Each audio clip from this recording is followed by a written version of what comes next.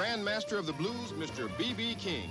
Does America's favorite TV family reflect the reality of Black America? And we'll introduce you to a program that shows young people the finer things of life. From the New England Conservatory of Music in downtown Boston, Where some of the finest musicians in the world began their careers, I'm Buzz Luttrell. And I'm Tanya Hart. Welcome to Coming Together.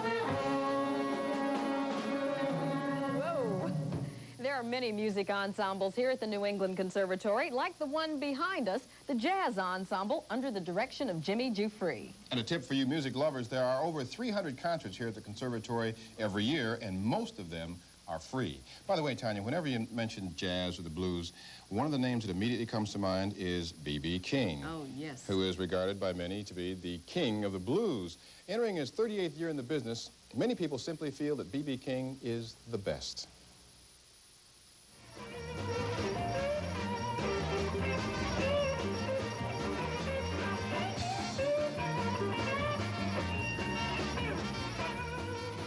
Years ago, I bought an album, B.B. King and Bobby Bland live, and I've loved it ever since. Nobody plays the blues like he does.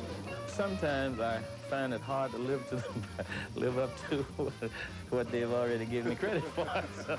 He is the one and only B.B. King. I think the people have been very fair with me. I think they've been very good to me.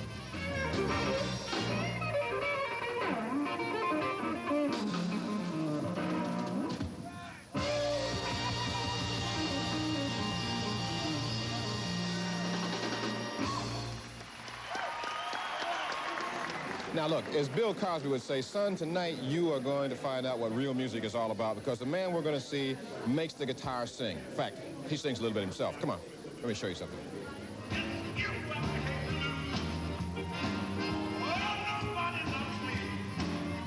Born on a Mississippi cotton plantation, B.B. King sang in local gospel groups before acquiring his first guitar.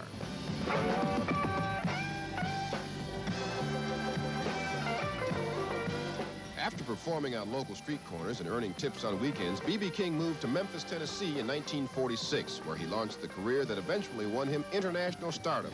There, he recorded the first of his many hits, performing more than 300 nights a year. Thrill is gone. The thrill is gone away for good. His first popular crossover success came in 1969, when he toured with the Rolling Stones. The exposure to a young rock audience helped B.B. King win his first Grammy Award for The Thrill Is Gone. Thrill is gone away. Thrill is gone. After more than 50 albums and 4 Grammys, we were fortunate enough to view B.B. King live and close up during a recent performance at the Opera House in downtown Boston. I guess I'm kind of like the roach, you know. they was around millions of years ago, you know. You try to adjust, I guess, to the environment as it is. You know, the music is new today, and you got a lot of electronic, you know, music going on now. So I've tried to adjust to the fans that are along with that age. B.B. is noted for having the single most distinctive sound anywhere. Yet, with all his notoriety, he acknowledges that he can't sing and play at the same time. My only, shall we say, learning has come from me reading books of various kinds, and I'm self-taught. And I'll give you another secret, since your son plays guitar. I can't hear lows or low sounds like most musicians. In other words, if a guy hit, shall we say, a G, or C, or D, or something below middle C, I have to listen very well to see what it is. That's why I play with all the highs on my guitar. You left me for another man, baby. I want to know, what did he do for you? I look at the emotion on your face, Yeah, you ran away hear with another the correlation, the coordination between your voice and Lucille out there. What's going through your mind? I'm the character that I'm singing about or trying to portray most times. Otherwise, I'm not B.B. King anymore. I'm at my best when I can throw everything else out of my mind and I'm actually that person. And that's a lot of times when you might see me sing with my eyes closed. And now that started a long time ago when kids used to throw tomatoes at me. During the 60s, when rock was becoming hot and soul music was the mainstream, B.B. and his blues were not so popular among young blacks, leaving him somewhat bitter and hurt. I do not expect kids to like what I do if they don't want. I just want them to know about it. I like for them to know that most of the music that they're listening to today, the roots come right back into what we are doing. Yes, baby. There's a lot I've been wanting to talk to you about. You've been real good to me, you know. A lot of things I should have said, but I'm going to say them now. Of all the women that I've been with. Like so many recording artists, B.B. found that in order to keep in step with the times these days, you have to have a music video. After performing the opening and closing credit songs of director John Landis' film Into the Night, 2 additional videos were made for B.B. This one is called My Lucille. I think that videos are tomorrow's records. People that are in the category that I'm in of play blues or music that's considered not in the mainstream of music, unless you have a video, you don't get no plays hardly. After B.B.'s film debut, director John Landis also filmed a 30-minute documentary on the life and music of this legendary performer. It is included in the B.B. King Archives in the Center for the Study of Southern Culture at the University of Mississippi. People from all walks of life, anywhere in the world, as long as there is a University of Mississippi, would be able to study them, to find out the kind of music that B.B. King listened to, the kind that he bought, and the kind that he learned from. All modesty aside, B.B. King can be very proud of the fact that he is a musical legend in his own time. I don't know what they will probably say about me when I'm not here to defend myself, but I've wanted more than anything in the world to be accepted as a person, as a, not only just a human being, but as a musician. One of those nights, one of those nights again.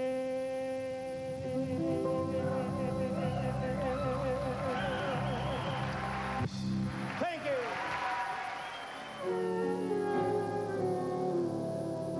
B.B. King says he would definitely like to do more film and TV appearances to help people understand the role of the blues in music history. And ladies, B.B. makes no bones about wanting to share his life with someone other than Lucille. In other words, he's a single man. Don't go away. Tanya has a story on the plight of the black family when we return. All right, we'll get ready for the victory banquet. There are a lot of single-parent... Ted and Janet, 5:30 to 10 a.m. I've become a Gene Burns fan. He really knows how to put things in perspective. Gene Burns, 10 a.m. to 2 p.m. Jerry Williams is my kind of talk. Nothing dull about him. Livens up any afternoon. Jerry Williams, 2 to 6 p.m. WRKO Radio is your kind of talk. WRKO, the talk station. Delicious Breyer's Ice Cream presents the syllable test. If you ask me, no ice cream ingredient should have more than 2 syllables. This one has polysorbate 80 and carrageenan. Too many syllables. This Breyer's has just milk, sugar, cream, and strawberries. Okay, strawberry has 3 syllables, but at least you know what it is. Breyer's all-natural ice cream. Nothing but pure enjoyment. All winter long, Michael Tilson Thomas and the Pittsburgh Symphony practice indoors under the lights to prepare for a summer of explosive performances under the stars at the Symphony Summer Home just south of Boston. Join Michael Tilson Thomas and the Pittsburgh Symphony at the gala opening of the U.S. Trust Festival, June 13 and 14. Call 617-339-2333 for ticket information. Great Woods, music the way nature intended it. What's Troubling Tom Selleck? Thursday at 7:30. Summer camp usually means 2 weeks of recreation for kids and 2 weeks of relief for parents. But Supercamp is different. 10 days of intensive work to make teens smarter, stronger, and more confident. Bobby DePorter, one of the Supercamp founders, believes her system, using the latest technology, can skyrocket grades and personal confidence levels. And Paul Hicks seems to be living proof. After graduating from Supercamp, his father says the difference was amazing. Question, how much can a teenager change in 10 days? And is there too much pressure on teens already? Later, we'll get the lowdown from a child psychologist. Plus, I'll talk with a teenager that I know pretty well, my daughter Mardi. I'm Buzz Luttrell, and this is People Are Talking.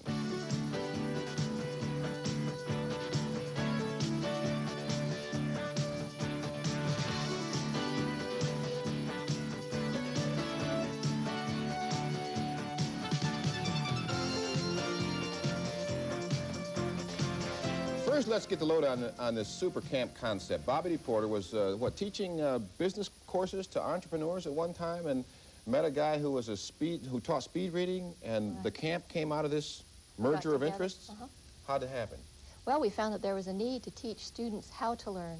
We found that they've gone to school and are usually expected to know how to approach a subject, how to study, and that they haven't been taught those skills. So that's what we're about, teaching those types of skills that make a difference.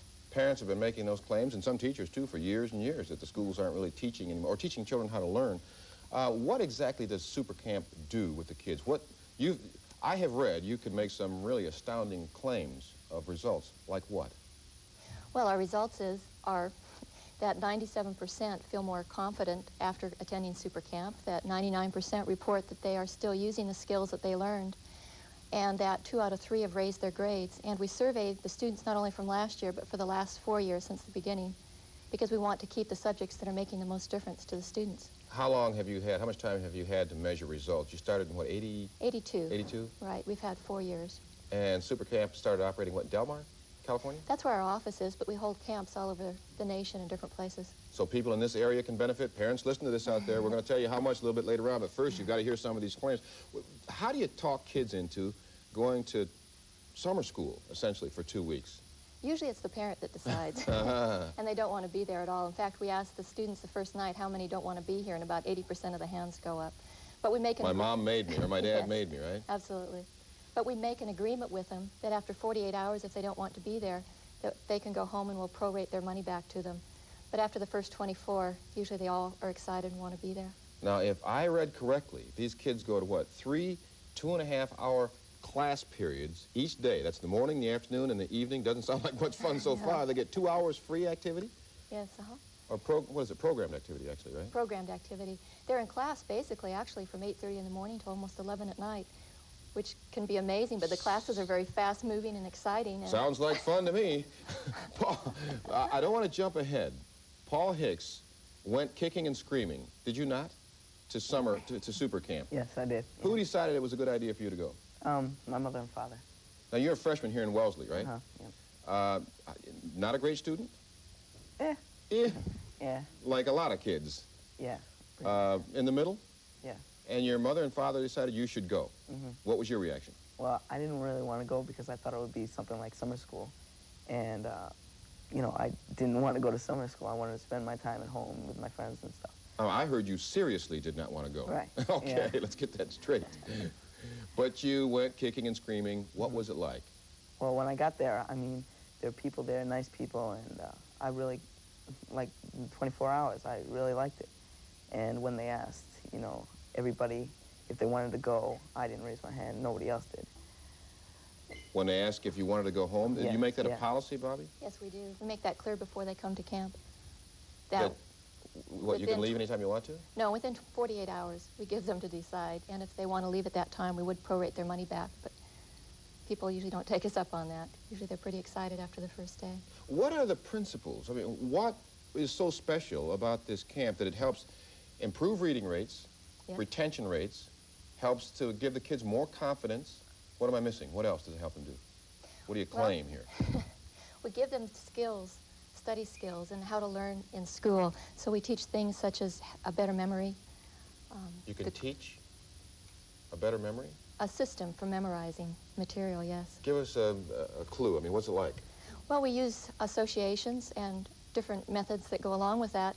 In fact, we recently had a graduate review course that we give throughout the year, and our memory instructor came there, and on the airplane between Los Angeles and San Diego, he memorized the Life magazine from cover to cover in a half hour. So he passed them out to the kids and had them ask him any question on any page, and he answered any quote under any picture. He knew it all. And what he does is teach the students how to do that. So that's given the first day of Supercamp, and usually by the end of the day, they're pretty excited that they can do that type of thing. So, Paul, sounds to me like you're a straight-A student now, right? Well, not really, but my grades have gone up a little bit. And on the memory thing, they would give us pictures and things and ask us to get a view of them, and then give them numbers, like 12 things, 12 objects. And then they would do 12 presidents. And when you thought of a president, they would give like sort of ways to make like the objects go with the president. So if you thought of a president, then you think of the object. Just word association, or picture word association. Yes. Bobby, how can you do all this, all that you claim you can do, and I'm not denying it, because from what I've read and from what Paul and his father, who will be joining us shortly, have said, it has really helped him, and the stats show that you've helped kids in general raise their grade point average, what, 1 point after? Probably in the average. For 2 out of 3, it goes up, and some of the students already have high grades. So as best as we can judge it, yes. How can you do all this in 10 days? And parents and teachers alike have to be saying, wait a minute, there's something wrong here. Some of the most dramatic changes happen in the first few days of the camp, where we do an outward bound type high ropes course where the students gain a lot of confidence. It's a quite scary course that they go through, and they realize that I can do that, I can do other things, or the math teacher might be using that as an analogy. You know, you to build up the fear to break through in that you can use the same principles into your math class. But we use many different kinds of teaching methods, and we have great teachers. Yes, some of them seem a little bit, I won't say strange. I said strange, didn't I? Well, unusual. In the next segment, I believe it's the next segment, Paul's going to show us something that he learned that helped build confidence, and that includes, what is it, basically you break a board in? Yeah. You're going to break a board in yeah. Karate style. Well, no, I hit it with my hand. With your hand, and they taught you how to do that, and that helped you improve your level of confidence? Yeah, it was for, if you can break the board, you can pretty much do anything. I don't understand. It's really, what's a typical day like at Supercamp, Paul? Well, you go in, you wake up at 7 o'clock, and you go to the cafeteria and you have breakfast. And then we go down to class, and the person who's there talks to us, and we do exercises before class, and then they let us have a break. We go up to lunch, and then we go back and like throw around football or something, and then we go back to class. And then around 4 o'clock, they would have a break, and we could do anything we want, go around the whole camp. And then we would go to supper, and then we'd come back and talk some more until 11, and we could go back to our rooms and go sleep. And that's a lot of fun. You do it for 10 days. Is it 10 days consecutively, or is it two weeks, 14 days, or? It's 10 consecutive days. So it's not a full 2 weeks? No. Like a week and a half. Have you done testing or follow-up research to certify these claims that you make about how much kids improve? We have quite a lengthy survey that we send not only to the graduates, but we send it also to the parents, because we'd like to get the information from their point of view. Yeah. So the results have been consistent from students that even went to Supercamp 4 years ago, and that's what we want to see. Well, this is going to be interesting to pursue this question, the question being whether you can really make a significant difference in a child in 10 days at Supercamp, and there's a correlative question there. Are kids facing too much pressure today already? Is this a helpful or a harmful thing? Because we're going to talk to a child psychologist a little bit later in the program who has some questions about whether kids are being pushed too much these days. We'll be right back.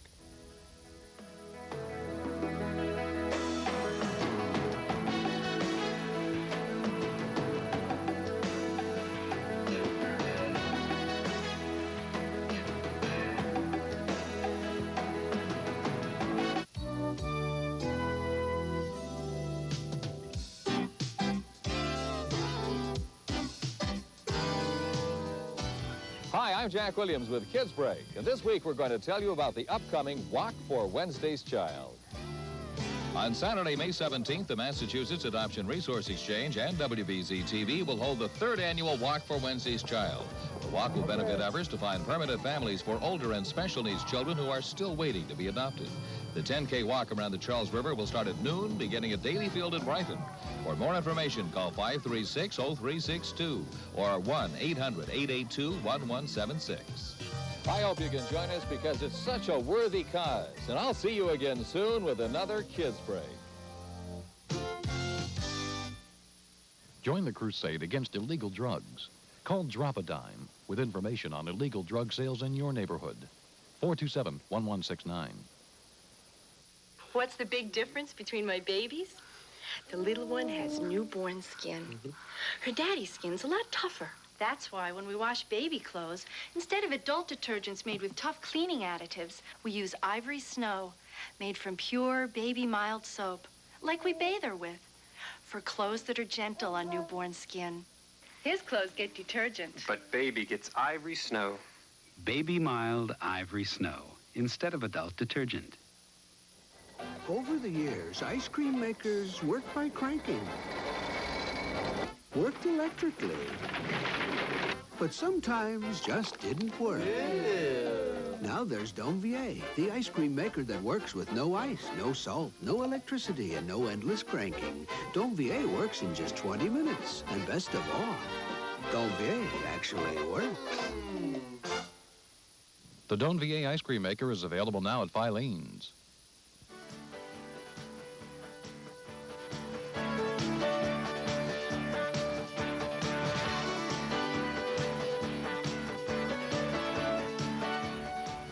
For kids' sake, we better take a look at this subject. Supercamp for, we did a show some time ago on super moms. Women got kind of tired of people expecting everything from them. The question, I guess, maybe turns now to kids. Are we trying to create super kids by sending them off to what is called Supercamp to help them improve their grades and their intelligence level and their personalities? I don't know. Sitting next to Paul Hicks, who has been to Supercamp, is his father, Bob, who felt that Paul would appreciate the experience and benefit from it, but he thought that maybe Paul didn't understand this, so you made the decision for him, right? Well, naturally, he was 13 at the time, and several years before, he had had an experience that was not the greatest at a local summer camp. So I think he associated some of those memories, plus the emphasis in the brochure on intellectual pursuits didn't thrill him any. But from reading the brochure and also from talking with some people whose names were given to me by the Supercamp people in a couple of other states, I got a fairly good idea of the kind of thing that they wanted to try to do, and it sounded good to me. Sounded good to Dad. Now, we've got our child psychologist here. Let me see if I get this right. Don Wertley, child psychologist, private practice, plus he's the assistant. We want to make sure that you understand he's got great credentials. He's assistant prof, the Department of Child Study at Tufts University, and director of child stress and coping at Harvard University. That's a project at Harvard, right? Now, you're kind of on the spot here, because I know child psychologists are quite concerned about parents pushing their children too much, and father admits that it was his idea, son resisted, but after the fact, son Paul says it was a good experience. Well, it sounds like there was a lot that went on that would have been a lot of fun, and the kind of experiences that we've heard a little bit about indeed would be the kinds of things that would make for a good summer experience. Part of what's hard for parents and for teenagers is making decisions about what is summer for and what fits in with what we as parents want for our children, and children deciding what fits in with what they want for the summer. And apparently that sometimes is a bit of a conflict in a family when the original decision is made about something like Supercamp. What do you advise in that instance? Because I have read that you have said that children ought to be left to their own decisions for summer to decide what they want to do for their own recreation. No, well, I don't think I said something quite like that. I think that it's very important for us as parents to be able to take into account what children's developmental needs, what their interests are, what their particular plans are, especially for teenagers. That by the time a child is 13, 14, 15, he or she has a lot of very good ideas about what kinds of things make sense for summer. Ultimately, of course, the decisions are decisions for parents to make, especially when the costs are as they are. But children have a lot of important things to say about what makes sense for summer. Let's give a hypothetical situation. You got a child, you give them two choices. You can go to your standard kind of camp for the summer where kids go and boat and swim and have fun, or you can go to 2 weeks of concentrated, intensive study at Supercamp. And the child says no, as Paul did. What do you do? Well, apparently not all children say no. Well, she said the majority of them say well, no. The majority say no, and in fact, one of my main reactions to hearing about Supercamp, and it is a new idea to me, I hadn't known much about it, is there are indeed a number of children for whom it's exactly what the parents would want, what the child may want as he comes to understand it, as they do after a day or two. And the problem is not so much that it's bad for all children, by any means. In fact, it's good for many children. My guess is it's not as good for as many children as the promoters or society at large may think. We in the child development community might say that, you know, in terms of what the individual child's needs are at that particular point, that may not be taken into account as much as it needs to be for making a decision about how to spend that 2 weeks. But what it comes down to, at least in my thinking, is whether or not parents should force a child to do something they think they don't want to do, assuming that the parents have better judgment because they've lived longer and know what's best for the child. And okay, well, the credential that you left out was that I'm also a parent and know very well that indeed as parents we often have to make decisions that indeed we do know better, and so forth. The dilemma that many parents find themselves in is that it's not always clear what's better, and the messages we get from all around us are push, give them the edge, give them this extra added, this will be the thing that will get them into the school of our choice. And of our choice, the parents' choice. And you just used a phrase that I know Bobby DePorter has used. It was up on the screen not long ago. What's wrong with giving the child an edge?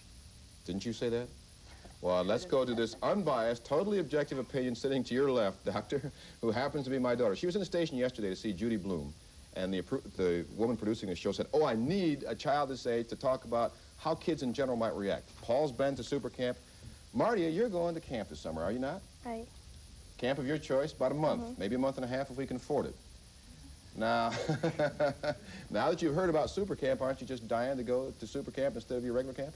Well, I don't know about this summer, but maybe next summer. Maybe next summer. How do you think parents, the parents of the kids that you know, expect too much of them? Because that's the central question here. Are we pushing our kids too much to learn, to get ahead, to get good grades?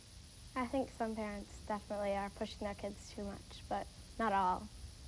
The friends that you hang out with that are going to different camps this summer, do you think they'd be interested in going to Supercamp? My friends or their parents? Your friends, yeah. My friends, probably not, but their parents, I'm sure. If they heard about it, they probably are thinking about sending one of their kids to this camp. Okay, now you said maybe next year, but not this year. You heard what Paul said. It's actually, Paul, how do you convince her that it's really fun? It's better than you thought it was, right? Yeah, it is, because... Well, convince my daughter that she should go. Well, it wasn't just schoolwork. It was all fun. I mean, you got to meet your friends, and you keep in touch with them, and you do, like, breaking boards and the ropes course, which was fun. It taught you just not how to be better in school, but it taught you how to do things that you never really wanted to do, but now you can do with a board and stuff. Mr. Hicks, would you describe the change in Paul when he got back? Did you get your money's worth? We're going to talk about the price because we've been flooded with calls. People want to know how much this costs. We're going to tell you in just a minute. Well, first, a small caveat. I feel I got my money's worth and would have, even if I had paid the whole thing, but a generous relative paid the bulk for Paul to go because we might not have been able to send him.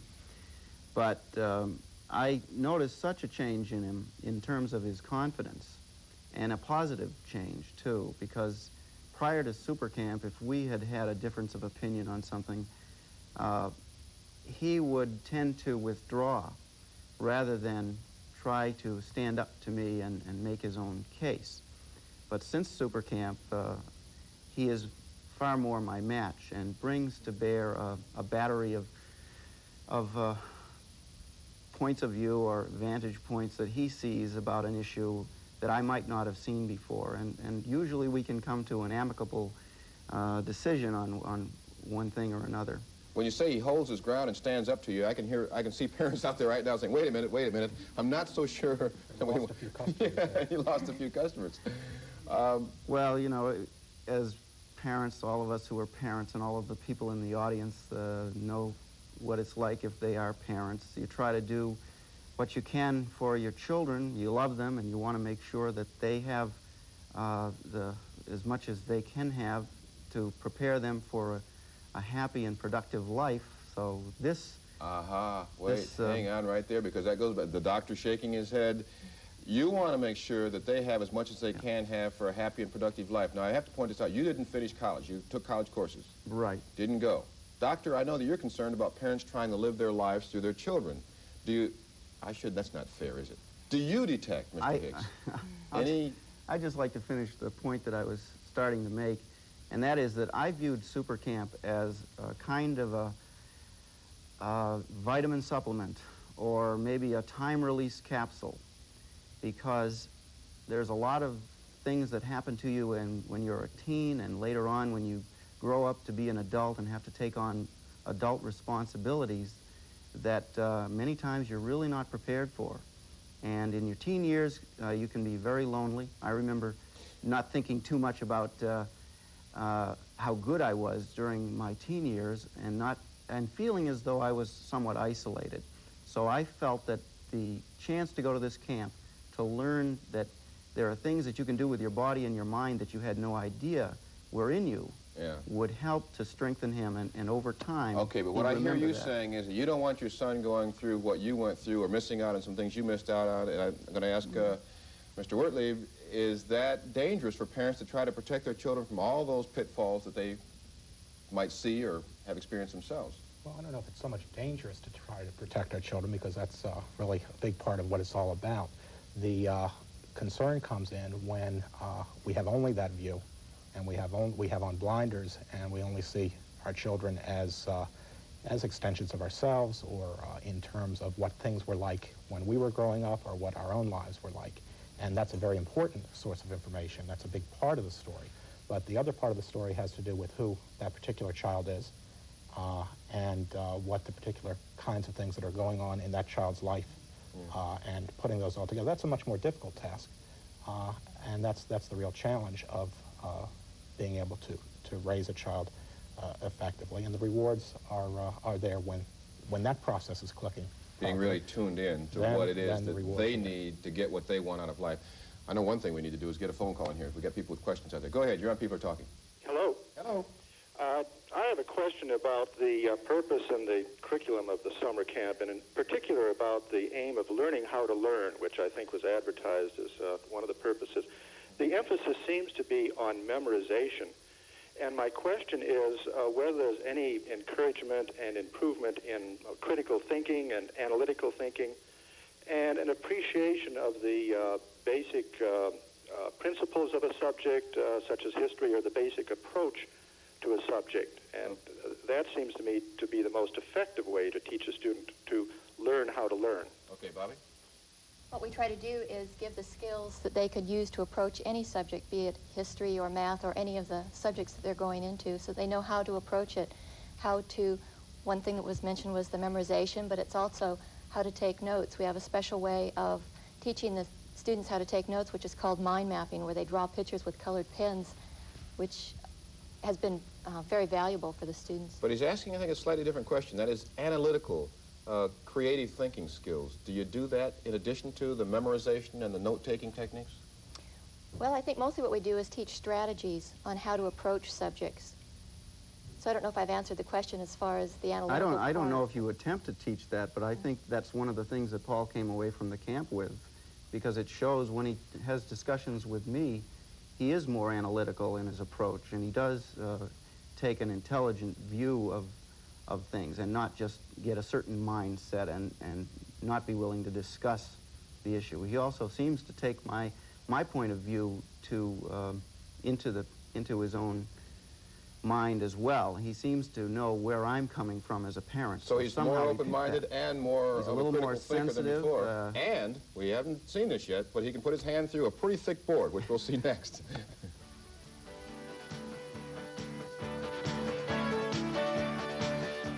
Come join us in the studio audience for People Are Talking, New England's #1 local talk show. It's free, and you could win a VCR. Give us a call at 787-7109 to make your reservation. Everywhere you look, products are packaged for value and convenience. It's true of donuts, bars of soap. Even long distance has been packaged for value and convenience. And AT&T has done it with Reach Out America, an innovative plan that gives you an hour of AT&T calls every month, all across the country to any other state, plus a special bonus, all for just $10.85. So you can talk to faraway friends and family. Just call during the plan's hours, all day Saturday, Sunday until 5 p.m., and every weeknight after 11 p.m. It's all packed into Reach Out America, an hour of AT&T calls every month, all across the country, if you're willing to spend just $10.85. We've even packed in a 15% discount on AT&T's already reduced evening rates. To order the long-distance plan packed with value and convenience, just phone toll-free 1-800-CALL-ATT. I'd like to order AT&T's Reach Out America. Ed is about to make a great little decision. Ed is having his blood pressure checked. It's easy, and it's the only way to know if you have high blood pressure. Checking your blood pressure, another great little decision to keep you in your best state of health. Watch carefully. You're about to get a glimpse of the future. It's time we recognize kids for what they really are.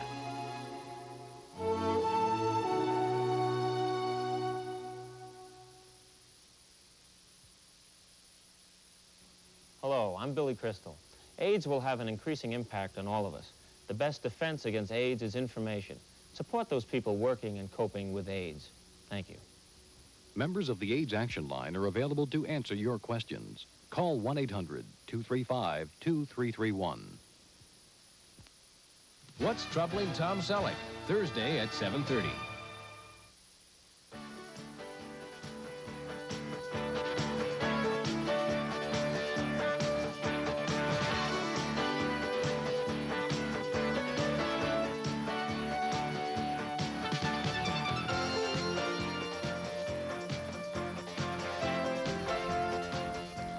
Supercamp for well, I shouldn't say that, for super kids. They're all super, but some kids need a little help with the grades to get them up. Some kids are already doing well in school, but they would like to improve their grades. And most kids that I know, in their teens especially, need to improve their level of confidence. That's one thing Supercamp says it does for you. Now, we have a demonstration here. Now, Paul, you'll explain afterward, you and Bobby, how this helped you improve your confidence level. But Paul Hicks and his father, Bob, are going to demonstrate one of the things learned at Supercamp this past summer, okay? Yeah.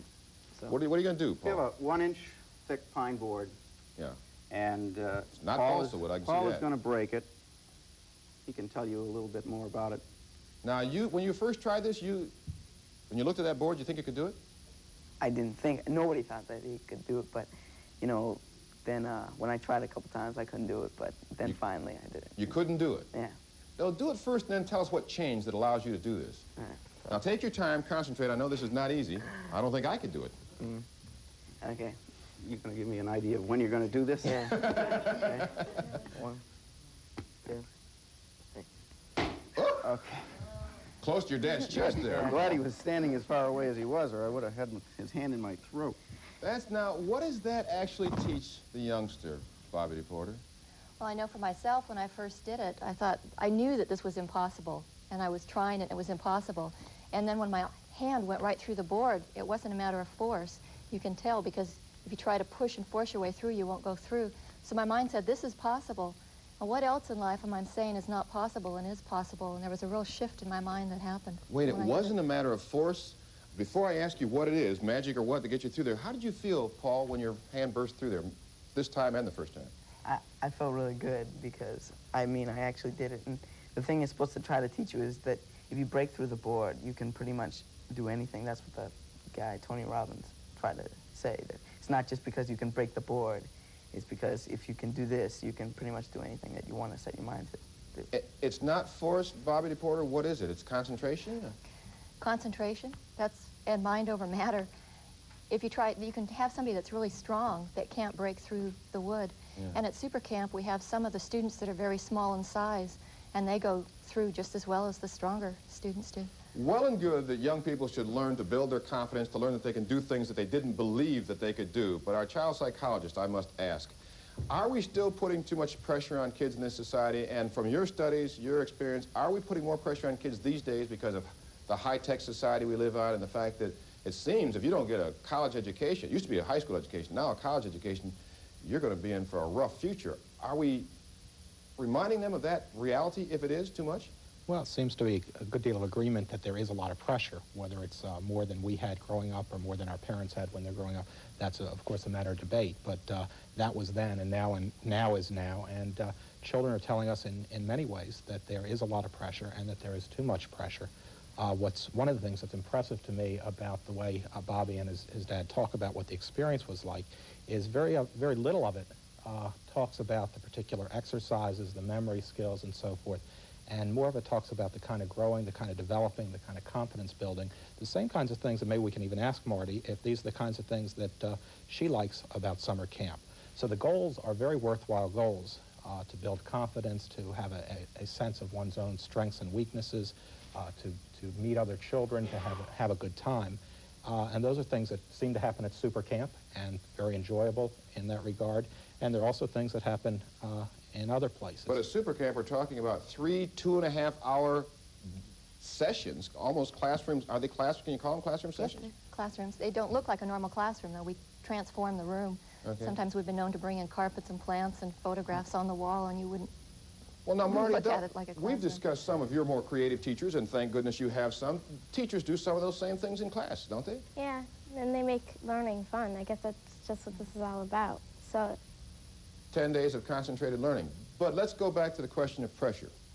I'm asking you, my own daughter now, and you can tell whatever you have to tell. Do you feel that parents, including myself, are expecting too much of kids these days because of the very competitive society out there that we know you'll face?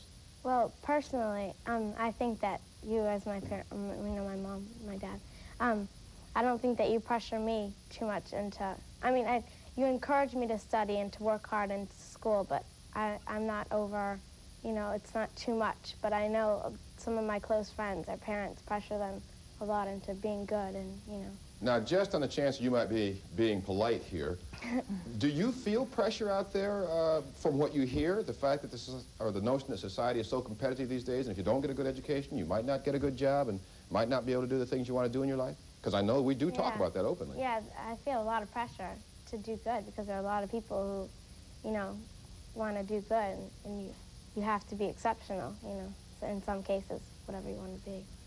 Now, when you talk with your friends, do they actually talk about this? I mean, does it come out? Not really, no.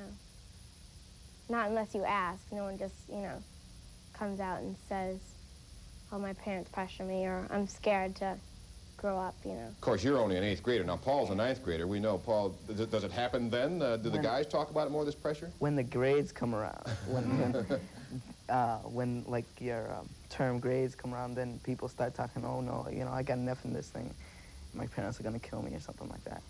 But that was true when we were growing up. Bobby, Bob, jump in there, Doctor. All of us have gone through that, haven't we? I was asked before the program whether I felt there was less or more pressure on kids nowadays, or didn't I agree that there was more pressure on children now than there was when I was growing up. And I had to say I don't believe that. I remember that I grew up in Newton, and all of my friends were expected to go on to college if they were in the college curriculum in the high school. And if you had what it took, or what it takes. Right, there had been a division prior to that. Some of the kids were in the trade school, and but the ones that were in the college curriculum were all expected to go on to college. And I was one of those and had decided not to. Yeah. Apparently, my parents didn't put a tremendous amount of pressure on me to go to college. I know they were disappointed. Paul, we're hoping, is going to want to go to college. I'm trying to see, as his mother is, that he is exposed to enough experiences and people so that he gets an idea of what life has to offer and finds something that he's turned on by and wants to go and study. But what if he doesn't want to go to college? And Doctor is going to explain to us afterward what the effect is when a child says, I want to go left, and the parent says, I want to go right. We're also going to talk about how much it costs to buy this advantage for your child to send them to Supercamp after this.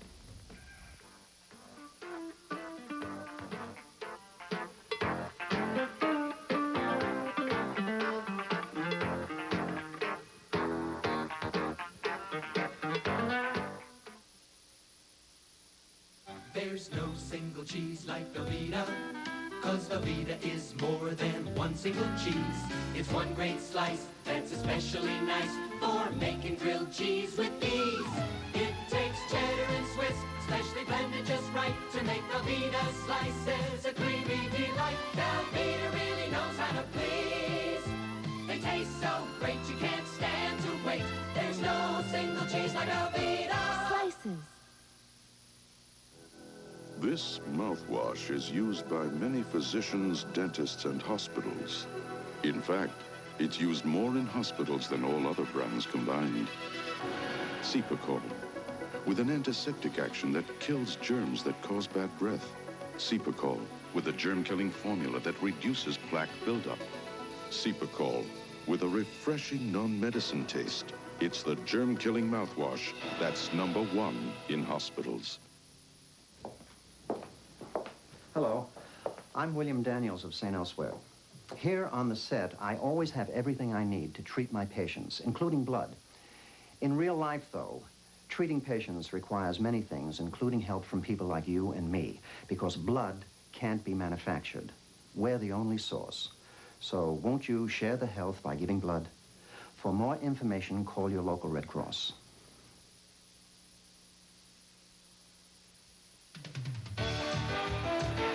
Imagine what it would be like for a young, talented television celebrity returning to their high school reunion. It's kind of funny. There was this guy at the reunion that always used to make fun of me and shot. Barry, back to reality. I'm Sarah Edwards. I'm Barry Nolan. I'm talking about Tom Selleck of Magnum P.I. On Thursday's Evening Magazine at 7:30. Selleck tells why his 15-year high school reunion wasn't much fun. That story and more on Thursday's Evening Magazine at 7:30 on WBZ TV4.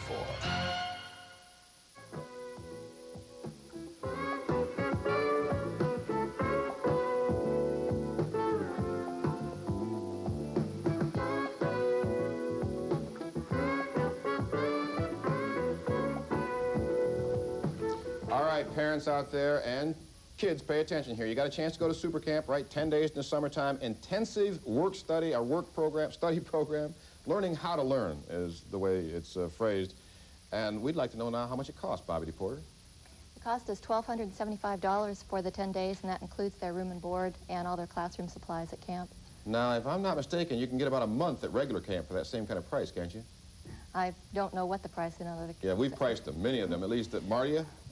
You know, if you had to pay the same amount for 1 month at camp, your regular YMCA camp, or to go to Supercamp, if you changed your mind now, would you rather go to Supercamp? Yeah, I'd probably go. You give it a try, huh? When I first saw the brochure, I was quite skeptical because the cost was fairly high, and I do like to get my money's worth. And so I didn't just go by the brochure. I made some calls and talked to some other parents at length. And it is a high cost, but I think it's one that is worth making some sacrifice to afford.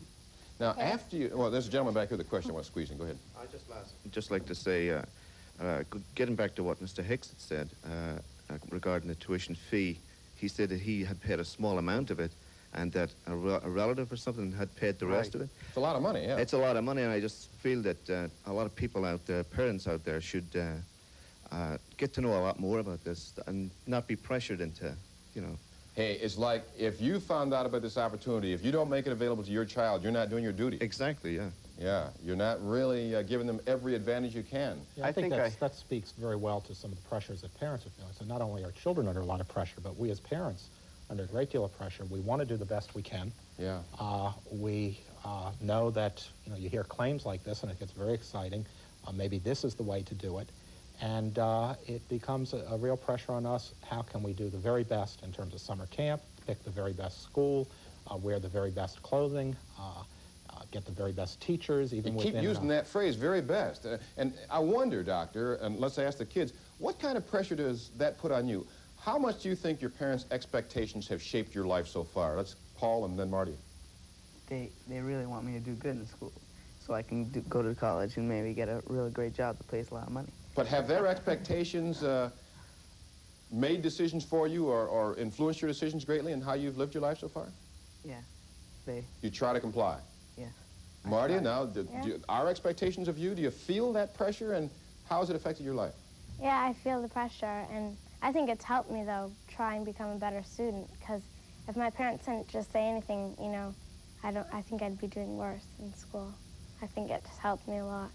So you don't, well, okay, I'll leave that alone. You can ask my daughter questions if you want. I think I better back off.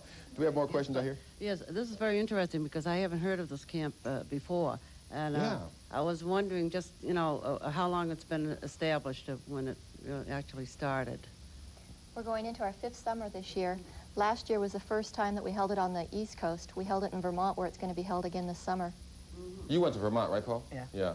Beautiful campsite and all that? Yeah, very. Okay, so it's much like regular camp, except you're learning a little more concentrated learning, a lot more concentrated learning activities. Yes. Okay. It brings to mind one of the things that people talk about summer camp, especially for city children and suburban children, is a chance to get up into the woods of New England, Vermont, and enjoy that. And I would imagine that may have been a little bit difficult to do, starting at 7 in the morning and going to 11 at night with classes. Yeah. Was it tiring, Paul? Yes. I couldn't. I finally got used to going to bed at like 12 o'clock because we just talked until about 12 o'clock about what happened during the day, and we'd have to wake up at 7. Nobody wanted to get up at 7, but that's the way it had to be because everybody had to leave the room. Now, this is a good place to inject this. You didn't want to go. Right. After 10 days, your dad came to pick you up. Your dad and mom, probably? Yeah. And you didn't want to leave. Am I informed correctly? Yep. Nobody wanted to leave. Nobody wanted to go home after that. No. One of the things that we touched on briefly but really didn't get into a lot is the fact that the children that go to this camp, something happens while they're there. They become really deeply attached to one another and I'd say very good friends with the counselors as well. And when we first picked Paul up, we decided to take him to lunch. And when we got to the restaurant, he couldn't stay at the table with us. I think the waitress thought we were coming from a funeral or something. But he was really very emotionally down about having to have said goodbye to that great experience that he'd just had. Some people out there are unfairly, I think, perhaps comparing schools in general with Supercamp. But isn't it a lot easier to maintain kids' interest over a 10-day period where they got all new faces and new friends to deal with? Yeah. Well, we have them there for 10 days, so we take advantage of every moment while we have them there. And we also feel that everything in their life is affecting their grades and how they feel about themselves. So we do spend time on parent relationships, peer relationships, self-esteem, and self-confidence because we feel all that's tied in to what their results are in life. Okay, phone call. Go ahead. You're on People Are Talking. Hello. Is it like a more school-like atmosphere, like classroom, sitting down at a desk, or is it like a more casual? Is it like a classroom situation, sitting down, or is it more casual? We have tables and chairs, but we make sure that they're movable chairs and tables. Often we pull them off all to the side, and there's a lot of activity that goes on in the classroom. One more question for you, Paul. What's the difference between this experience and the regular classroom experience? In classroom, you stay there and you can't move out of your seat and you can't talk or anything. But in Supercamp, you can talk to your friends and you can break and throw a Frisbee around in the room. It's Okay. Do we have any kids out here or younger people who want to ask questions? I know you had a question over here. Okay. I work for a company called Stanley Kaplan Educational Center. We do test prep, SAT, PSAT, SSAT. You're probably familiar with these exams. Teaching kids how to take tests? Yeah, and we have a summer program called Basic Skills that sounds similar. And I know that many people are looking for the pivotal experience that will change their child's attitude towards schoolwork. I think that is what I find a lot of parents are looking for. And I think that summer camp, many kids come to summer camp kicking and screaming, and most kids leave kicking and screaming. That's a typical experience. Isn't that true? I mean, didn't Mardi feel that way? The first time she went to camp, she probably didn't want to go. Yeah. But then she didn't want to come home either, right? Isn't that typical? Right. You know, you get attached to people. Any intense experience, you form these relationships. I'd like to know how many students you've serviced. Yeah, how many have gone through the process so far? So far, we've had over 1,200 students go through, and we have 125 in a camp session. 1,200 students have gone through. We'll talk a little bit more about the follow-up testing and the results when we come back.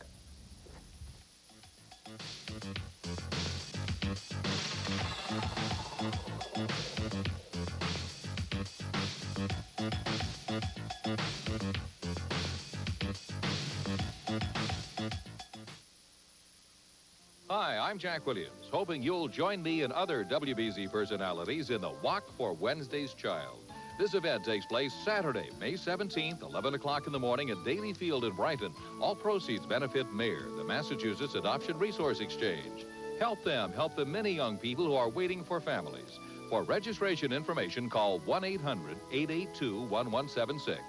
Step into adoption with Mayor and walk for Wednesday's child. You may think drinking makes you sophisticated. A sparkling conversationalist. The guy is great. He's the greatest freaking guy in the world. You may even think that drinking makes you popular. Hey, watch it, buddy. Why don't you watch it? But drinking makes you something else altogether. Why get drunk and make an ass of yourself? Make your home the showplace of your neighborhood. At last, a beautiful house that's really maintenance-free. New England Brickmaster is 3 layers of tough, steel-reinforced cement that will seal and insulate your home. Brick face, stucco, or stone face, our skilled craftsmen will create a beautiful, customized, maintenance-free exterior on your home. Call now for a free estimate. For a free estimate, call 1-800-336-1111. That's 1-800-336-1111. All winter long, Michael Tilson Thomas and the Pittsburgh Symphony practice indoors under the lights to prepare for a summer of explosive performances under the stars at the Symphony Summer Home just south of Boston. Join Michael Tilson Thomas and the Pittsburgh Symphony at the gala opening of the U.S. Trust Festival, June 13 and 14. Call 617-339-2333 for ticket information. Great Woods, music the way nature intended it.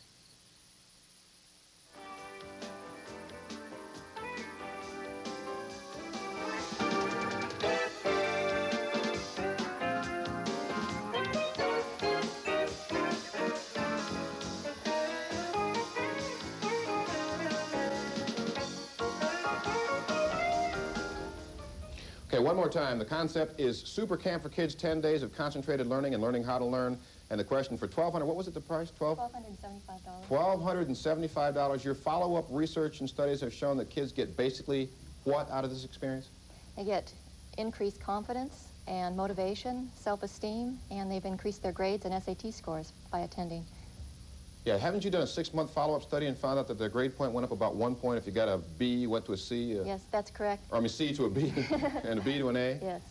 And we've been doing that every year. Every fall we do surveys. Did I see a hand go up over there? Do you have a comment? Oh, you do. I'm sorry, down here. I was just wondering, you said that you do a 6-month follow-up. How long, you've had the program going for 4 years, you're going into your 5th year? Yes. How long do you follow up after that? I mean, do you follow up after 6 months? Do you know how long the children and the teens retain these gains that they've made? That would be my question. We're going into our 5th year, and we know that the students, we survey all the students every year, 6 months after the camp happened. So we surveyed the students from 4 years ago and found out that 97% of those students are still using their skills and getting benefit from attending Supercamp. We think of it as a lifetime investment. Now, you are obviously a concerned parent. Are you considering this concept, this opportunity? I'm not a concerned parent, but I am a concerned teacher. Teacher, okay. Yeah.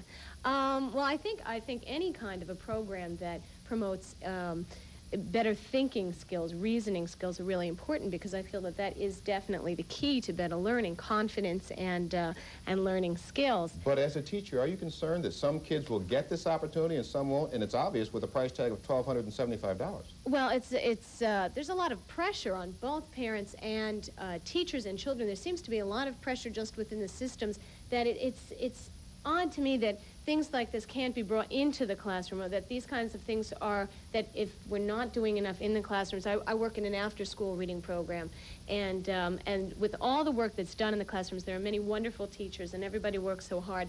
And then why is it still that we still need to bring children into more and more extra activities? Precisely my question. One of the things that we do. Said, yeah, go ahead, yeah.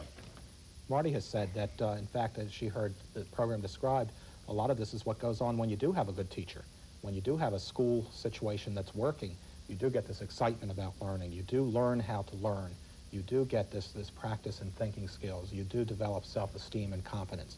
And indeed, when there's quality teaching going on, many of the same kinds of processes and effects, and as difficult as it is to study and demonstrate how many points on a grade point average, or how many IQ points, or how many SAT points, that's of course very complicated to demonstrate, and we evidently won't go into much detail on that, but good teaching and good schools do provide these kinds of experiences. Marty also made an observation about your camp versus his camp, which was what? Well, at my camp, we have to wake up also early in the morning, and we usually go to bed late because we're talking and stuff, you know. We don't have classes or anything, but we just talk. And we still have classes. My camp has sailing and archery and things like that, and not school classes, Recreational but you still things, learn. though. Yeah, you learn about how to do different things. So the question is, what's the difference between your camp and his camp? Yeah. How do you see the differences? Well, I mean, I see the difference because you learn things that are related to school, and I understand that my camp has more recreational things. But you still learn basic things like how to make friends. I'm sure you made a lot of friends at your camp and stuff. And you have relationships with people.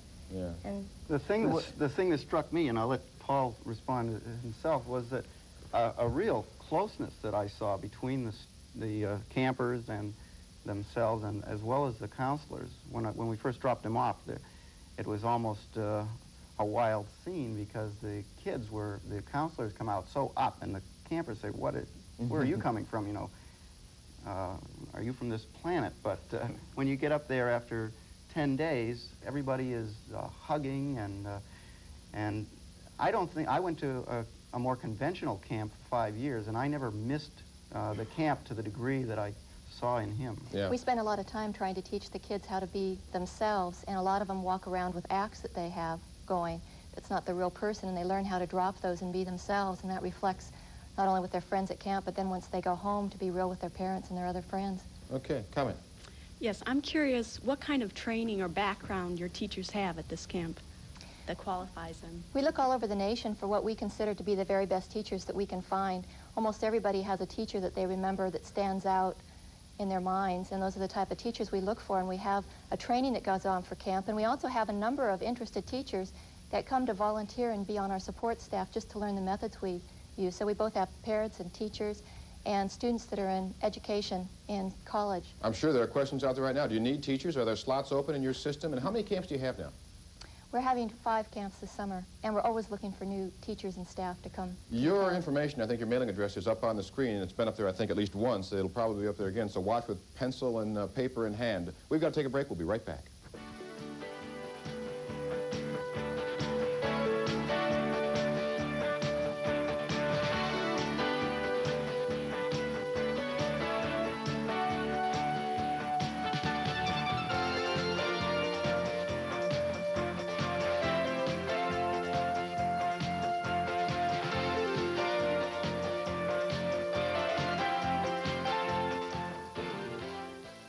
Everywhere you look, products are packaged for value and convenience. It's true of donuts, bars of soap, cases of soda.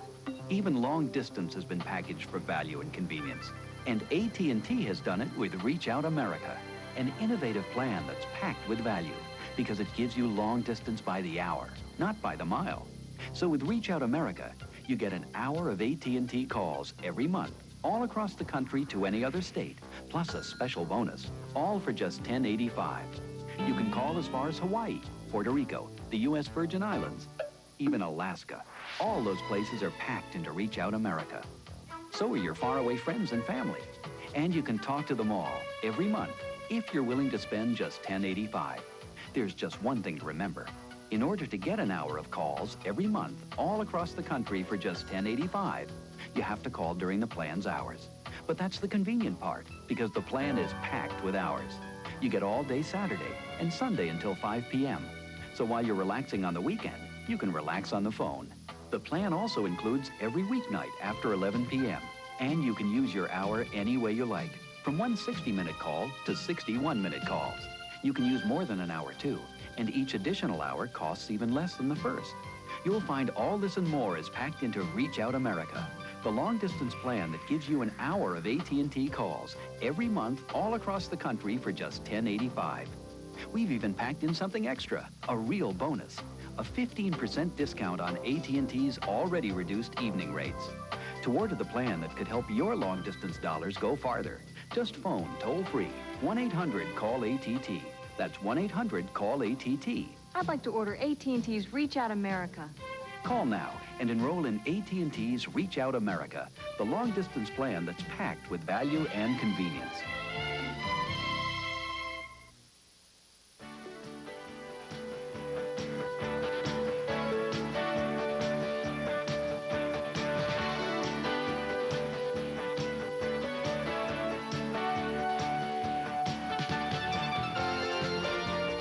Final thoughts on Supercamp for Super Kids, which is all kids in just a moment. But whether we're pushing our kids too hard, I want to talk about that for a moment. But tomorrow, we're going to visit with super author Judith Krantz. You know her work. She's got a new book out, and here's a woman who writes a book, and it hits the bestseller list after 1 week, almost without question.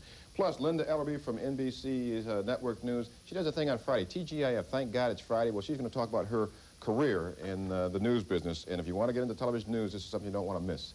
Tomorrow, join us, same time, same place. And I want to finish this conversation with a pivotal question, I think. How do we encourage our children to do the best they can without putting too much pressure on them? Don Wertley, child psychologist. I think one thing in hearing what we've heard both about both a regular camp experience and Paul's experience at Supercamp, that you get a notion of the kinds of things that make a difference, whether it's at summer camp or at school or Supercamp. And these are places where a child gets to test out and to have some kind of notion of what his own strengths and weaknesses are. And providing those for our children without funneling them only into what we think is best because of what we had or what we didn't have gives a better chance to get what children need. Let me ask Mr. Hicks. Paul didn't want to go to Supercamp. You said you will go. It's been a good experience for him, but what happens the next time? College. He says no, you say... Well, I think if that happened, we would talk about it a lot. More now than would have before. Over many, many evenings. Marty, after all you've heard, are you all set to go to Supercamp a year from now instead of going off to your regular camp? Sure. I'll go this summer. Your friends will miss you. Bobby DePorter, where in this area will camps be held? Only Vermont? Yes, at Vermont Technical College, which is about an hour south of Burlington. And how do people get information? Our name, we're listed in San Diego information if people want to call us. San Diego information. Yes, we put the information up on the screen. Right, we can send out information. There'll be no ads in papers locally and all that sort of thing? No. How did you find out, Mr. Hicks? I received a brochure in the mail. I'm on quite a few mailing lists. And you subscribe a lot to things. Probably, that's it. I do. Finish this off with some questions to the audience, because this is a big question. Are we putting too much pressure on kids these days to perform, or perhaps not enough, given the challenges they'll face out there? Brief answer. Okay, well, I think that there are a lot of pressures put on children. I think it's important to get them to learn, and hopefully not to direct the love of learning into making a good living. Let's ask this young person here. What, too much pressure or not enough, given the realities out there? No, I don't think there's a lot of pressure on them, you know, making them to go to the camp, because... Well, see, Paul was kind of pressured into it, but he liked it. Yeah, a lot of camps are like that because... You think it's important for parents to push to make sure that...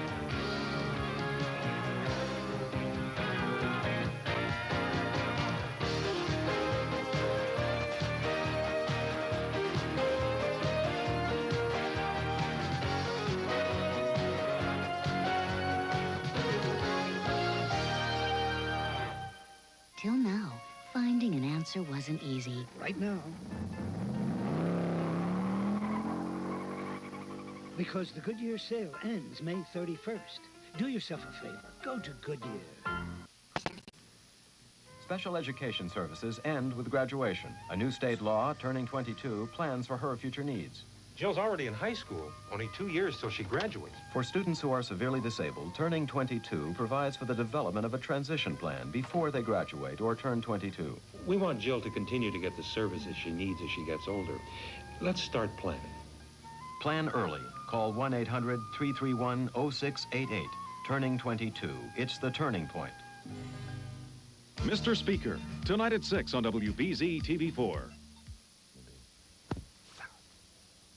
Any woman who's ever been pregnant knows the emotional and physical stress of childbirth, something a man could never imagine, right?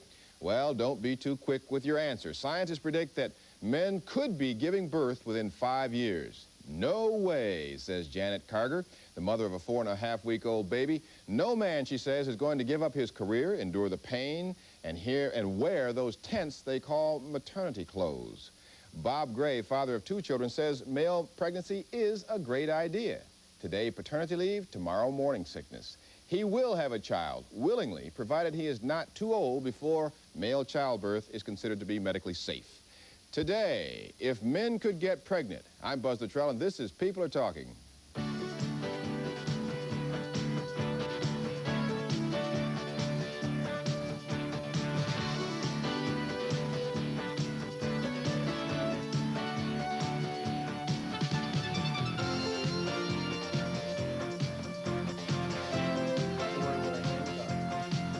you've met our two guests. Let me set this up again. Bob Gray's father of 2 children, and you took paternity leave with both your children. Yes, 6 months with the first one, and 6 weeks at the beginning with What the we would second. call a good example of the new man, the responsible father, and you say that you would willingly have a baby. Now, what we're talking about is not getting pregnant, of course, through sexual intercourse, but having a fertilized egg implanted in your body and carrying it to term. I think it's a great idea.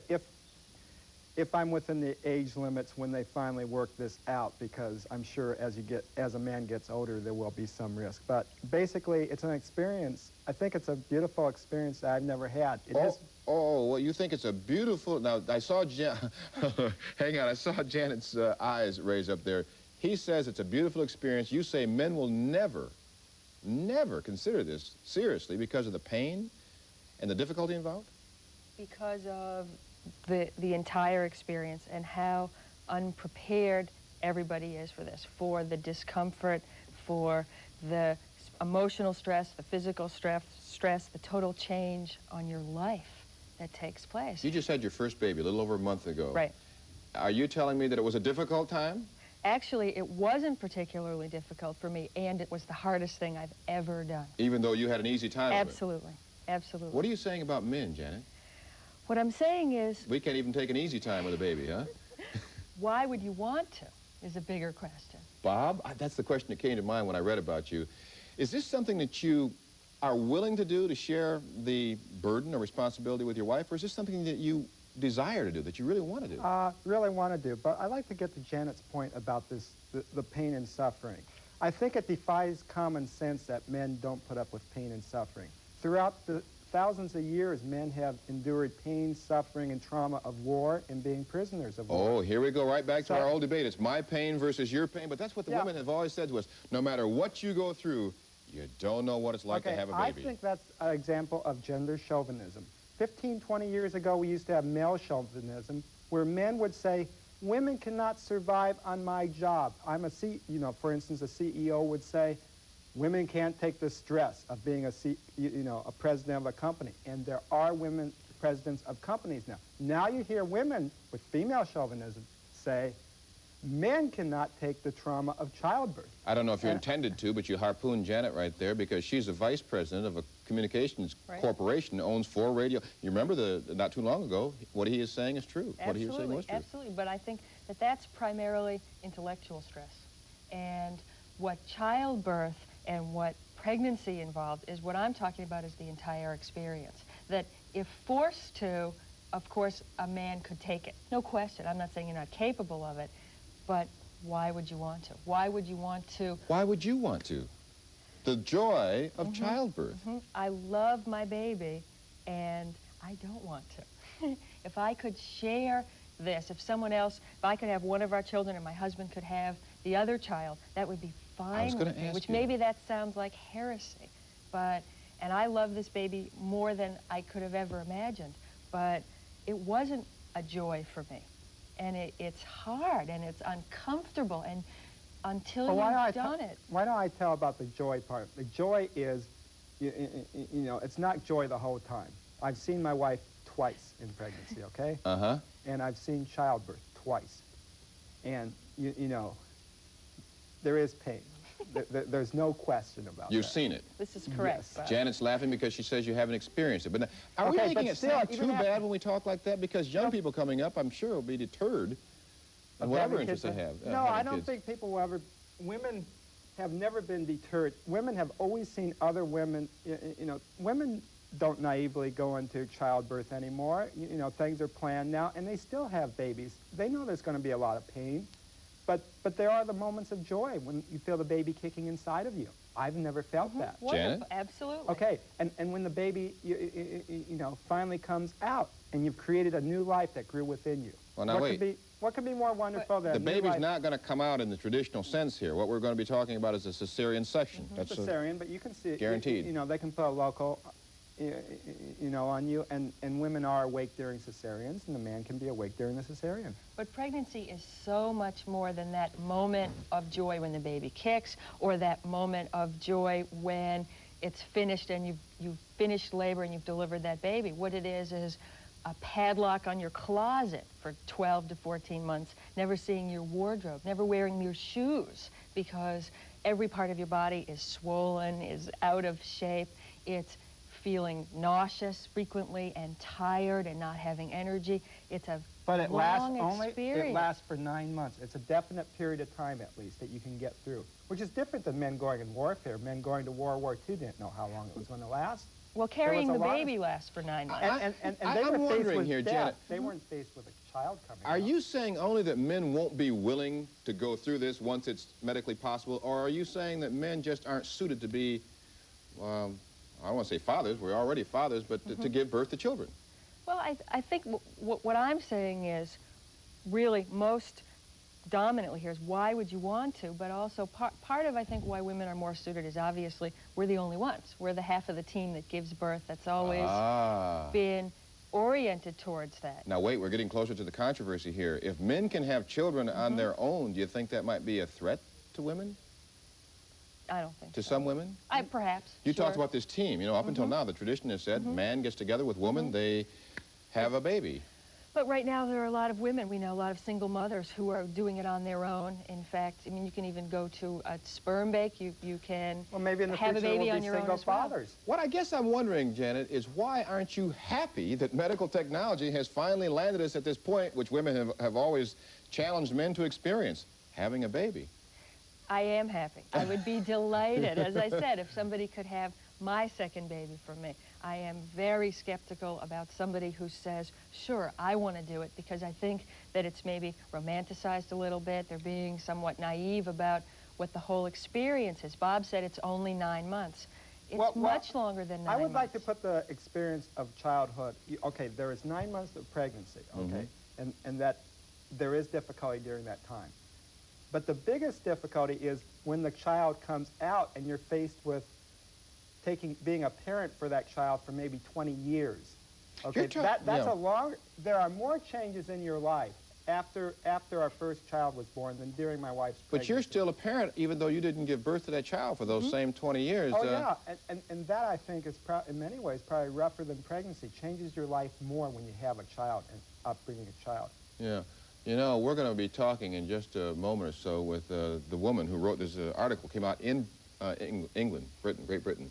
The birth of the male pregnancy. A woman went to a conference, she's a writer, and this was one of the topics for discussion, and she wrote this article, went out and researched it first, and found out, much to her surprise and mine, that medically, I guess, we're pretty close to being able to do this. Now, is this going to be a good thing or a bad thing for relations between men and women, and why? Can you give me a couple thoughts on that? I think it's going to be a good thing. It's going to make men and women more equal, because now men don't have to always depend on women for a child, just like women right now don't always have to depend on men for economic support. Janet? I don't think it's going to have any impact at this point, because my guess is that it's going to be so medically dangerous that it may not ever really come to fruition. Okay, coming up next, we'll talk about the medical breakthrough which will be required, which we are close to, I understand, that will allow men to give birth to babies.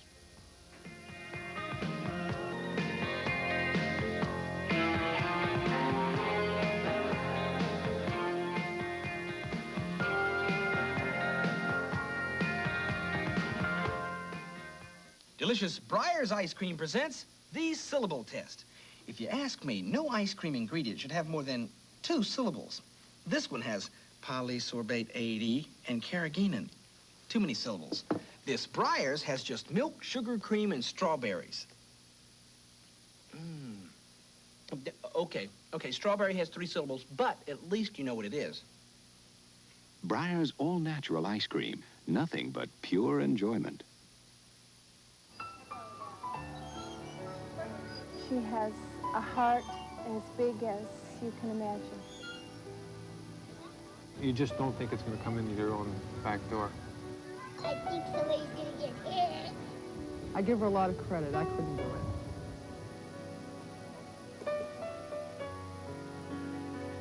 Help children with birth defects. Support the Genesis Fund. A date which will live in infamy. Ask what you can do for your country. I shall resign the presidency. We want real peace. And through it all, there has been Thomas P. O'Neill, staunch New England advocate, I always had an extra clout for our area. After 50 years in public life, Tip is coming home. Who will speak for us now? Dan Ray follows O'Neill's career in Mr. Speaker. Tonight at 6 on WBZ TV4, the station New England turns to. My dad said MS for as long as I can remember. It's a disease as difficult to live with as it is to pronounce. Multiple sclerosis. It's tough on all of us because no one can predict what's going to happen. So sometimes we worry about the future. Our hope is through research, which looks very promising right now. Thousands of families just like us in Massachusetts are waiting for a cure too.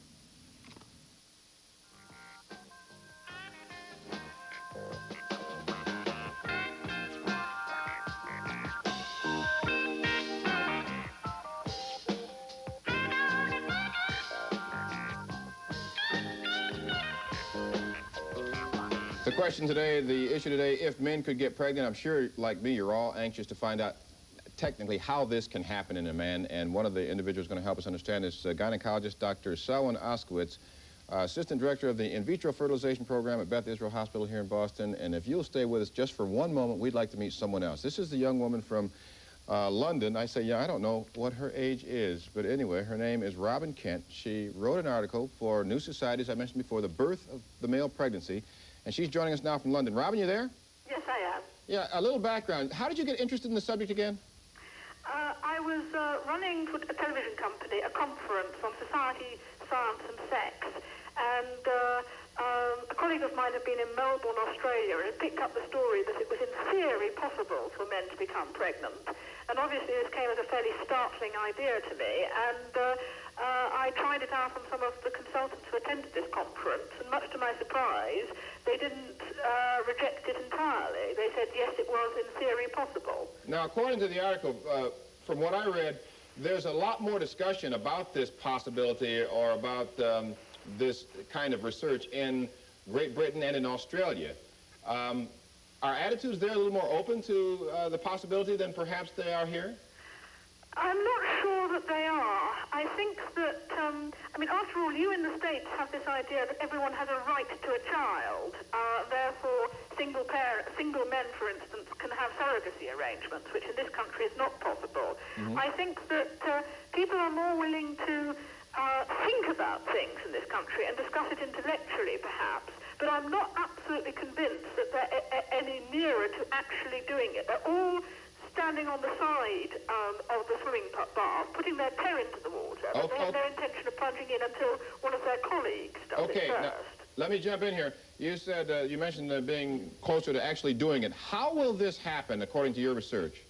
Well, what will happen is that a woman will have to donate an egg, and that egg will be fertilized just in the way that any test tube baby is given to a woman. So you get an embryo and you re-implant it back into the man, attaching it somewhere in the bowel, probably to the kidneys. Somewhere near the bowel? Yes. There are various places you can attach it. The most likely one is probably to the kidneys, where there's a lot of blood and blood vessels, so that the baby could get enough food. And also there's probably enough room for the baby to grow, because of course you need quite a lot of room for a baby. And then 9 months later, as one of your guests have already talked about, you deliver it through cesarean. Okay, now let me stop you there, and I don't know if you heard me introduce Dr. Selwyn Oskowitz. Sounds pretty simple to me, Doctor. This is related to at least your specialty, in vitro fertilization. Is this really possible? Well, as she said, it's theoretically possible, but I think it's about as predictable as the Boston weather, and one cannot say how long it's going to take to get to that stage and whether it's desirable or not. But certainly some of the science behind it is available right now. Robin Kent, I need you back again. You are the source of this prediction that this is going to happen or going to be possible within 4 or 5 years, perhaps. Yes. Where does that information come from? Well, it came from a whole variety of people. I mean, several people said to me that it's possible, probably now, but what they're waiting for is for people's ideas to get accustomed to the idea of the male pregnancy. And Some people, of course, feel that the social pressures will stop it happening for about 20 years. So attitudes... In some respects, some people said now, some people said 20 years. Most people, when pushed, said, I think in 5 years' time, someone will have done this operation and will have done it successfully. Okay, it seems to me like a couple major factors here. One might be attitude, society's attitudes or societal attitudes, and the other would be research. How much money is going into this effort? If we, put the same kind of effort that we did into placing a person on the moon, we could be there maybe sooner, Doctor. Well, we're capable of doing it right now, actually. We can certainly take an embryo and place it into a man, if we wish to. We can do that right now. Whether it's correct, whether it's desirable, whether it will survive inside of a man is another question. But the research would be aimed at making it safer. Yes. So that Bob here would be willing to get would be able to get his wish. He'd like to have a baby. That's right. Well, I think you're touching on a very interesting area in that to have an abdominal pregnancy, which is what we're talking about, is a very dangerous medical situation. And I know of no research right now, or I even cannot predict as to when an abdominal pregnancy will ever become safe. And I think that's what this whole prediction hinges on, that a pregnancy in the tummy, outside of the womb, is a dangerous condition. Yeah. And even if we could do it now, it's dangerous. Let's go back to Robin Kent. Robin, you did some research also on what kinds of men might be interested in, or which men might be interested in becoming pregnant. What did you come up with? Yes. I started with the assumption that I think many people must have had, which is that it would have to be deeply peculiar men who wanted to become pregnant, that it wouldn't be something that a normal heterosexual man would want to do. And in fact, that is precisely the most common person who does want to become pregnant. It's a man who is married to an infertile woman who can't have babies and whose own life will be put at risk by having babies. And that is the most common people who have approached doctors in this country and in Australia with the idea of having a male pregnancy. Of course, there are also homosexual couples who would like to have their own child, and there are also transsexuals who would like to experience everything that a woman can experience. But the main people who want to do it are people who want to have a family in an absolutely normal sort of mum and dad setup. Well, let me come back to Janet, because I don't mean to put you on the spot, and let's play what if. Okay. Because she's saying it's not necessarily the oddball or the strange man who wants to do this. It's a man maybe whose wife can't have children, can't become pregnant, or would be endangered if she did. Let's say something happened and you have one child, right, 4.5 weeks old. Right. One of the reasons you want to have a second is so that that child will have someone to play with, I assume. One of the reasons, right? One of the reasons. Let's say that the doctor says you shouldn't have any more children. Do you think your husband would be willing to carry a child to term if it were possible? And two, would you want him to? No, he wouldn't be willing. In fact, something that he used to say all along was he would have a baby if he could. And when in fact I was contacted to be on the show, the producer asked whether or not he'd like to appear as a man who would want to have a baby. And he turned to me and he said, no way, not after watching what you've gone through. And so this is somebody who really came around 360 degrees, experiencing it as closely as he could. Would I want him to? Sure. Then I wouldn't have to have another pregnancy, because I think that it really is difficult. Would I do it again? Yes. But for the sake of the family. Absolutely. You know, something else that's not been brought up at all is, what about postpartum? Yeah. That was a very serious experience for me. What about it? It's something that women go through sometimes, Absolutely. a very tragic situation, but if a man is willing to have a baby and willing to take that risk, as he would assume all the other risks of having a child, what about it? I found postpartum to be just about the most difficult part of the pregnancy. Your hormones are raging around inside your body. It's totally unexpected. There's anxiety, depression, tension. I think that hasn't been discussed at all, and that's a very big part of pregnancy. Speaking of hormones, according to my notes, a man would be on replacement hormone treatment, doctor? Yes. Leading up to this thing? Certainly, you can put him on female hormones to sustain the pregnancy, just as you would in a woman who does not have ovaries. And that can be done right now. The technology is present right now. In fact, there are babies born in women who have no ovaries. You simply place the embryo in a womb and give her the hormones. And likewise, you could do that to a man. Same treatment for men. Would that cause other bodily changes? Would a man having large breasts, for example? Certainly having large breasts. I think a friend over here would lose his beard, which he may be a little upset about. Did you know that, Robert? He may... I might get back later, wouldn't I? Certainly come back later, but I think you wouldn't be able to nurture your beard during pregnancy. It may grow even quicker. In some people, hair grows a little quicker during pregnancy as well. So you won't know what you might look like, even as far as your face is concerned. What about postpartum as an phenomenon? Postpartum depression? Yes. Yes, it's a phenomenon that has been described. It's almost invariably self-correcting. Has a very good prognosis. Whether it will happen in men, I don't know. Men tend to be very irritable under most circumstances anyway. They don't need a pregnancy to prompt it. But... well, my goodness, we don't have to depend on women for stereotypic views of men. The doctor, I mean, do you think that men would be emotionally suited to carry children to term, a child to term? Certainly not is my initial response. I don't think they're emotionally suited, but I think we can teach them. I think they're trainable. We train monkeys to get into the spaceships. We can train a man. A matter of conditioning. That's right. Yeah? We can do that. I don't think that's a problem. We can train them. Do you think it's a good idea from a medical point of view for men to, I don't want to say share necessarily, participate in this experience?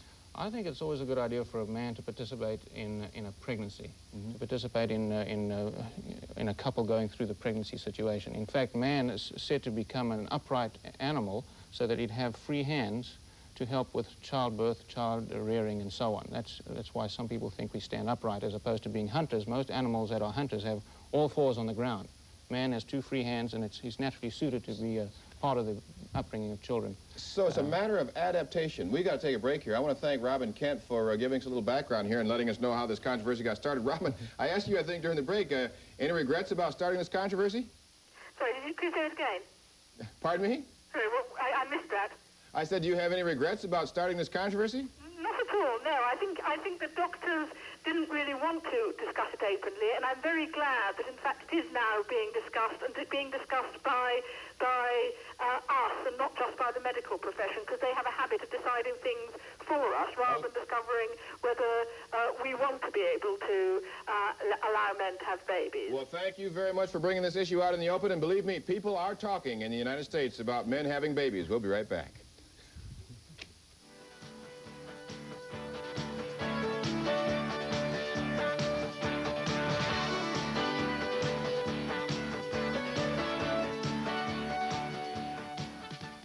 This couple is about to enter rush hour traffic. They will now discover a new way to go home with the push of a button. They have found the commercial-free ride home. Kiss 108 FM. Hiya, folks. I'm Dale Dorman.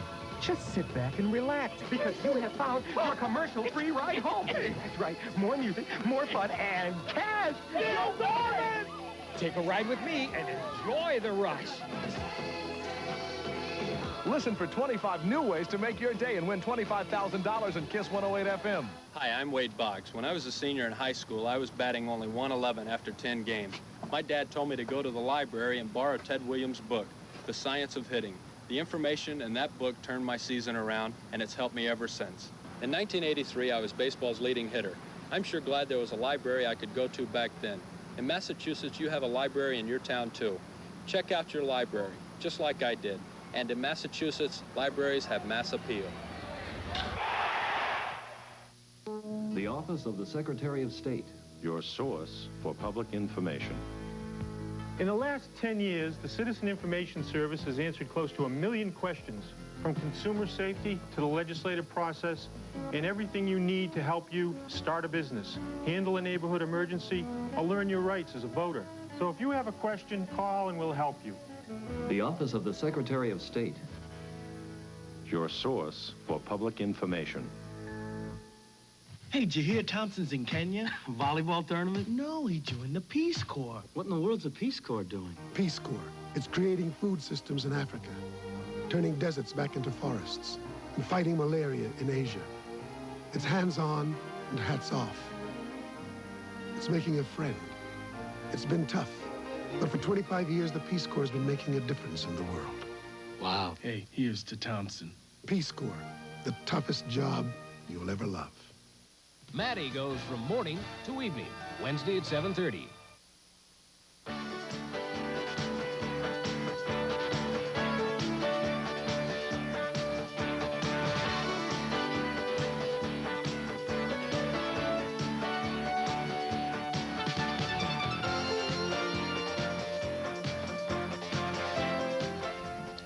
Male pregnancy, of course, has been theoretically possible since, what, 1978, when the first test tube baby was born? So, Yes, I agree with that. no revolutionary breakthrough here. It's just that we haven't thought much about it. I'm anxious to get to our audience and find out if they think men will be willing to have babies, on one hand, and number two, if men will make good, I mean, will it be useful, productive for men to deliver babies? What do you think, young man? I think you'll find someone who are willing to make the sacrifice. You said some. How about you? No. Easy. No, I know it's easy to say right now and go on the record and say sure, but talk to me in a couple of years. If it were safe. Why a couple of years? Aren't you a law student? Yes, I am. Close to finishing, huh? Well, finished last Saturday. Finished. So you're about to go out and start your career. That's right. What if you get pregnant next fall? Well, it'll change some things, sir. No, the only thing that scares me is, you know, you talk about I mean, I'm not scared so much about the morning sickness and all that kind of stuff. But when you talk about all the questions, you know, I wouldn't want to be the first one to do it. How about the cesarean?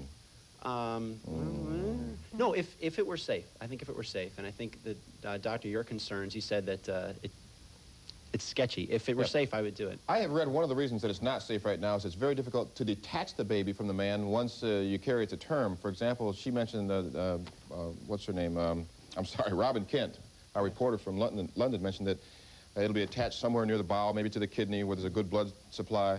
But then you have to detach it. That's very risky. You know, that is the risky part, and you can get a lot of bleeding from that and infection. And in fact, you may lose the kidney. So I also don't understand the rationale of attaching it to the kidney.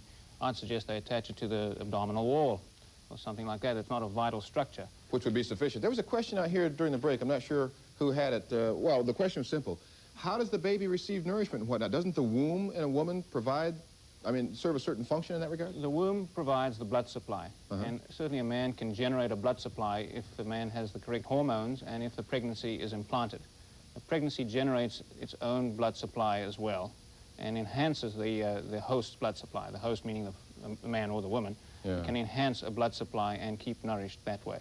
Yeah. We're going to have, medical profession's going to have to conduct some test runs in some way. How will that be done? How do you do that without being cruel and inhumane to the embryo? Well, as usual, we're always cruel and inhumane to animals, and they've already done that. They've already implanted some pregnancies in male mice in the eye, and they've implanted a pregnancy in a male baboon, which miscarried at some 4 months.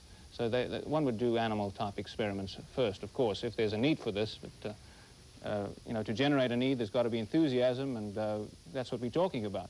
Enthusiasm. Now, we got 2 more guys. I issued a challenge yesterday to have guys in the area come out and participate in this discussion. You can see what we got here. 3. Is there going to be a demand in the future? You think men are going to be interested in? I'm sure some men would be interested. I personally wouldn't. I think everyone here is a pioneer. And I would think of the safety of my child first. I would think of him growing up psychologically. I think I'm very satisfied the way the system works. Oh, that's easy for you to say. These women are laughing down front. You know, they've said for years and years and years, if men could only have babies, it would change the entire way we see the world. Well, I think that's an internal thing. I mean, they're women. They're born with the capacity to have children. I'm born with the capacity to give children. I think I've come suited to that to myself, and I think they should come to grips with themselves. You're satisfied with things the way they are? Yes. Let me ask these women how they react to that. What do you think? Is that what you expect from a man? Yes, I had a question. I was wondering, would the men go through a period of labor? Would men go through the same kind? You had another question too. Come on, throw it out. You're the one. That's right. No, I just said I would like to see men experience PMS and premenstrual cramps and all the other horrors that go with it for at least a year. Why would you want to punish us when in fact all we're doing is volunteering to carry the baby to term? No, pregnancy it was a good time for me. I did enjoy it. No, but you're talking about premenstrual cramps and the whole because there's process. So many,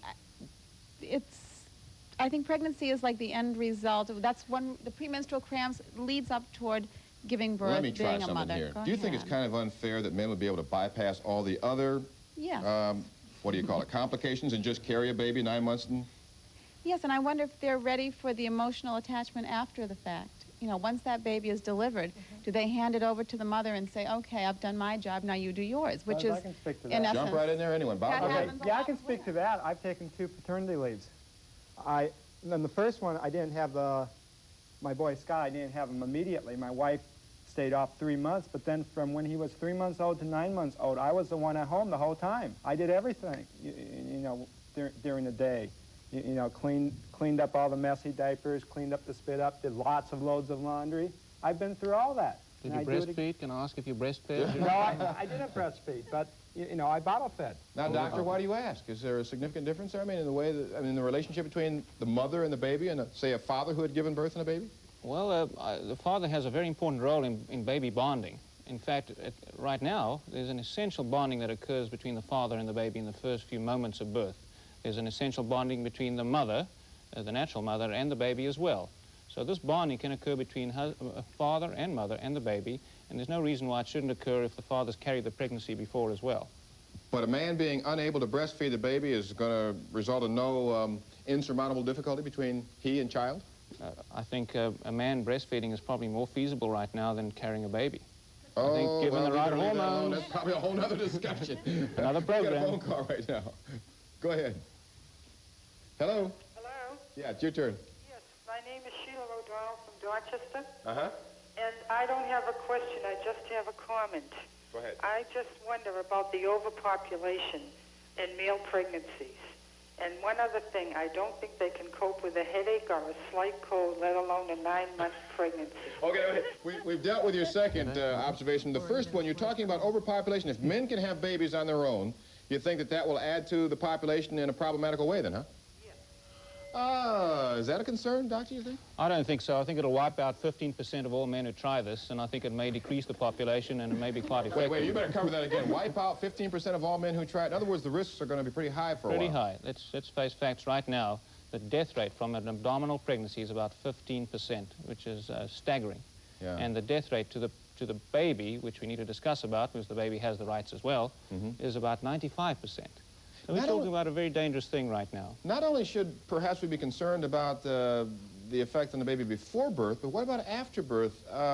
You're walking around as the first child born to a man. Now, is that going to be a problem? I think the notoriety that'll come along with that? Sure, I agree with that. I think that being the first of anything creates its own problems, it creates its own joys and excitement, but along with that comes the problems as well. Not that I'm saying it's prohibitive, but someone is going to try and make that break one of these days. We shouldn't let that stop us from exploring the possibilities then, huh? Okay, you had a comment? Hi, I just think that motherhood is one of the best kept secrets of the world, and I wouldn't mind letting any man in on it. The whole ball game from conception to delivery and raising the children. But I also think that it's ill-fated for the fact of the death rate and having a couple of miscarriages and then subsequent deliveries.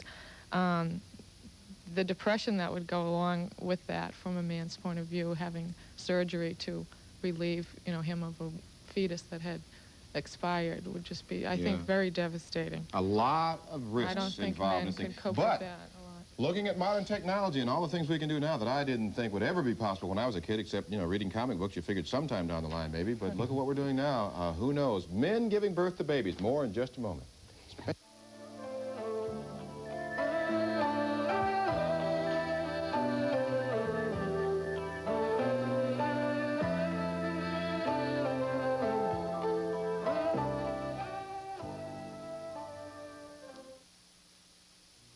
You to choose them as your long-distance phone company. Certain people say they're better than MCI. Not true. There's nothing better than MCI Dial One service. They say they're cheaper than MCI. Please. MCI costs less no matter when you call. They'll even hint that MCI's trying to look like them. No way. However, to show you what a sporting company MCI is, we won't even mention that expensive phone company by name. But I'll give you a hint. Their initials are AT&T. Join the over 2 million PhoneWise customers who have already chosen MCI. Call now and start saving. I write ads for a living, which means I usually get paid for it. But I volunteered to write this commercial for UNICEF and for 90 million children all over the world. UNICEF and these children need more volunteers. No, you don't have to travel to a far-off land. But if you can work on a planning committee, organize a fundraising event, or even write an ad, you can help. So call UNICEF today at 492-0029, no matter what you do. All winter long, the biggest names in show business practice. She said, take your bottom lip and pull it over your head. Practice under the lights, so that this summer they can perform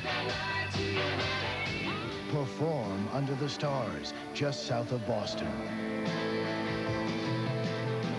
at Great Woods. Entertainment the way nature intended it.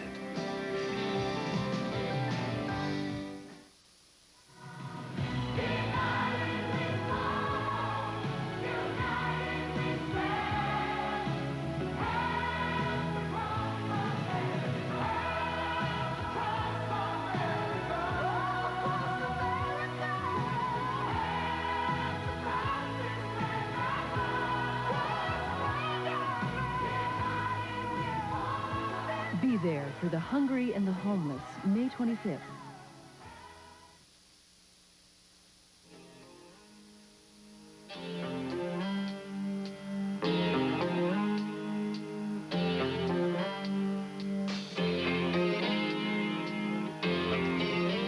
Boy, these people have all kinds of questions during the break. Now, we're going to try to pull some out right now. You heard the conversation up here.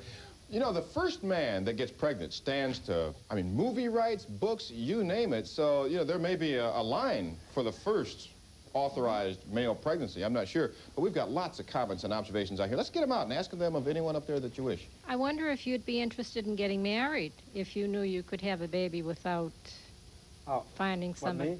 Yeah. I am married. He has two children. Would you be interested, would you have gotten married if you knew you could have children on your own?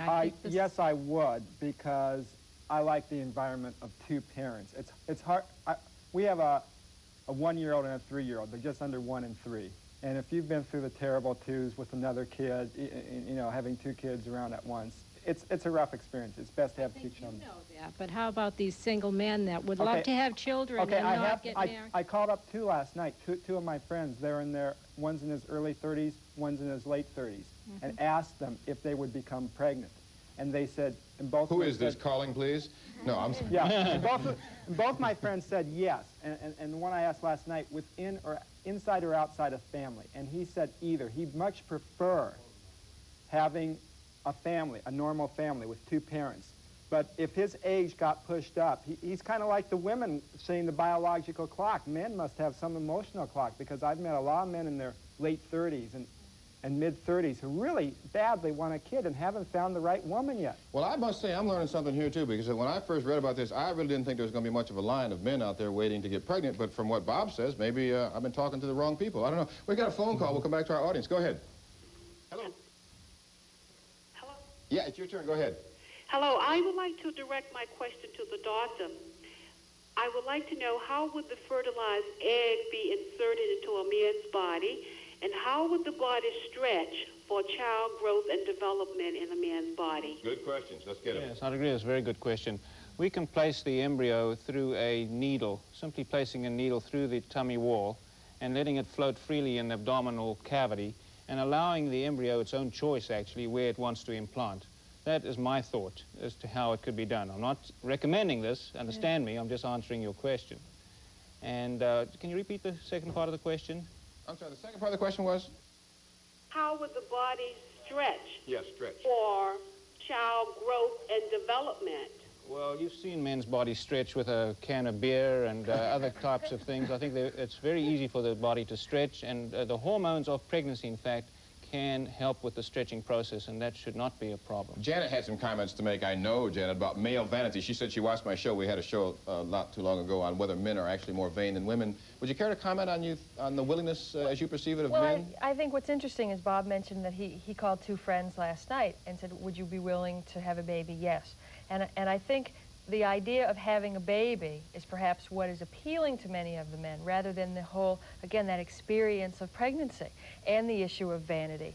But we could create a whole new market here for male paternity clothes. Right, you need ties that were 4 feet long to stretch down over that tummy. And then stretch marks you think would be a problem for most men to accept? I hope so. I hope so.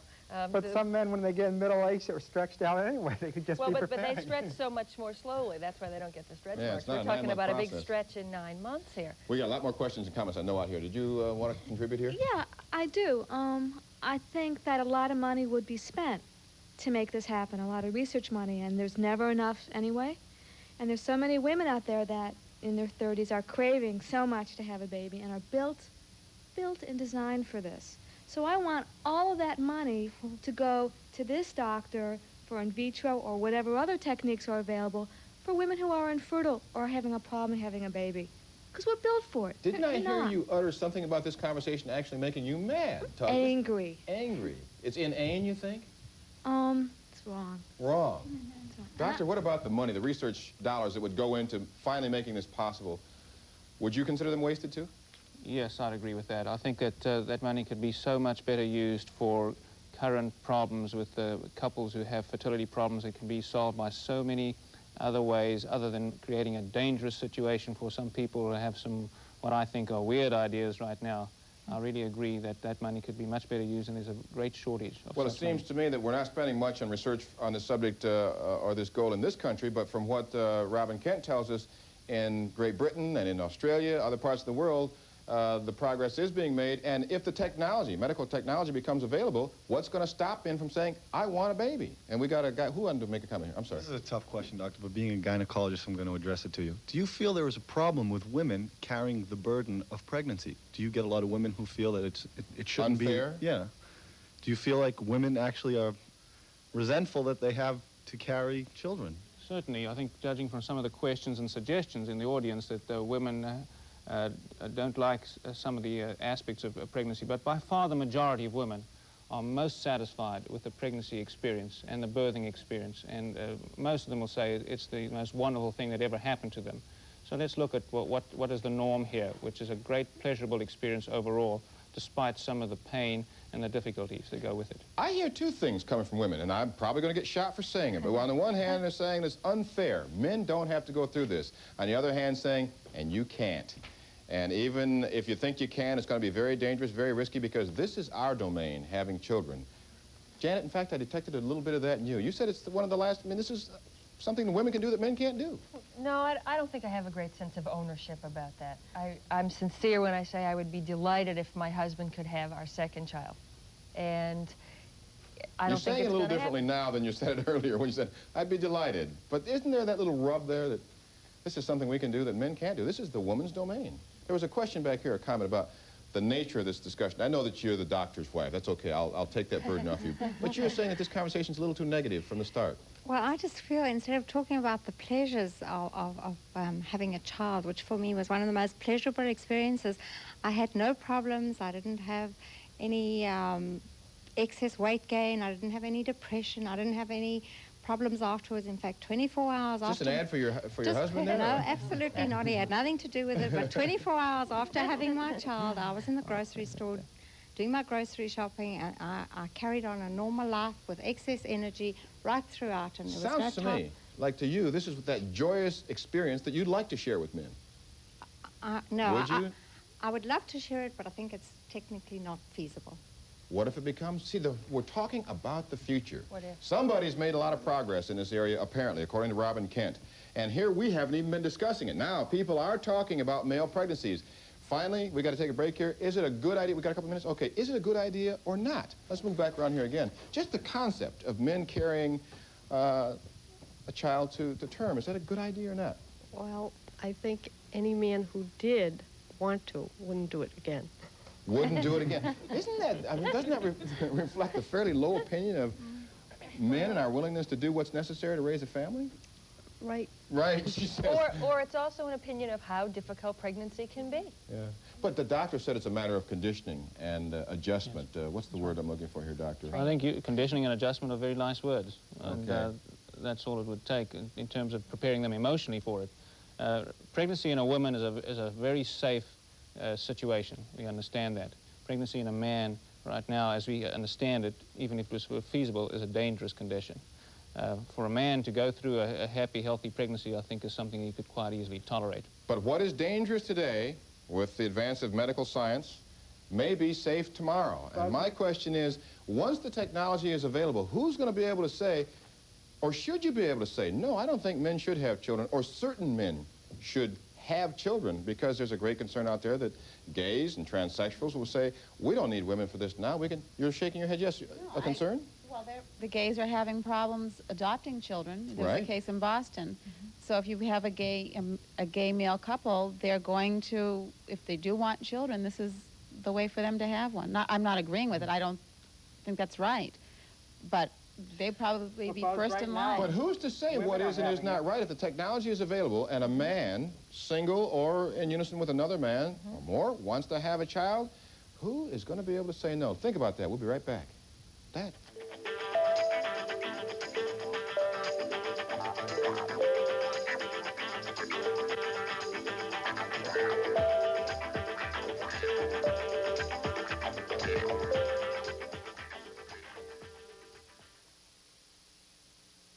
This escaped tiger, how dangerous is it? WBZ Radio's Dave Maynard is learning about 90 to 6. Joe can find him. Piece of cake. Weekdays from 4:30 to 6 p.m. with the BZ News Team. This is Joe Green of the BZ Carpenter. That tiger just jumped into the backseat of a convertible right below me. On WBZ Radio, hear it first. Hear it live. This is live. The time is right for the news and information you need. Can I drop you anywhere? Don't miss 90 to 6. And, of course, Maynard in the morning. Very good, Kitty. On WBZ Radio 1030. You drive, I'll walk. You're 19, you dropped out, and good jobs are hard to find. But I can learn a skill. I know I can. Then call toll-free to Mass Jobs. It's working. You're on welfare, a single mother with little work experience. There's so much I could do. I just need a job. Then call toll-free to Mass Jobs. It's working. Your company is expanding, but the jobs are hard to fill. Look, if I could find trained people, I'd hire them. Then call toll-free to Mass Jobs. It's working. Poor Susie, what's she been doing to you? I wish you could tell me what's wrong with that daughter of mine. She said something about her stepfather touching her. Of course he touches her. Oh, John, not like that. Not my baby. You wouldn't have hurt her. Oh, Jenny.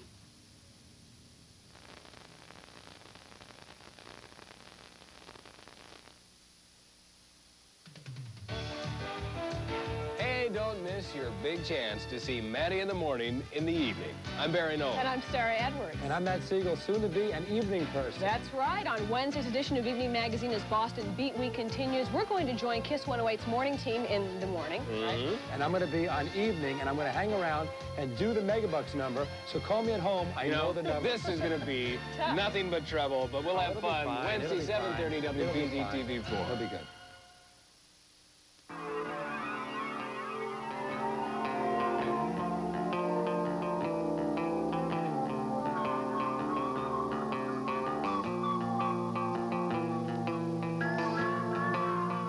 All right, there's a controversy brewing here, and the controversy is really around what might happen in the future. Men getting pregnant is our subject, and even though the medical technology is not in place to do that safely, doctor says that it's at least technically possible, and it may not be all that long. Do you think there should be special rules if, in fact, this technology becomes available as to who can and cannot use it? I don't know if there should be special rules, but I just don't even see the need for it, you know, today with this people starving all over the world. Maybe not in this country. So if a man wants a baby, he should adopt one? Well, I don't...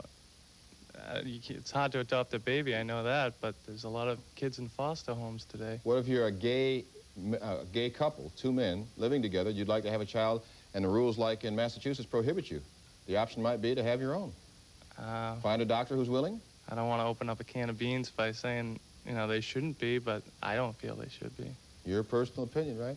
Doctor, are we going to have that kind of controversy about who controls the technology, and how will it ever be certified that it's okay, acceptable, safe?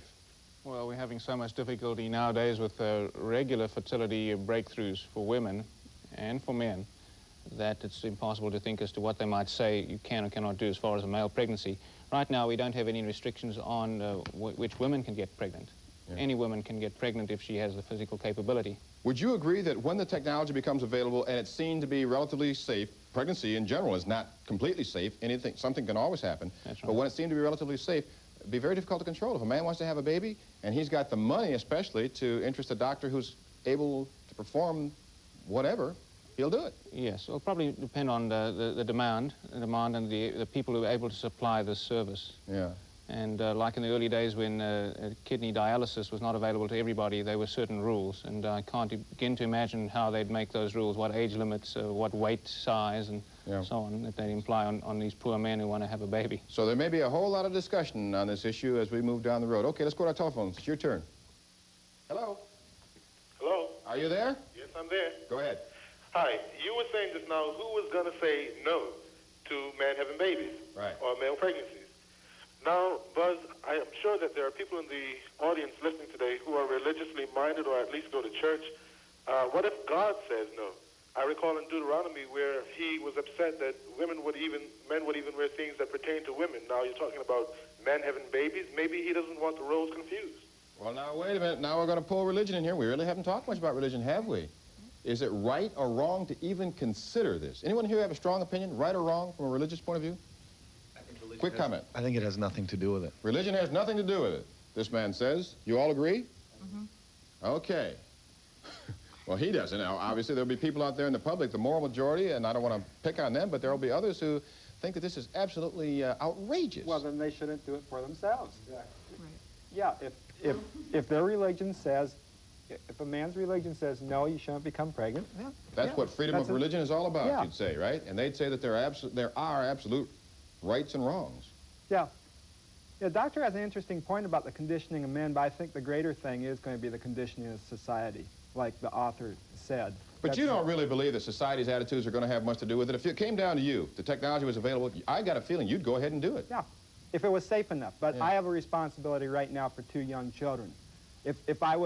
If I didn't have those children, I can accept a higher risk factor than I can right now. You said something earlier, too, about this potential new development changing society.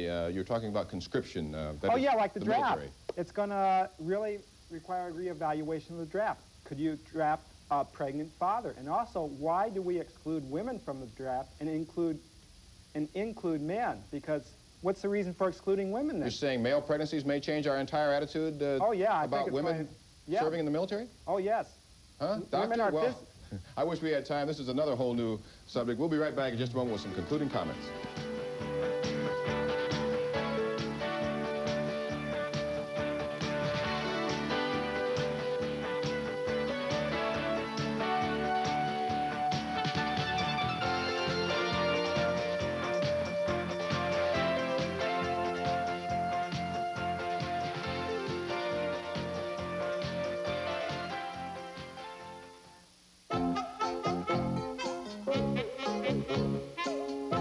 Children are not the most discriminating little snackers.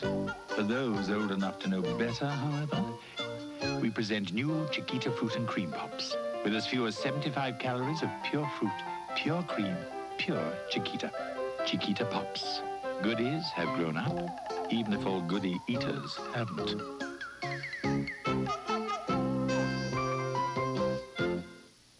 Paladin presents Martha Ray, comedian denture wearer.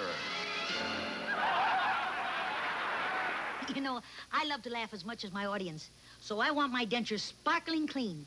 That's why I use Super Strength Polident every day. Look at this stained denture. Now watch Super Strength Polident work. In minutes, the tough stain comes clean, even in between. So listen to the big mouth. Super Strength Polident Green gets tough stain super clean. Carol is about to make a great little decision. Carol quit smoking, and she's determined to stay a non-smoker. All right, Carol, you can do it. Way to go! Choosing not to smoke, another great little decision to keep you in your best state of health.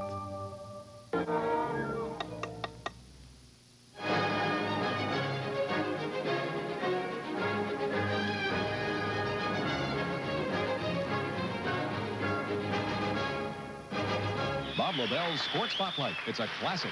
Thursdays at 11 on Nightcast, WBZ TV4.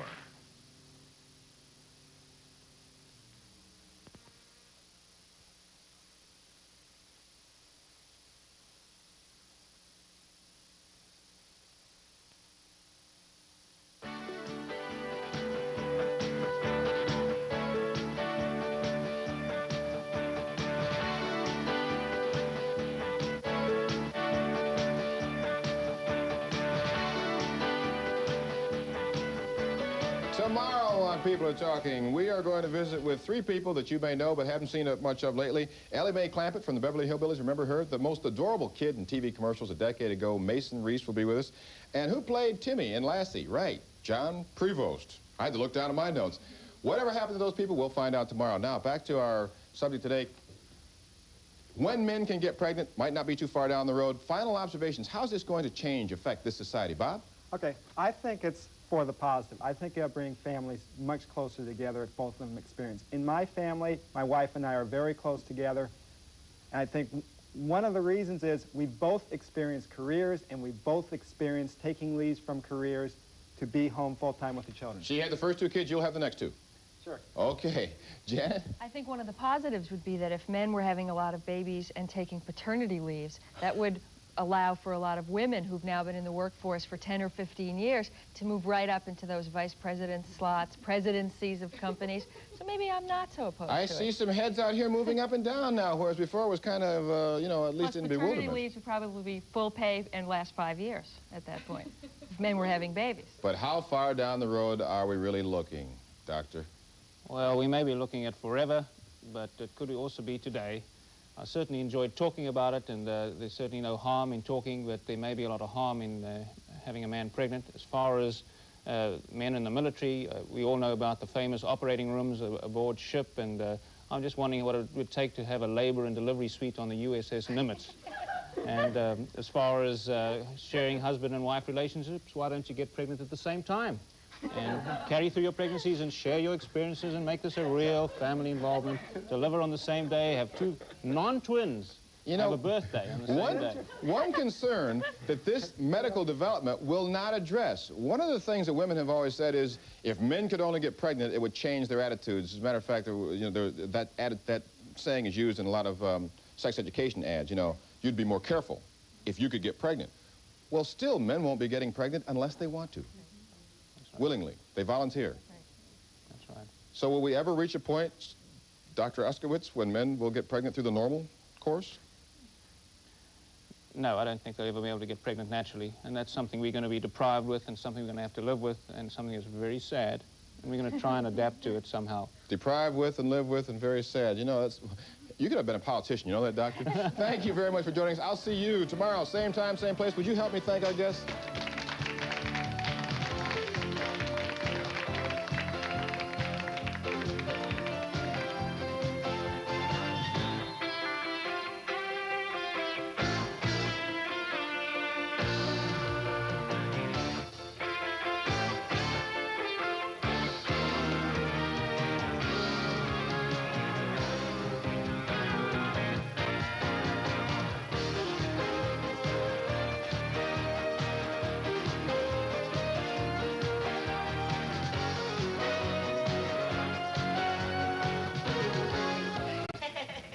But drinking makes you something else altogether.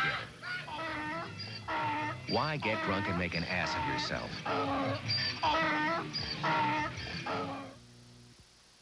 All winter long, Michael Tilson Thomas and the Pittsburgh Symphony practice indoors under the lights to prepare for a summer of explosive performances under the stars at the Symphony Summer Home just south of Boston. Join Michael Tilson Thomas and the Pittsburgh Symphony at the gala opening of the U.S. Trust Festival, June 13 and 14. Call 617-339-2333 for ticket information. Great Woods, music the way nature intended it. My dad said MS for as long as I can remember. It's a disease as difficult to live with as it is to pronounce. Multiple sclerosis. It's tough on all of us because no one can predict what's going to happen. So sometimes we worry about the future. Our hope is through research, which looks very promising right now. Thousands of families just like us in Massachusetts are waiting for a cure too. Turn to Joyce Kulhawick for what's happening in New England. They're everywhere, on the streets, in the park, around the square. They make you smile, they might make you sing, maybe even put a kick in your walk. They're street performers, and some of the best live right here in Old Beantown. Steve Avison, WBZ TV personality, is known on the streets as Steve Shakespeare. A street performer since high school, Steve says he'll never be able to give up this very special activity, the ability to make people enjoy themselves in the company of strangers. Stephen Baird is another street performer who has appeared all across the United States and has helped make street performing legal right here in Boston. Today, we'll see performances by some of our town's finest musicians, actors, and jugglers, folks who make their living, at least in part, on the sidewalks of Boston. I'm Buzz Luttrell, and this is People Are Talking.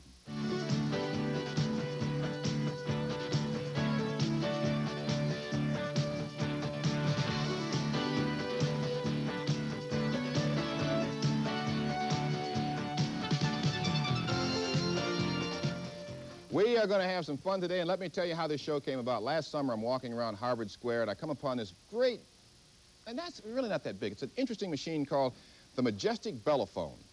And you're going to see this. It's an instrument, homemade instrument, I think, played later on in the program. But I came back and I talked to Steve Avison, whom I know well. We play softball together, as well as in addition to his role here on Evening Magazine, he plays softball. Street performer and all that good stuff. Steve traveled with a circus. And I said, Steve, we got to do a show and show the public out there the fantastic things you can see on the street here in Boston. And here we are. Here we are. But you know what, Buzz? Before we do anything else, you know, it's important that we do it right. Oh, and I like that. we have a problem here. Because, see, normally street performers are performing outside. Yeah. And this is the audience out Sometimes here. it leaks in here. Would that do any good? It leaks in here. No. And on the streets, if you're a street performer, you have to be in control of the elements. You cannot give in if there's a hurricane or if there's rain. And I understand there's going to be some rain this afternoon here. And with the leaks here at WBZ that we occasionally have, we have to find a way to stop the rain from coming. And there's only one way, really, that we can do that, and that's by doing a rain dance. Does that make sense to you, sir? Yes. It does? It better. Well, if it does, take your fingers and put them up in the air like that, okay? And if it does not, take your fingers and put them up in the air like that. Either way, put them up in the air. It's audience participation time. Everyone's doing it. Raise them high. Don't be shy. That's good. Very good, sir. Get it up at maybe your last chance. Okay, now, take your fingers and put them together like this, okay? And think rain, okay? Yes, sir. Everyone else is doing this. You're not. Who's weird, all right? Very good. Now, 2 fingers. That's right. That's 2 fingers. That's 1 and 2. Very good. Okay. Don't try and figure this out. It's just an elementary course in digital fondling.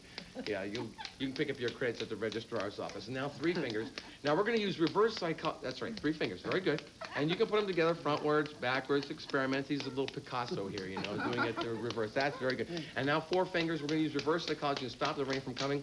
And 5 fingers. Oh, thank you very much.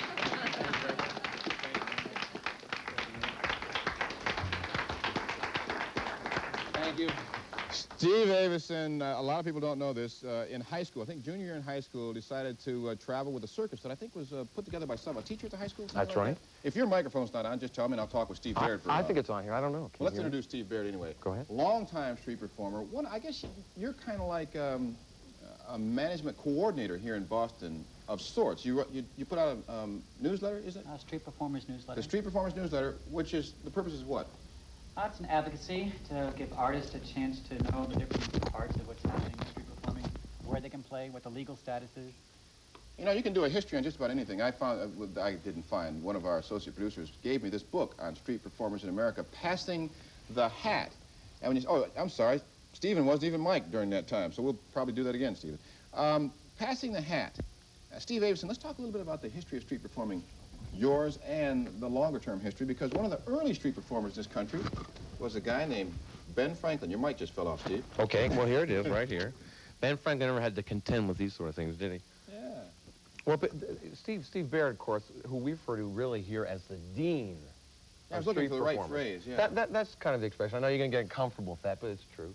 And he's done incredible research into the roots of street performing. You know, I think we're constantly rediscovering things. You know, we're rediscovering different fads and phenomena and what have you. And I think a lot of times people think the first time they see a street performer, oh, this is brand new. Yeah. It's never happened before. But as Steve informed me when I first moved to Boston back in 1975, street performing has been here in Boston for many years. You know, people who don't come into the city very often, or perhaps are from smaller towns or whatever, don't see it that often. And it is kind of new or unusual, but if you live in a city, you know the best places to go. Where the best places for street performers here in Boston, let's go to Stephen Baird. Harvard Square, of course.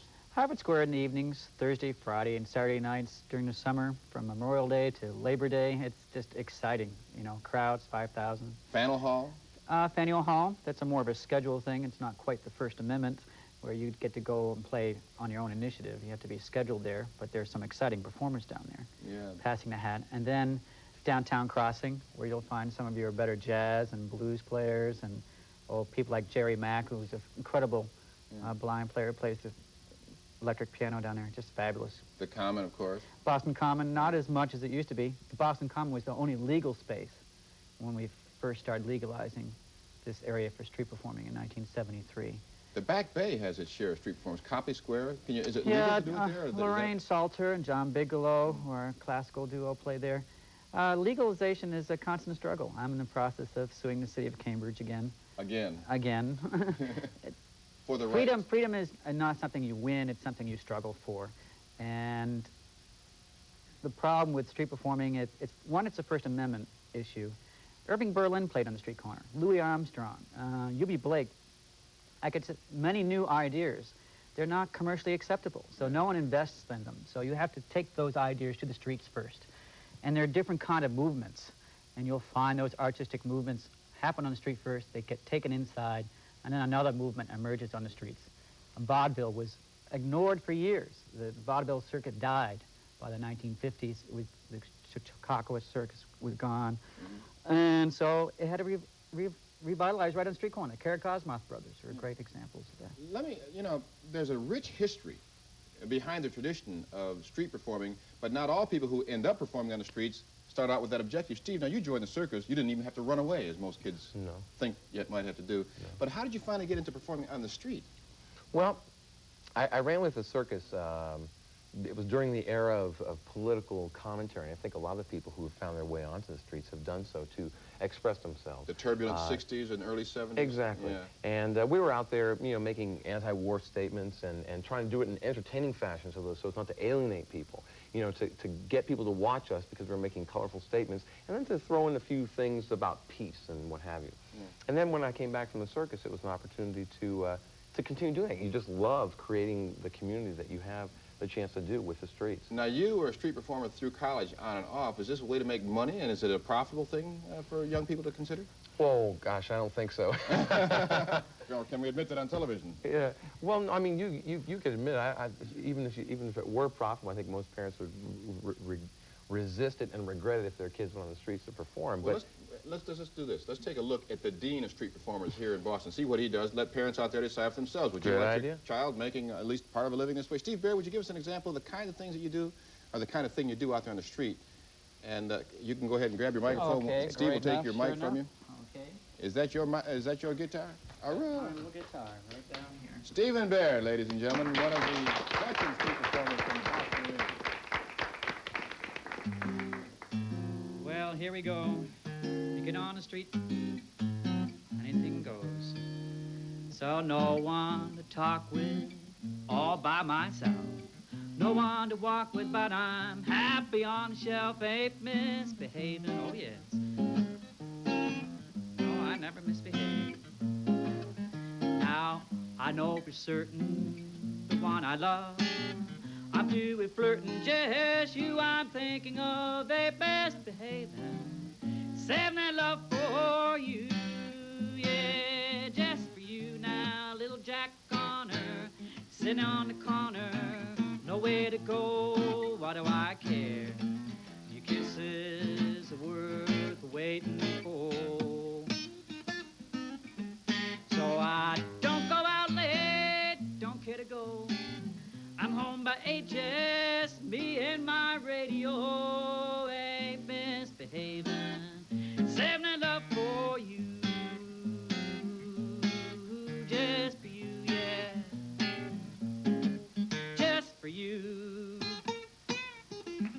Yeah, just for you.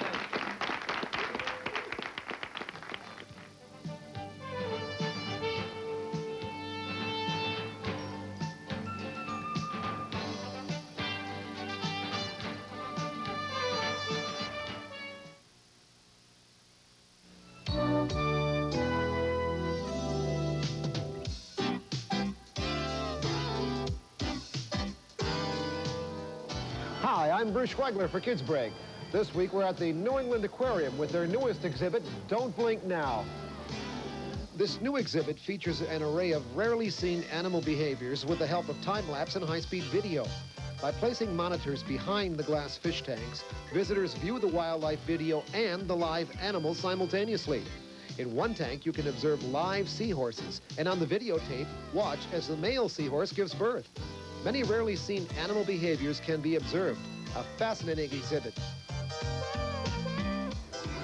Remember, don't blink now, and I'll see you again soon with another Kids Break.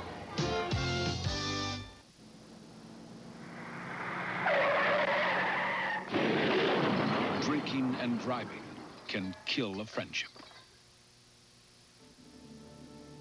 These monuments stand as an eternal tribute to those who preserved our freedom.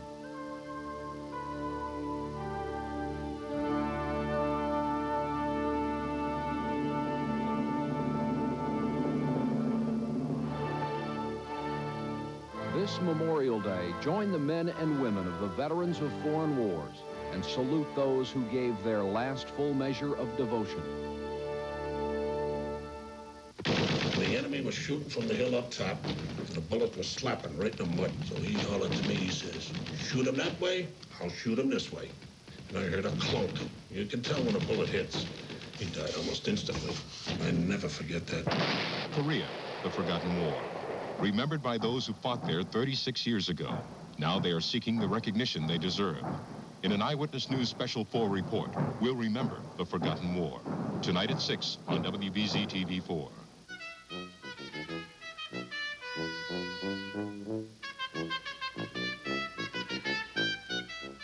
Saw it there on the screen. Street performers described sometimes as the free people in this society. Well, meet Carrie Bunks, another street performer. We're going to try to give you a sampling of the variety of street performers that you can catch all over Boston this summer if you're willing to go out there and look.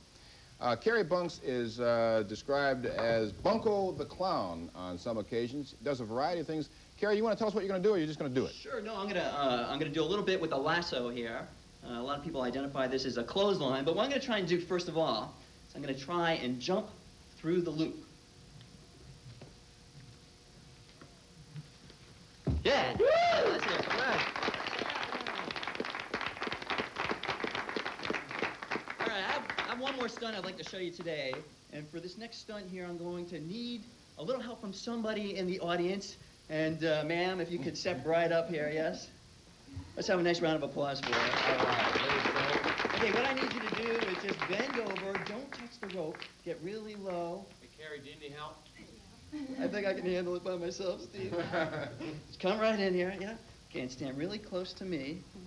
Oh, the neat trick. Okay, but that's not all. We can get another person in here. Ma'am, could you come over here for a second? Oh, dear. Well, How come we only girls? Circle widens here. And just scoot right under there. Don't touch the rope. There we go. Oh, good. Good. All right. Now, sometimes I can get as many as a dozen people in. Wow. Yeah, sir, how about you? Come on. Uh-oh. Nice way to meet friends down there. Yeah. Okay, Ben, yeah, right there in the front. Oh, okay, yeah. I think that's about as many people as we can get into Steve. No. Oh, the arm wears off. Carrie, you come on up here and join us for a minute. We'll put a microphone on you. Steve Avison was telling me earlier that one of the biggest problems, or the biggest challenge facing a street performer, is getting the undivided attention of the people out there walking. But now that's a good trick there. That's a great trick, and and Carrie's one of the best at getting an audience. But you know, there's something kind of symbolic about what he just did, is that street performers bring people together who didn't know each other before. See, these four people, maybe you've met each other in the lobby before, but if you're walking on the streets and you see this guy in a cowboy suit and a clown makeup, and you say, what the heck is that? And you say, I don't know if I'm going to, Marge, I don't know if we want to watch this. Oh, come on, let's just sit and watch it for a little while. Okay, I'll stay for a minute. And all of a sudden you're laughing a little bit. And you see this guy juggle a little bit, and then he pulls out a lasso and he starts talking to people. And points at you. Come on over here. Would you please come up here? And everyone goes, not me. I'm not going to get up there, no way. And all of a sudden, she gets in the loop, and it's kind of fun, and then someone else does it, and then your cousin and your aunt and your friend. And all of a sudden, these people have become a community for a moment. And it's gone over very big in Boston, I think, because people here are a little bit more willing to participate in group situations like that and create community. One might wonder why that is the case, but there are, according to my notes here, 4 cities in this country where street performing is really big. I'm not sure why it's not the case in other cities, but San Francisco is probably the top market. Would you all agree with that? San Francisco is known for its street performers. I agree with all those things. I think each city has its own flavor, and I consider Boston, of all the places I've been, to be one of the most intellectual. And Patty Campbell's book says it's the Emerald City of street performing. And I agree with that. You know, you have people do it down by the wharfs in San Francisco, but it's not quite as community-oriented. It's a little bit more competitive. And I think what we have in Boston with Faneuil Hall and Downtown Crossing and Harvard Square is more involvement with the audience. So I think it's more of a celebration of community, which we were just talking about, and how it celebrates the humanness of your city versus the negativity. You can either use your streets and let them just be a confrontation, or your streets can become a very negative sphere of crime, or they can be a celebration. You think street performers help to ameliorate the streets, to make more friendly? I can't think of any other way to explain it, Steve. Ameliorate, make more friendly the streets. Carrie, why did you get into it? And was that part of your thinking, that you'd like to be a part of this people-type movement, or are you just looking for a way to get attention? Are you trying to put me on the spot? I am, of course. Sure. Well, an unhappy childhood, no doubt. I guess the way I originally got into street performing was just through an interest in magic and juggling and unicycling and I think what people would call variety arts. And I needed a kind of a format or a stage to present some of the skills I had learned, and it was very difficult to find that special location. Now the street is a place where you can cut your teeth. Yeah. Okay. I skim my meat too. How many people out there have repressed dreams of performing and never took to the streets, and maybe that would have been the key, to go out and show that you prove first to yourself and then to other people that you can do it. Certainly in our culture, the media that we are speaking on right now discouraged a lot of people in a lot of ways from developing themselves, because when there used to be vaudeville circuits and variety circuits that people could participate in, you could cut your eye teeth in the local show. When the big guys came to town, you could be the warm-up act. Yeah. But when that deteriorated, the only hope you had would be on the Ted Mack Amateur Hour or Mike Douglas Show or Merv Griffin, and that was pie in the sky for LA and New York.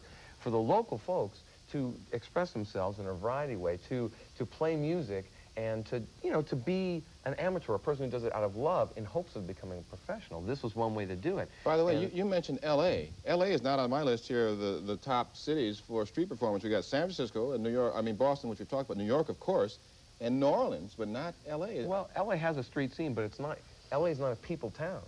You know, it's get in your car and go somewhere. Yes. Whereas San Francisco and New Orleans and you gotta New York have foot traffic. San Francisco, you can walk around. You have to have foot traffic.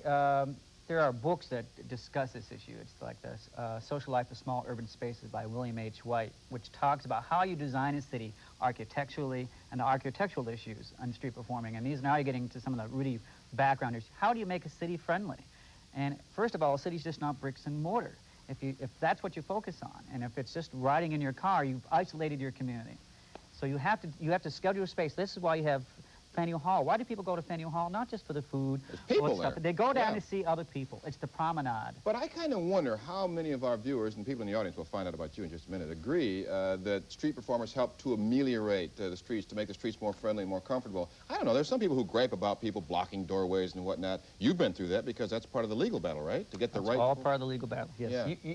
You got to believe that the streets are a positive thing, because more stores stay open in Harvard Square now than did, 15 years ago. Why? Because there are people coming down there to see people, to see street performers. The same is true of Quincy Market. The place would close down, except for the bars, if it weren't for the variety entertainers that stay there and help keep it alive, I think. Street performers in Boston, I think we would contend, although it's hard to measure this, are one of Boston's very important tourist attractions. Even though you can't put on the Freedom Trail, it's one of the things that people remember when they come here and they tell their friends. Certainly for me, when I first moved to Boston and friends came to visit, we knew exactly where we wanted to go for action: Harvard Square, downtown Faneuil Hall, the Commons, because there are people there, and you do see these kinds of things. Carrie, I'm sorry, you had something to say, Steve? No, well, okay, I think the street performers festivals just exemplify that. The festivals are now showing that. But the market, all you got to look at, the Karakosmov brothers went inside and they brought an audience with them. All you do is read the Boston Globe, and they just did a big article about Kenny Holiday. He's been playing in Harvard Square for years, and now he's playing in the clubs, and the crowds follow him right inside. It's interesting to point out something that Steve's mentioning. The Karamazov brothers, they went on Broadway. There are people that, even people... For those who don't know, what do they do, the Karamazov brothers? The Karamazov brothers are jugglers. They were in the film Jewel of the Nile. Right. And you think of Robin Williams, if you think of big name street performers that people... Harry Anderson, who is now a star of Night Court. All these people began on the streets because there was no other place for them to go to express themselves. And they've gone on to do what we would consider greater things, but I think in their hearts they would all agree that the streets were an end unto themselves even back then. Yeah, that's the point. Some street performers say they're out there because that's where they want to be. They don't have greater aspirations or some ulterior motive or some higher goal. What about you, Carrie? Well, the streets are really special because when you get out there and you do your show, nobody is paid a dime for tickets to come in and see you. So you have to win the audience's respect. You have to convince them that you're worth watching.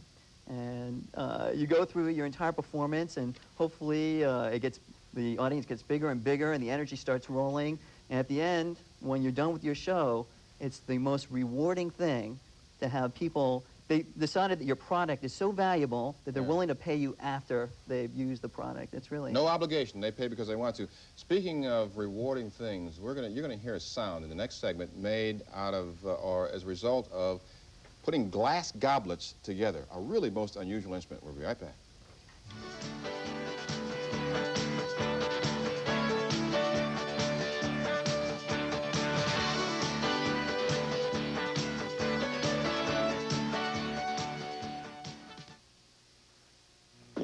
Dr. Houston, the ship's gonna crash. Mr. Snark, you've landed.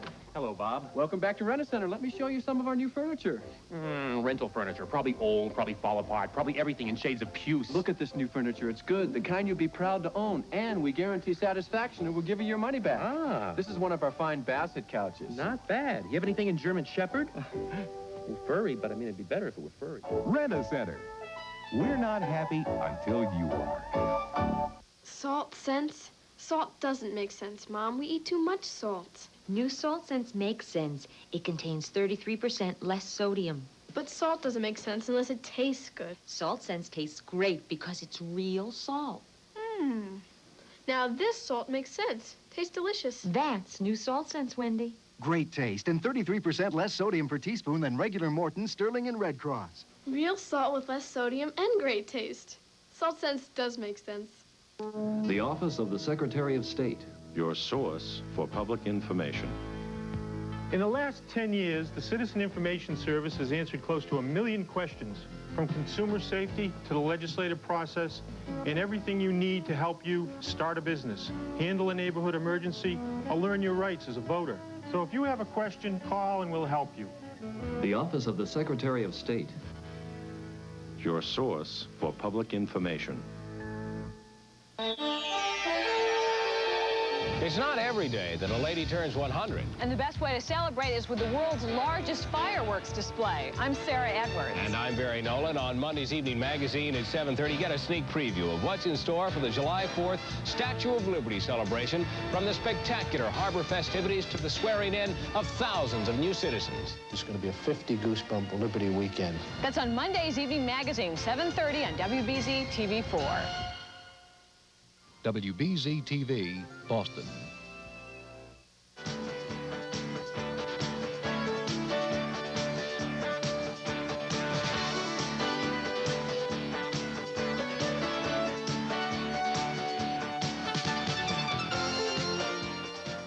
All right, the unique instrument you're about to see is played by Vera Meyer. I don't know the name of the instrument. She'll tell us about that in a minute. But it's made by putting together glass wine goblets. And that's one of the things that amazes me about street performers. They're always coming up with something new. It's fascinating just to look at. Vera, would you show us what you can do with that? Sure. Here's a little something by Mozart for the glass harmonica.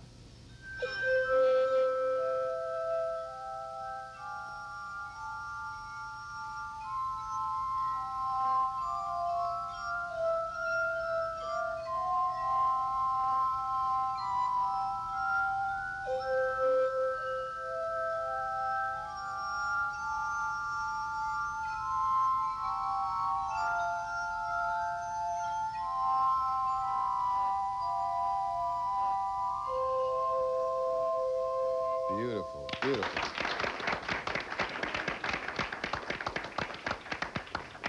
Here's a little bit of the Chariots of Fire theme.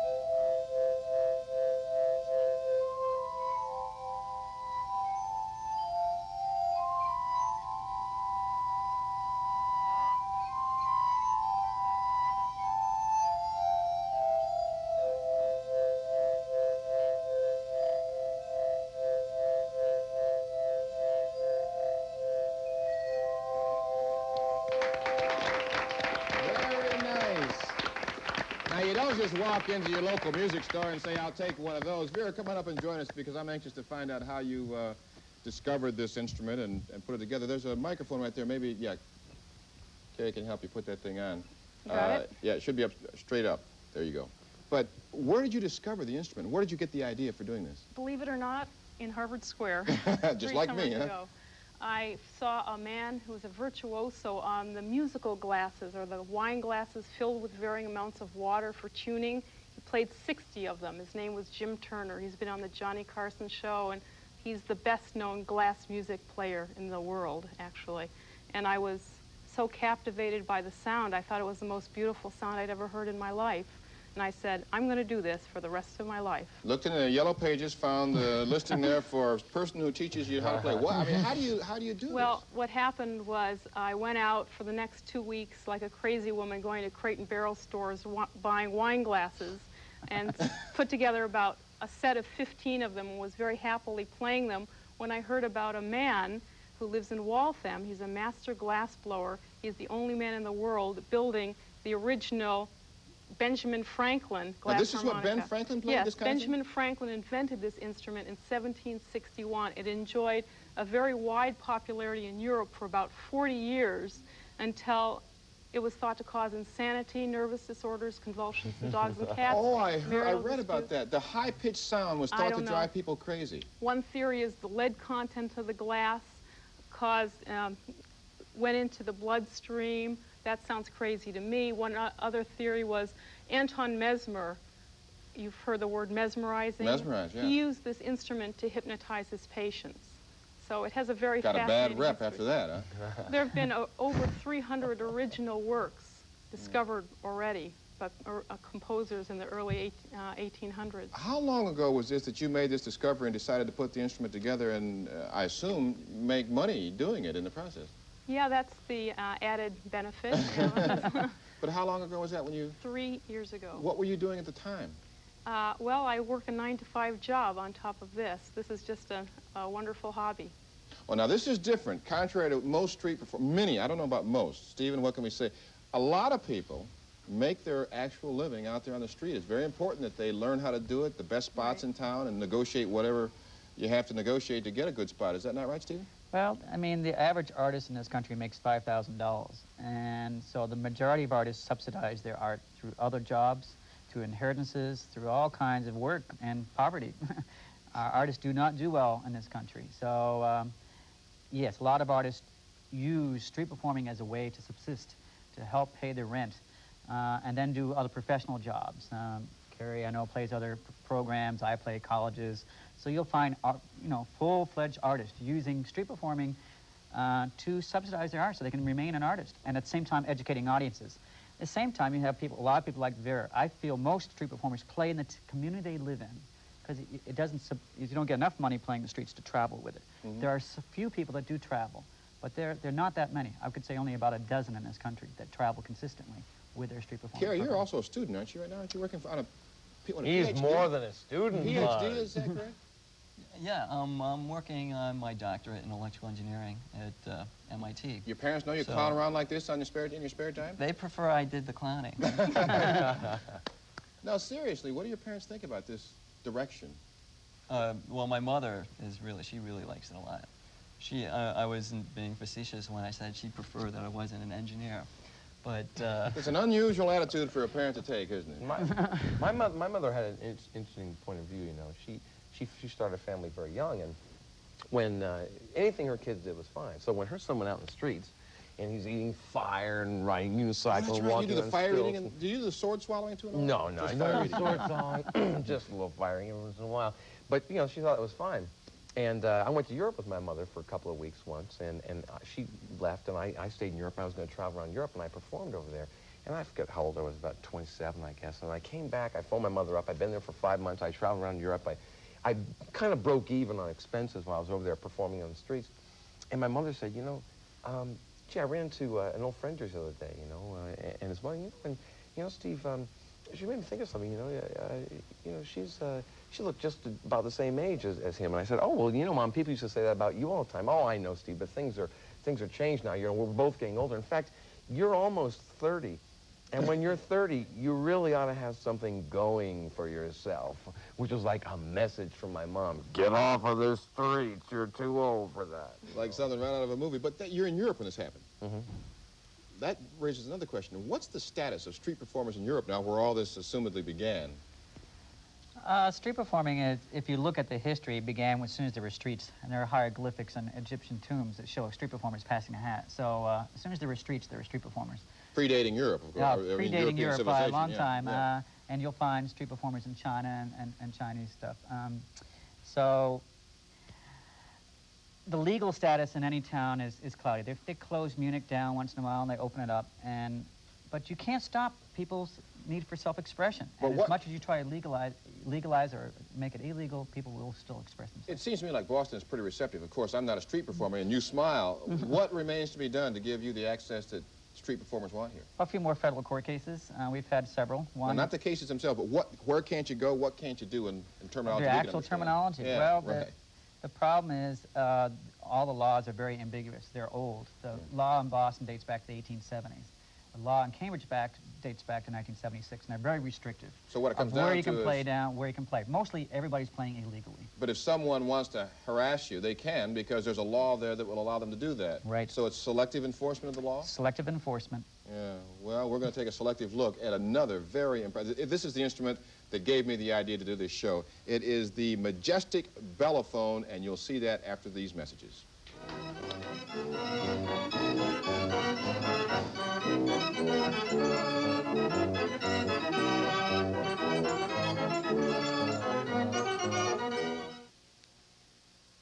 All winter long, the biggest names in show business practice. She said, take your bottom lip and pull it over your head. Practice under the lights, so that this summer they can perform under the stars just south of Boston. At Great Woods, entertainment the way nature intended it. Your baby will go through 4 important stages of development. So Beechnut developed new stages. 4 stages of food to match your baby's developing nutritional needs. For example, stage 1 helps babies avoid allergic reactions. Stage 2 provides the extra nutrition active babies need. Stage 3 has mini bites for baby's new teeth. And there's table time when adult food is too spicy. So give your baby the right nutrition at the right stage. Beechnut stages. Hey, did you hear Thompson's in Kenya? Volleyball tournament? No, he joined the Peace Corps. What in the world's the Peace Corps doing? Peace Corps. It's creating food systems in Africa, turning deserts back into forests, and fighting malaria in Asia. It's hands-on and hats off. It's making a friend. It's been tough, but for 25 years, the Peace Corps has been making a difference in the world. Wow. Hey, here's to Townsend. Peace Corps, the toughest job you'll ever love. When you say New England, what comes to mind? Traditions that have stood the test of time. Neighbors willing to share their time. People who deserve a hand, even if that hand is a small one. People learning about their environment. People sharing good times. Or viewers who speak their mind. New England is people, something Eyewitness News has always understood. That's why WBZ-TV is the station New England turns to.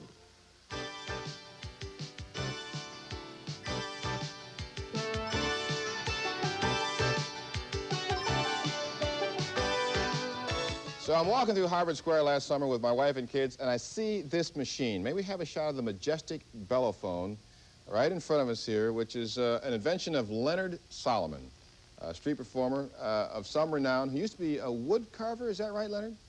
Cabinet maker. Cabinet maker, yeah. Carver as well. Did that lead to an understanding of how... You invented this machine? Yes. Is it patented, Leonard? Maybe I better move down here with the microphone. I'm really interested in knowing how this came about. I mean, the goblets we'll get back to. We never got a name of the goblet instrument, but where did you get the blueprint? Well, this is all pretty much standard organ pipe technology, with the exception that the pipes are played with squeeze bulbs instead of a keyboard. Yeah.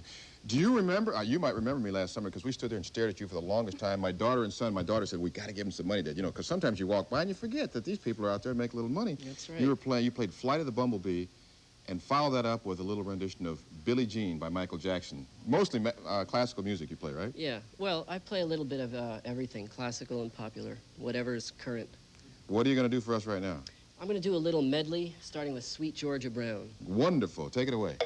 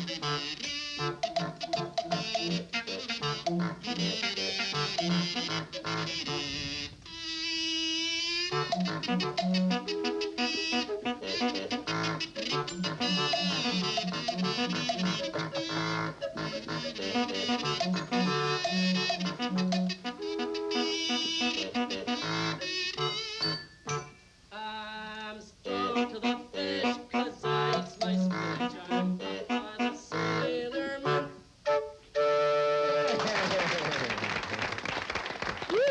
And the money just pours in. At least it did last summer. Now, while he's getting his microphone on there, I've got to ask the viewers and the audience here to consider, you know, first of all, let me walk down here and look at this thing. I was watching him play this thing, and I'm thinking, once you put it together, how do you, is it okay if I bonk it a couple times? Yeah, well... How do you know what to push? And there's so many different options here, plus you add your voice and everything. Well, how did you put it all together? It's the same principle as where do you put the slide on the trombone, you know? Oh, I see. That's very simple. Takes a little bit of practice. Correlation there. And you got what? This is Those bells? are electrical conduit. Okay, let me tell you a little bit about what's in... Yeah. Should I come back up there? Yeah, can we reach for that cord?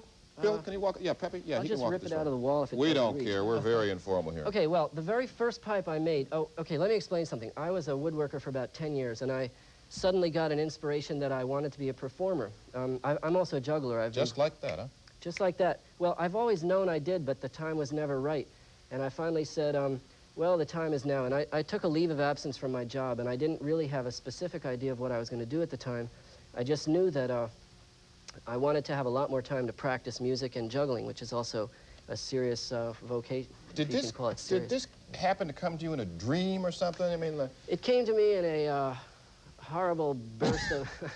I don't know. And anyway, it happened late at night. I just got the idea to make this thing, and the very first pipe I made was this pipe here. If you can get a close-up of it, it's made out of an upright Hoover vacuum cleaner tube. Yeah. It's the only thing I could find in my house resembling something I could make an organ pipe out of. Where do you start was the question, yeah. Well, yeah. I got the vacuum cleaner So pipe I just now, had to start immediately, and the house is accumulating dust balls at this point as a result of... Yeah. But, okay. These two pipes here are made of an old shower curtain rod that I found in the garbage. This big one is made out of a piece of mailing tube that I found in an architect's dumpster, et cetera, et cetera. It's mostly salvage materials. Is it done by trial and error? I mean, how do you know what sound you're going to get out? I mean, high C is where? Well, originally it was trial and error. What size and configuration of pipe will give you what pitch? And I ran into some snags, and I went to the library, and I got an encyclopedia on organ pipe construction, which helped me out considerably. I did have a basic concept of what I wanted the machine to do, and as it developed in the course of the month and a half that it took me to build it, the ideas pretty much came together, the technical aspects of it. Now, seriously, have you patented this or something to protect it? Or? I seriously don't think there's any need to do that. Leonard, have a seat. We'll bring the others back into the conversation. You know, a lot of people, I mentioned repressed ambition or dreams, hopes, you know, before. A lot of people out there probably, like Leonard, never felt the time was right, when in fact the time is probably always right to try something new. Vera, when you first got into this, you had a full-time job already. Just a lark, or were you hoping that maybe it would lead to something bigger and better?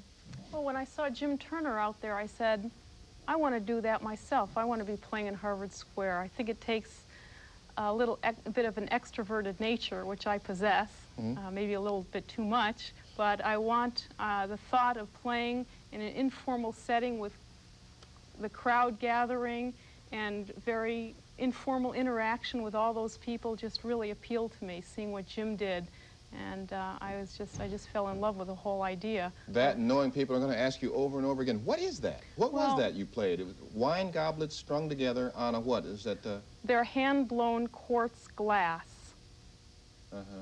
hemispheres. Was it a cork center that I saw there? Is mounted on cork just to secure each glass, yes, and they're hand-tuned to perfect pitch. And there's a name for that? It's called the Benjamin Franklin glass harmonica. The Benjamin Franklin, logically, Benjamin Franklin invented it. Speaking of motivation, the rest of you jump in here anyway. What's the difference between performing on the street and on the stage? Is there a significant difference? Because I understand some people vastly prefer the street to the stage. Well, I think there is a big difference. I think the difference is that, as Carrie pointed out before, you don't have to pay admission. All you have to pay is attention. And it's our job to try and capture your attention for a moment. But the other rules are totally made up at that moment. Do what you have to or do what you can? Do what you have to, do what you can. But I think you do what you want more than anything else. And as far as the audience is concerned, there are really no boundaries. It's not racist, it's not ageist, it's not sexist. There are no socioeconomic boundaries. You can come dressed like you are, I can come dressed like I am, Steve can come dressed like you. See, now, we did not want to get into controversy, Steve Avison. You and I have talked about this. It's a very light show, but you mentioned no racism. I know that Stephen has said that there is a problem, or you have written about the problem of what, minorities, blacks getting into certain areas, Faneuil Hall? Well, there's certain, I mean, you can pick your audience like any place. You can do where you play, what concert hall you pick. It depends what community goes there to that concert hall. And the street is the same. There's different neighborhoods in this city, and by playing in that neighborhood and versus most street performers play because they're trying to look for some income in places where that potential at least exists. So now you're talking Faneuil Hall or Harvard Square, but there are other neighborhoods where you can play where you're not going to get as much money, but you're going to have a more integrated audience. I play Boston Common because it's probably one of the most integrated places in the city. An environment that you simply environment, which is, and also I play next to a playground because I want to have children there. And there's some places where children you're more likely to be. So you can pick your audience by where you play in the street. When you're a mime, for example, it's got to be a special thrill to be able to get children to react. I saw a picture of a mime in the comics. Might have been you. Might have been you, yeah. And the children just gathering around, and the mother was looking very relieved because here's a mime coming to entertain the children free. Do you get that kind of feeling? Sure. Children are remarkably open, and adults often there are barriers for adults that mimes or clowns, can help bring down, and adults are often involved. But children almost right away will have an immediate reaction, either one of absolute joy, or sometimes children can be a little frightened. Sometimes the police have a particular reaction, too, when they see street performers doing their thing. We'll talk about that in just a moment. You have to have a license, I believe, to do this. We'll find out when we come back which of our guests are legally licensed to do what they do after this.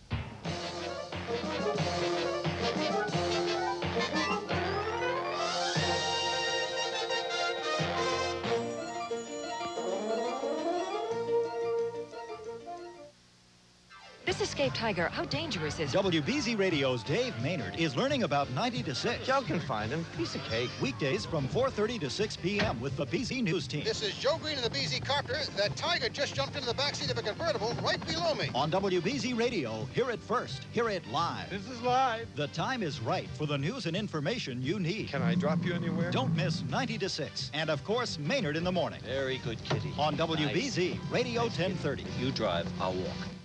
Here are 3 good reasons to watch Live on 4. Gene Blake, reliable, credible, professional. Chris Kanangla, personable, perceptive, precise. Joyce Kulhewig, distinctive, dramatic, dazzling. Working together to bring you the first look at the day's news, first-hand, in-depth reports, and the first word on arts and entertainment. Gene Blake, Chris Kanangla, and Joyce Kulhewig. 3 good reasons to watch Live on 4, weeknights at 5:30 on WBZ TV4.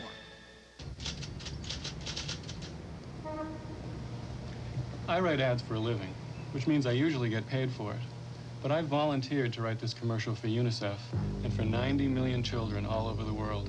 UNICEF and these children need more volunteers. No, you don't have to travel to a far-off land.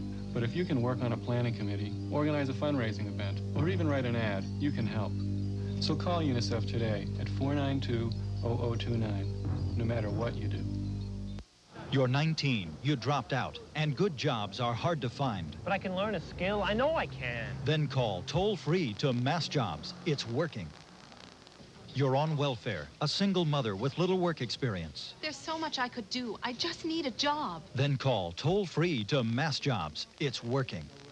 Your company is expanding, but the jobs are hard to fill. Look, if I could find trained people, I'd hire them. Then call toll-free to Mass Jobs. It's working.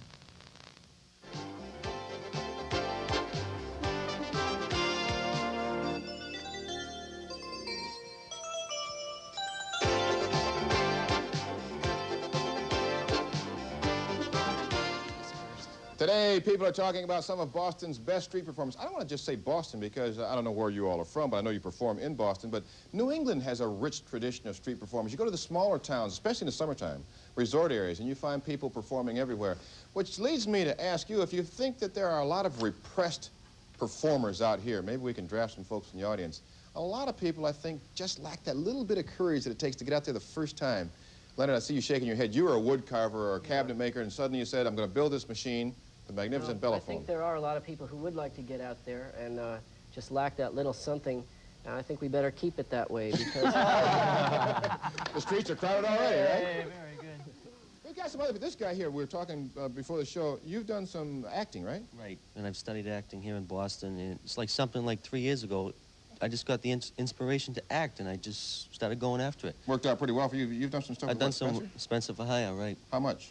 About 8 different episodes, extra work and silent bits, and we're supposed to get more work coming up in the fall. Finally got the courage to go and do it, and it worked out well. Right. Actors don't necessarily benefit these days, do they? Or maybe I'm wrong from the street scene. If you're an actor, how do you use the street to hone your craft or to get your big break? You guys are supposed to be the experts, Stephen. Well, you have to, any artist has to define their space and define who they are compared to the environment. Mm-hmm. And there's been storytellers and artists. Brother Blue is a well nationally known storyteller out of this community. I used to have an easel and say who you are. There have been acting troupes from Ohio have come here and played. There are guerrilla theater groups that came out of the 60s that are still playing. The San Francisco Mime Troupe, which was a combination of mime and acting. So you have to go out there and create the opportunity to show what you can do. We've got questions from the audience. There are certain indelicate questions that arise at this time, and I go to the audience because maybe they'll ask them. Go ahead. Yeah, is there any, are you thinking of getting public funding? Ballet gets public funding. For street performers? Yeah, because that's an art. Sure. And, yes. In San Francisco, the street performers in San Francisco, led by the San Francisco Mime Troupe, try to persuade the city to devote a certain amount of the tourist tax that go to hotels and what have you. And they wanted to earn a certain portion of that tax because they said, hey, part of the reason people come to San Francisco is because of street performers. And they succeeded in getting an endowment for something the equivalent of homeless street performers. They didn't succeed very well, but... Homeless street performers studying to be engineers at MIT. That's Carrie Bunks, right? Go ahead. I have known some actors, and they say, street performance, and I want to know what's your reaction to that, and how you deal with it, and how has the media reacted to you when they see you? Well, if you had done this interview 10 years ago, that would have been pretty snide, and that the reaction would have been quite negative. It takes years to educate the public and the media and the politicians and the police of the value of the street art. So yes, the media has changed. The articles that you could read a decade ago versus the articles you read now. The media is quite supportive. It's another First Amendment issue. Steve, you remember we had, Summer Thing? Oh, yeah. And you remember that was a vehicle for yourself back, Absolutely. and we had the Trapdoor Troupe at that time, as you recollect. How long ago was that? That was in the early 70s, about 75, 74, 75, 76, in that I era. thought Avison was in grade school back then. That's what he told me. Well, the quite Shakespeare young. brothers were doing their thing very well at that time, and they were doing, we played several different locations. We had an entire year with the Trapdoor Troupe, And since then, I became an agent, and we use so many of the street performers and relate specifically to that end. So agents keep little files on the street performers, who does what, and Big file. pull on that for, Big yeah. file. Hey, Steve. Lenny can tell, and all of the others up there sitting that we Yeah. know. Steve, your street name is Steve Shakespeare. You once formed a company when you came back to Boston to perform, what, out of college? The Shakespeare Brothers evolved out of the Boston Shakespeare Company. We were performing the Shakespeare Company, and Newbury Street was beginning their Newbury Street Fair, and they said, well, Shakespeare Company, you're right nearby. Why don't you send over somebody? Well, what we're going to do? Perform Romeo and Juliet on Newbury Street? And so I said, can anybody do anything? Well, having traveled a circus, I said, well, you know, I could do a little something.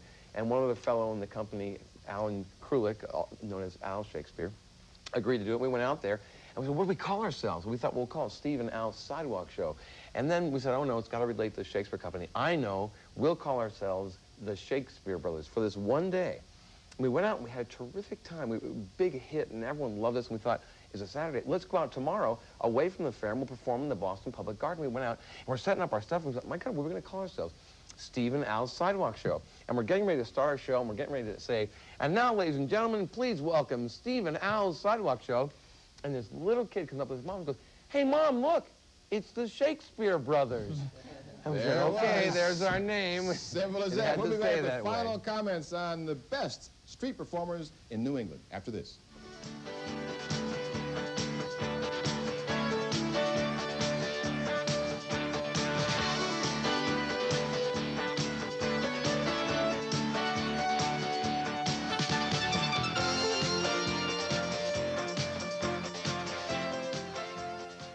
There's no single cheese like Velveeta. 'Cause Velveeta is more than one single cheese. Like Colby, Swiss, and cheddar. Blended all together for a creamy taste that melts with ease. Velveeta processed cheese spread tastes so fine. Lots of natural cheeses do the trick every time. Velveeta really knows how to please.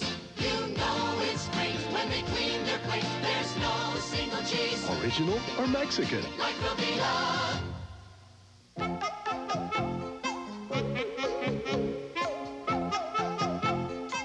In the likely event that you do not share your child's taste in goodies, we bring you Chiquita fruit and juice pops.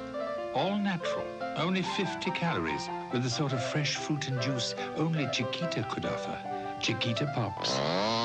Goodies have grown up, even if all goodie eaters haven't. Hello, I'm Billy Crystal. AIDS will have an increasing impact on all of us. The best defense against AIDS is information. Support those people working and coping with AIDS. Thank you. Members of the AIDS Action Line are available to answer your questions. Call 1-800-235-2331.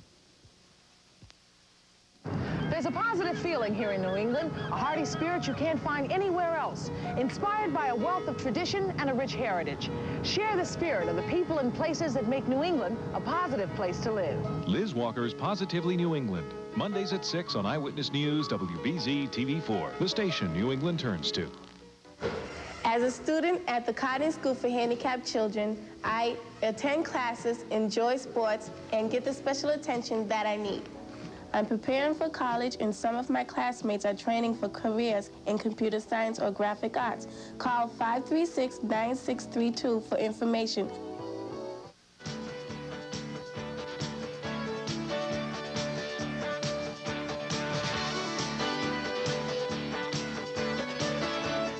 Yeah, I would love to All right, have quiet something in the mentioned studio. about We've the got to Street end the show. Performers Festival. By the way, the name of the book I mentioned earlier, Passing the Hat, Street Performers in America by Patricia J. Campbell. If you're interested in becoming a street performer, some of what you need to know is in here. Now, coming up later this week, a couple shows you want to maybe visit the studio because of, that was a terrible sentence, baby boomers turning 40.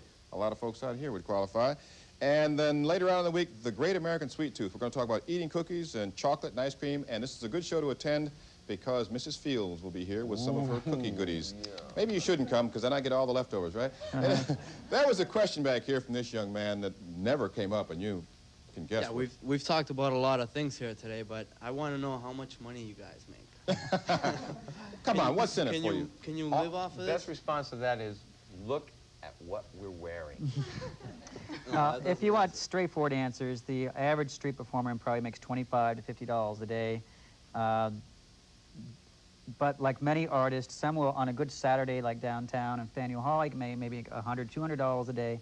But like many artists, you make a lot of money at one time. It doesn't count for all the practice time, all the materials, the 3 months that you have to sit and invent your instrument.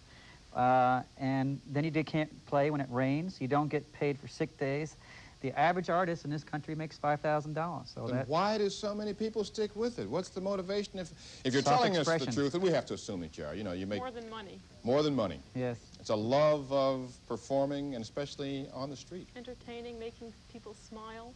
Well, I must say that the day that I saw Leonard, stumbled across Leonard Solomon, which is the reason we're doing this show, he was smiling a lot because that bucket was just filling up rapidly. My daughter went over to throw our dollar and it slid off the top, you know, because you were doing so well, Leonard. Business. It was just $1 you tried to put. Now, we got a final question here? If not, I'm going to ask Steve Avison, you know, to remind us, I mean, the basic objective, the basic motivation of most street performers that I've seen in the street is to collect a little something. Steve, can you put that hat? That's right, and you're going to have an opportunity to do that if you, at the Cambridge Street Performers Festival, which is coming. Wait, you're taking your mic off and talking here. Why don't you take the hand mic here? Okay, I'll do it. I'll do it. But June 7th, come on down. You can see Lenny and Vera and I got a bunch of crews here. That's right, and then there's the New England Vaudeville Festival, which is taking place inside historic Faneuil Hall, where people like Ben Franklin and Thomas Paine probably performed a long time ago. That's going to happen on June 14th and 15th, and that's free, and it's indoors, and we should probably end the show the way people in the street center should. I think about it. Well, first of an announcement here, the Cambridge Street Performers Festival, that's Saturday, June 7th. Coming up this 10 Saturday, Yeah, right. this Saturday. Oh, that's not this Saturday. And then, yes, it is. It is. This Saturday. Oh, okay, coming up. And then the following week, doing it, and you guys, you should do it, we should do it on the streets. That's right, thank you very much. Oh, well, let me get out of the way here. Yeah, that's the way it goes. Thank you. Don't be shy. That's right. It's all Yes, thank you. Thank you. Whoa! Good idea. You notice how they're giving dollar Don't bills? waste That's anything, the way right? it should be. Oh, thank you. Thank you. Thank you very much. Thank you. Thank you. Thank you. Okay. Thank you all very much. Enjoy.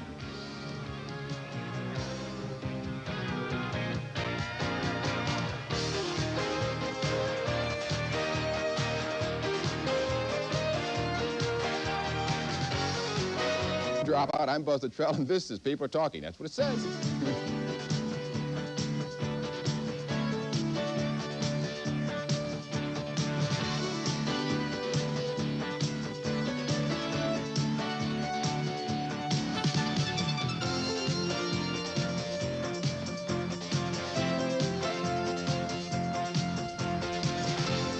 a basket back there. By the way, we're going to be talking about a range of things today that have changed in the last 3 generations. We're going to take a look at the baby boomers and their view of how things have changed in 4 specific arenas, and they include, first one, entertainment, our view of the world. What did kids who are turning 40 or who are approaching 40, facing 40, they want to be very specific here, not yet 40, but they're moving up. What their life was like. What were the images that shaped their thoughts back in the 50s and the 60s and whatnot. Then we're going to take a look at sex. Whatever happened to wife swapping, for example? Some women always said it should have been husband swapping. We'll talk about that. Economics. Boy, a lot has changed in that regard. Kids today are facing an entirely different future. The kids of the baby boomers, by the way. And then finally, politics. Where have we been?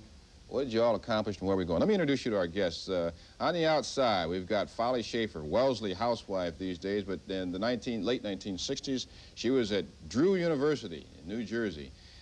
Didn't think she'd be a housewife with kids when she was in college, but here she is today, right? Things have changed. Believes women particularly have a lot of potential as they face their 40s. I don't know why women particularly in the 1980s. The women's movement, she says, has freed them to be almost anything they want. We'll find out how she arrived at that conclusion. Who we got next here? Got to go down my list here. Bill Smith decided not to go to college. Oh, there's a neat story here. Went to Vietnam instead. We'll talk about how he got there. Believes the war made skeptics out of the boomer generation, but that it was all part of growing up and that it was, in fact, good. Correct? Yes. All right. And Callie Crosby? Crossley. Crossley. What'd I say? Crosby. As in being. You said Crosley. Callie Crosley. I know. Bill's distant relative. No. Was at Wellesley College in her formative college years. Very active in civil rights, NAACP, a big supporter, admirer of Martin Luther King. She said she's disappointed at the pace of social change, and that we are backsliding now, you think? We're going backwards? We'll find out why you think that. We want to talk about the difference between yuppies and buppies. Yuppies, young urban professionals. Buppies, black urban professionals. That's right. Okay. Moving on here, we have a substitute here. I had a man named Alan Tweedy, who was the director of the Gay and Lesbian Counseling Services, clinical director. In his stead, we have Michael Gross, health educator for the Gay and Lesbian Counseling Services. And I don't have much on you, so I'm anxious to find out, how old are you? I was wondering what Alan said. Alan's background, and we'll use everything. I'm 38. 38, facing 40, approaching 40 and all that. Really? Yeah, truly in the forefront of the baby boomers. And my last guest, Eve Gerbeau, currently a writer, freelance writer, right? That's right. Living somewhere up in Toronto, but you were at Tufts University in the 1960s. Can I give your age? Is that okay with you? Yeah. You're a young boomer. Oh, yeah. 35? Just snuck in, yeah. You were in the middle of the pack, more or less. Yeah, I'd say so. Then one wonders, you made this observation, one wonders how you're qualified to write this book. Zen and Now, Z-E-N, remember the expression, Zen Buddhism? We were deep thinkers, not we, they. I was on the front edge. I am not responsible for all the problems and the dislocations caused by the baby boomers. I'm 42, born in 1944, which means that I was born before the war ended. Now, let's talk about this book and the real baby boomers, The Guide to Middle Life. How do you know if you're a baby boomer? Is there something, that sets you apart? Yeah, there are quizzes in there. I mean, if you remember who Gumby was, and you remember all the characters on Leave It to Beaver, and you remember that this used to mean peace, not 2 more white wine spritzers, then you're a baby boomer. You know, a lot of people probably don't think about whether they are, quote, a real baby boomer. I always thought I was. I don't know why. I just assumed that I was that age group because we were talked about so much, or those people were talked about so much. But I was pre-baby boomer generation. Remember, the soldiers came home from World War II and got married, reestablished relationships, and babies started coming, and that happened from 46 until 64. Let me take a look at your book. 20 years ago, you say in the book, you snorted Coke, now you drink Coke. Then you grew long hair. Now you covet any hair. I'm looking at my panelists. They're doing all right. Then you wore bell-bottoms. Now you wear yachting caps and topsiders. Then you had a meaningless relationship. Now you have a different meaningless relationship. Awfully cynical. That's our generation. Do you think baby boomers in general are cynical? Let me ask this of the group. You are the people, or remember you, who are going to change the world. Don't trust anyone over 30. Now we don't trust anyone under 30. under 30,000 a year. You know that's largely true. Under 30,000. But isn't that largely true? The baby boomers are sometimes quite jaded in their view of young people these days. I don't think so. I think our values have remained remarkably the same. For example, when we were young, we believed that anybody who drove a Cadillac was disgusting because he was probably a capitalist pig and was polluting the atmosphere. Now we still don't like people who drive Cadillacs, but now it's because we know that a Mercedes is a much classier car. Oh, now, tongue-in-cheek, I know. But you know something? There's some profundity in what you say. You're talking about the view you had as young people of the world. Let's talk about where that view came from. Our first category for discussion, entertainment. Kind of broad, but television was much different in the 50s and the 60s growing up. You had different images to relate to. Let's talk about your favorite shows and your view of reality during that time. Let's start on the outside.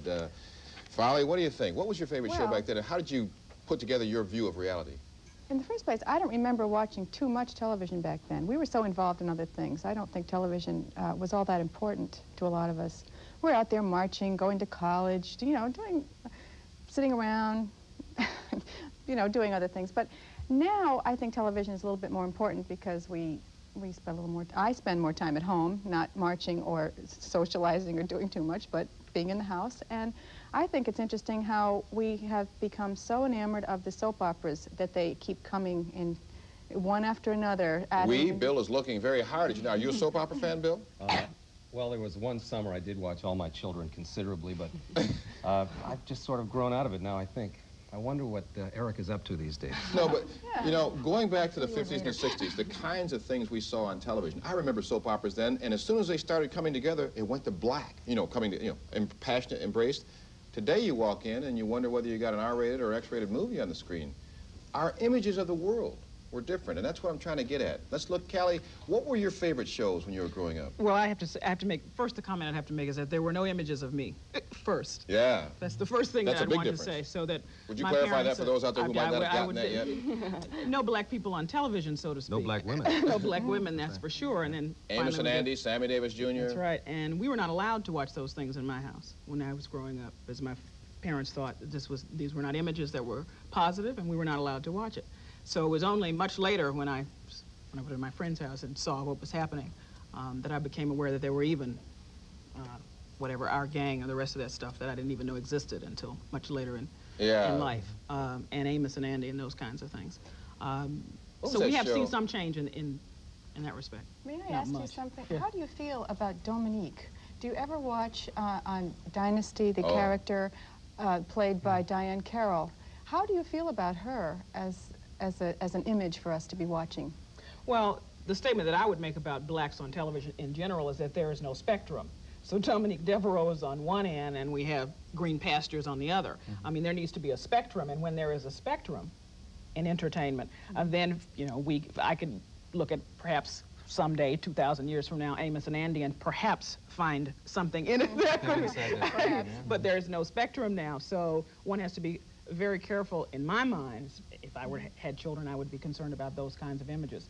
On the other hand, I say, you know, right on, Diane Carroll, you get $50 zillion for doing this. Hey, be free. But she's not offended by Diane Carroll today, whereas when, who was it that played Julia? It was Diane Carroll in the late 60s, who people said, blacks said, gee, there are no blacks out there that live like that, or very few blacks who live like that. How many live like Devereaux?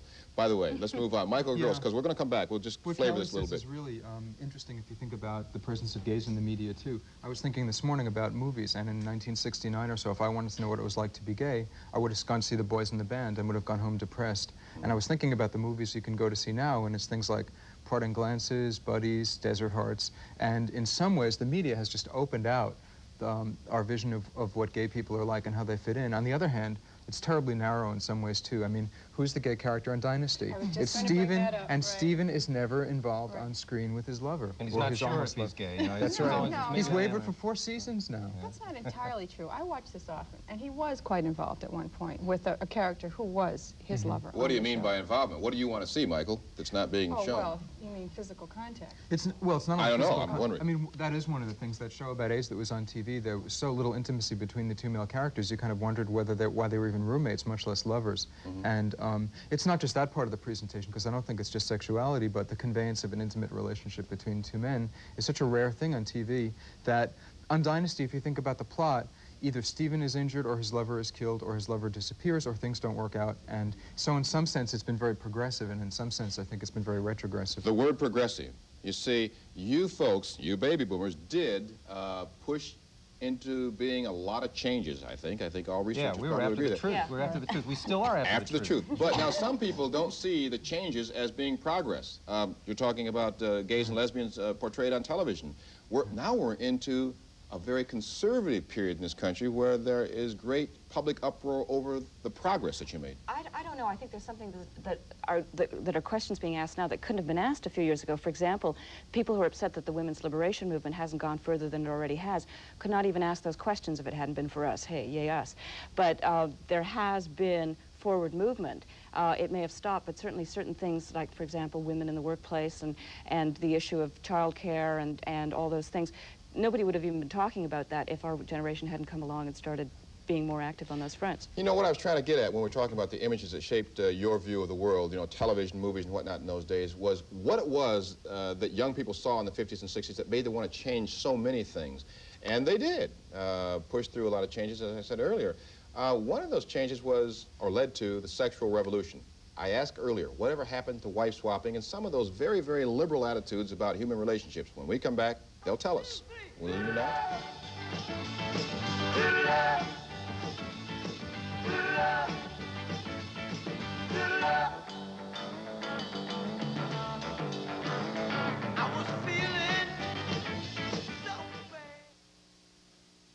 Every year, 15 million Americans, mostly women, suffer bone fractures from osteoporosis. Be there in just a minute. Osteoporosis is a disease that makes bones porous and brittle. Call for a portable x-ray. People of all ages can lower the risk of osteoporosis by eating smart. Osteoporosis. If both of you eat calcium-rich dairy foods and green leafy vegetables, you may improve your condition, and you can reduce the risk of osteoporosis. Eat smart for all the times of your life. All winter long, the biggest names in show business practice. She said, take your bottom lip and pull it over your head. Practice under the lights, so that this summer they can perform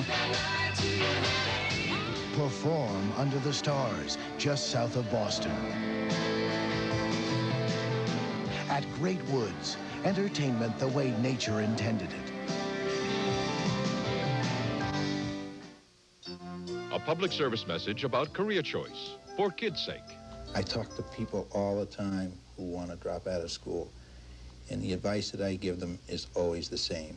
Don't do it. As I look back on my life, probably the biggest mistake that I've ever made was dropping out of school. There are some basic philosophies in life that I adhere to today. Basically, always took a lot of pride in what I did. And no matter what I was doing, I always tried to do it to the best of my ability. And as I look back now, the reason for my success basically was that ability to stay with it, even though things were going bad. Every day, I'm tested, and that philosophy comes back. A quitter never wins.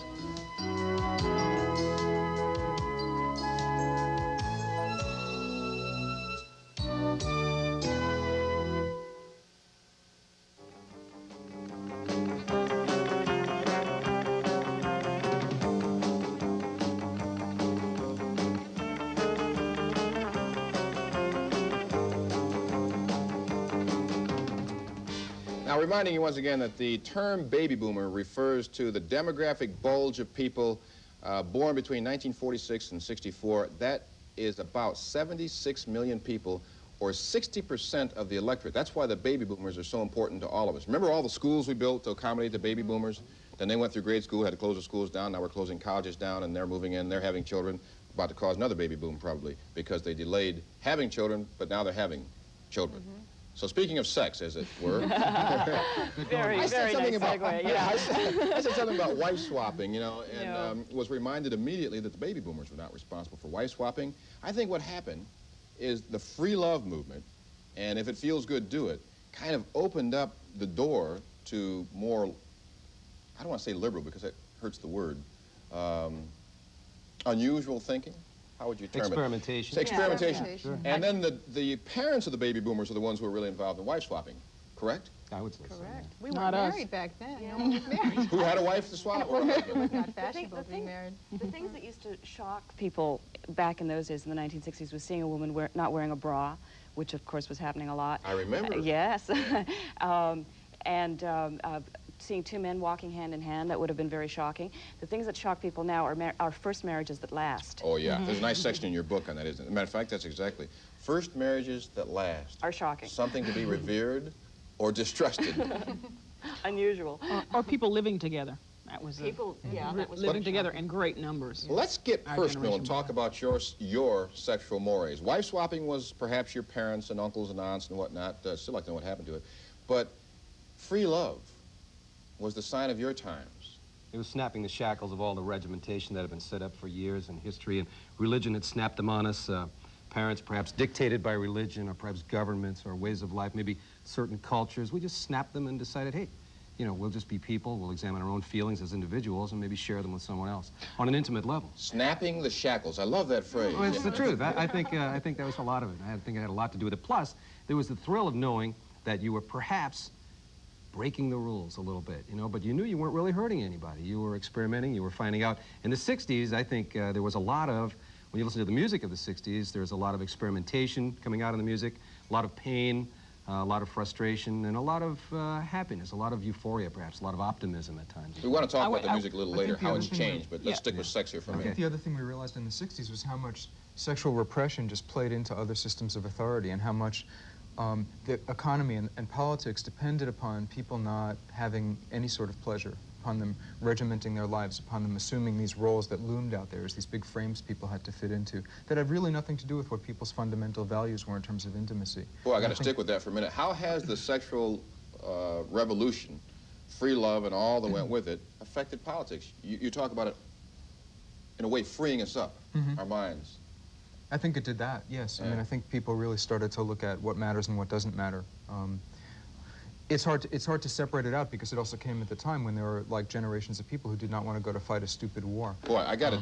Let me just interrupt and say that I think I agree with what these two guys have said, but what we must understand that what our generation did is focus on communication, and that if you think of sex as the most intimate of communication, and we were concerned about opening up doors and channels of communication on all levels. So that was what was important about finding out about each other in whatever way we needed to find out about each other without certain set rules and patterns. Why numbers of people... But we were finding out not only about each other, but mostly ourselves. Exactly. There was a very important technological component to all of this that made it possible, and that was the widespread use of the pill. The pill. The pill. I mean, you didn't have, shotgun weddings went out of style in the 60s and 70s. That no longer happened. Didn't have to get married to have a baby. You didn't, for one thing. And the other thing, too, was that you didn't have to get pregnant with every physical contact. That was the great thing that hung over our parents' generation and all those great myths of the 1950s of making love in the backseat of a car and all the shame that went along with sexuality were all of a sudden thrown out the window because you could be protected, you could make sure you weren't doing anything hazardous against the future. There was an isolation of sex from the implications and the responsibilities that went with it. But how much have things really changed? Who was it that said the more things change, the more they stay the same? Because I got a quote here from you, Yves Drabeau. Remember the baby boomers said, don't trust anyone over 30. You have said in your book, we are the people we warned ourselves against. That's You've become. It reminds me of Pogo. Wasn't it Pogo who said, I've been to the top of the mountain, I've seen the enemy, and they is us? Yes. Yeah, that's right. You are now the people that you feared so much. How much did this sexual revolution really change things?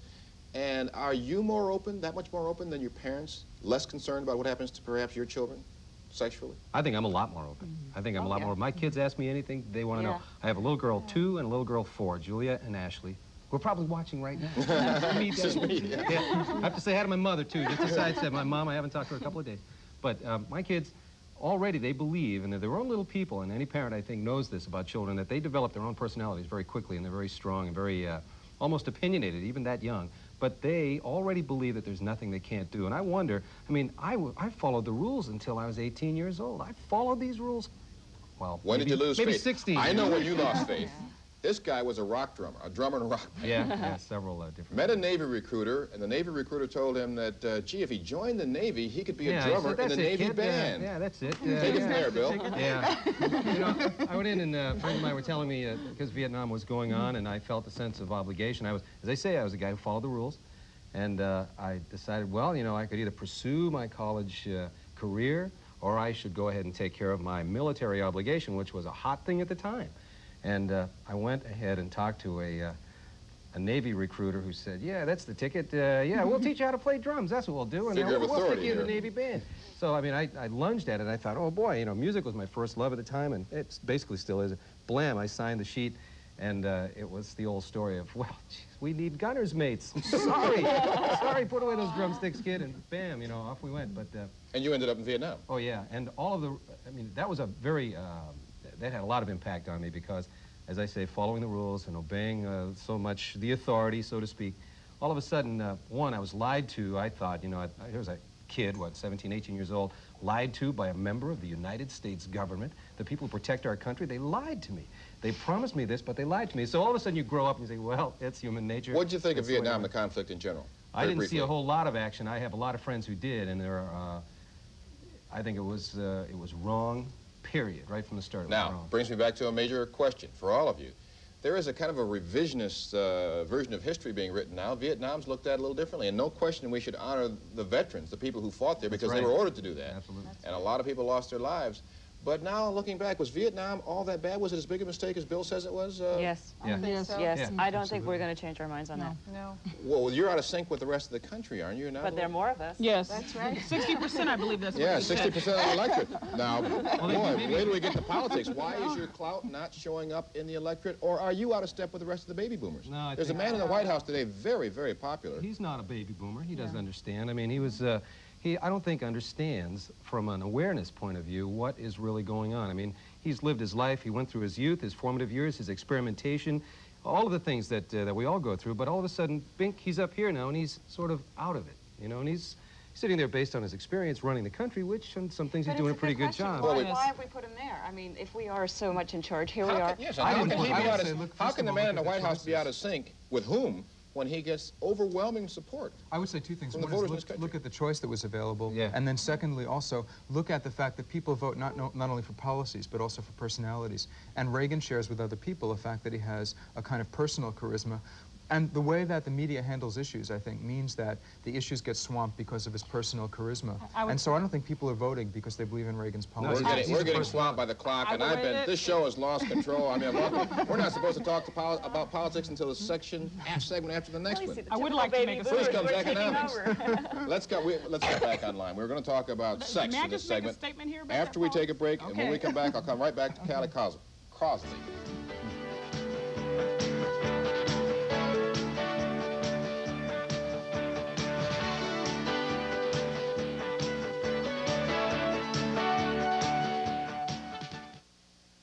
The Office of the Secretary of State, your source for public information. In the last 10 years, the Citizen Information Service has answered close to 1 million questions, from consumer safety to the legislative process, and everything you need to help you start a business, handle a neighborhood emergency, or learn your rights as a voter. So if you have a question, call and we'll help you. The Office of the Secretary of State, your source for public information. Left behind in an age of high tech. Now you fear it's too late. If I just had the right training. Then call toll-free to Mass Jobs. It's working. After 16 years, the plant closed. Now you're starting over. I want to work, but I don't know where to look. Then call toll-free to Mass Jobs. It's working.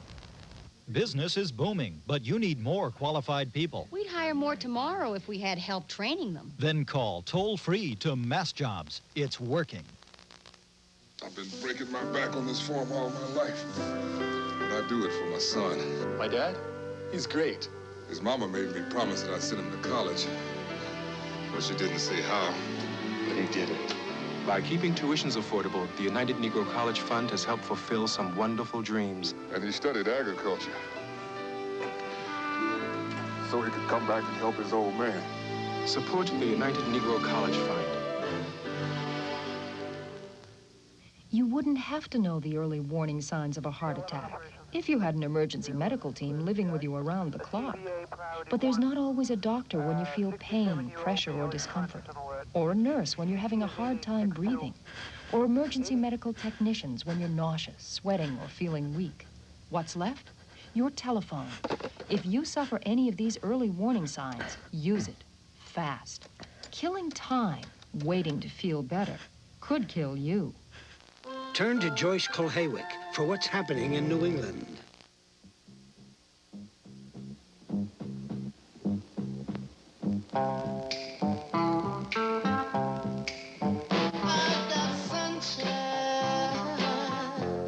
On a cloudy day. Temptations, yeah. Who's that? Temptations. What'd I say? Marvin Gaye. Marvin Gaye. You're not a baby. That was the Temptations.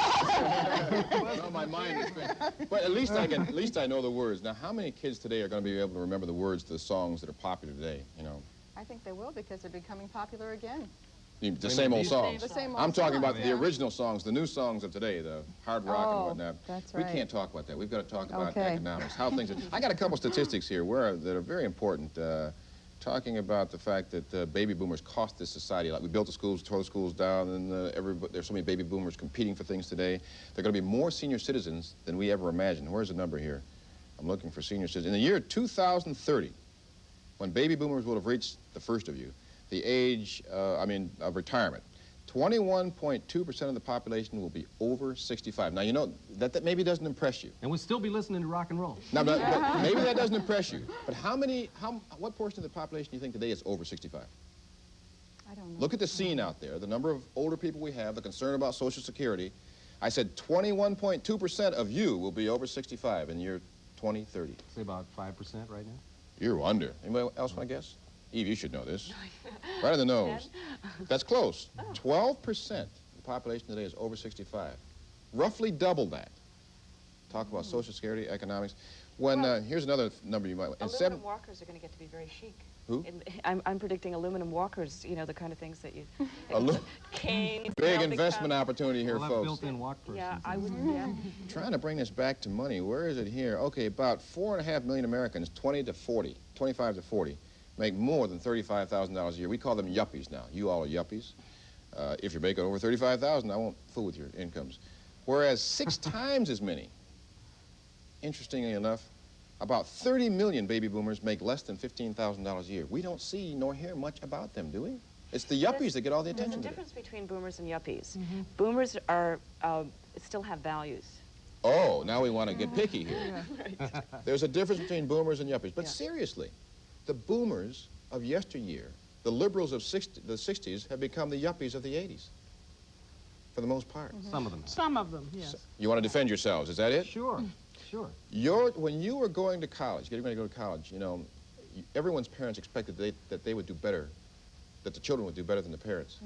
Today, your kids are going to be lucky to be able to go to college. My son enters next fall, and I just got the numbers. 10,000 smackaroos a year for where he went. That's $40,000 in 4 years. I need a salary increase here.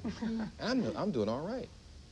The economic reality has changed drastically. Do you feel cheated, any of you, that you didn't get out there like the yuppies of today, investing, developing money?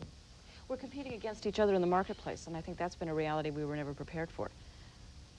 We're competing for the houses, we're competing for the jobs, we're competing for everything against each other because there are more of us. I'm trying to get a perspective here. Let me ask each of you, what was your dream house? $100,000 house back in the middle 60s when you all were young, but I mean, you're looking up the hill. If I could get $100,000, what did that house look like?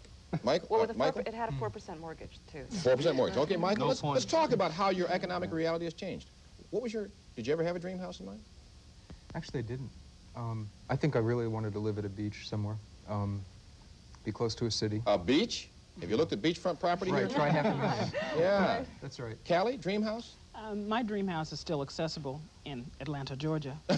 Just move back there. That's right. And not in close to Atlanta, out further perhaps. Well, maybe, yeah. But the southern part of the country, which is where eventually I will live, it's still possible. Bill, would $100,000 have bought your dream house in the middle 60s when Back you were? then, oh yeah, I'm living in my dream house now. It didn't cost nearly that much, but I'm living there. It's got a big lawn, it's got enough bedrooms to house everybody, and I'm happy. So it is my dream house. Isn't he atypical, Eve, before we go over to I think so, Folly? yeah. The average baby boomer today, let's say making over $35,000, which sounds great, what are you going to buy here in the Boston area if you're making $35,000 a year? Parking space in the back bay. A parking space in the back bay. Yeah, that's it. Well, I hate to tell you this, but I have to agree with Bill. I have pretty close to what I imagined then to be my dream house. I have that now. Yeah.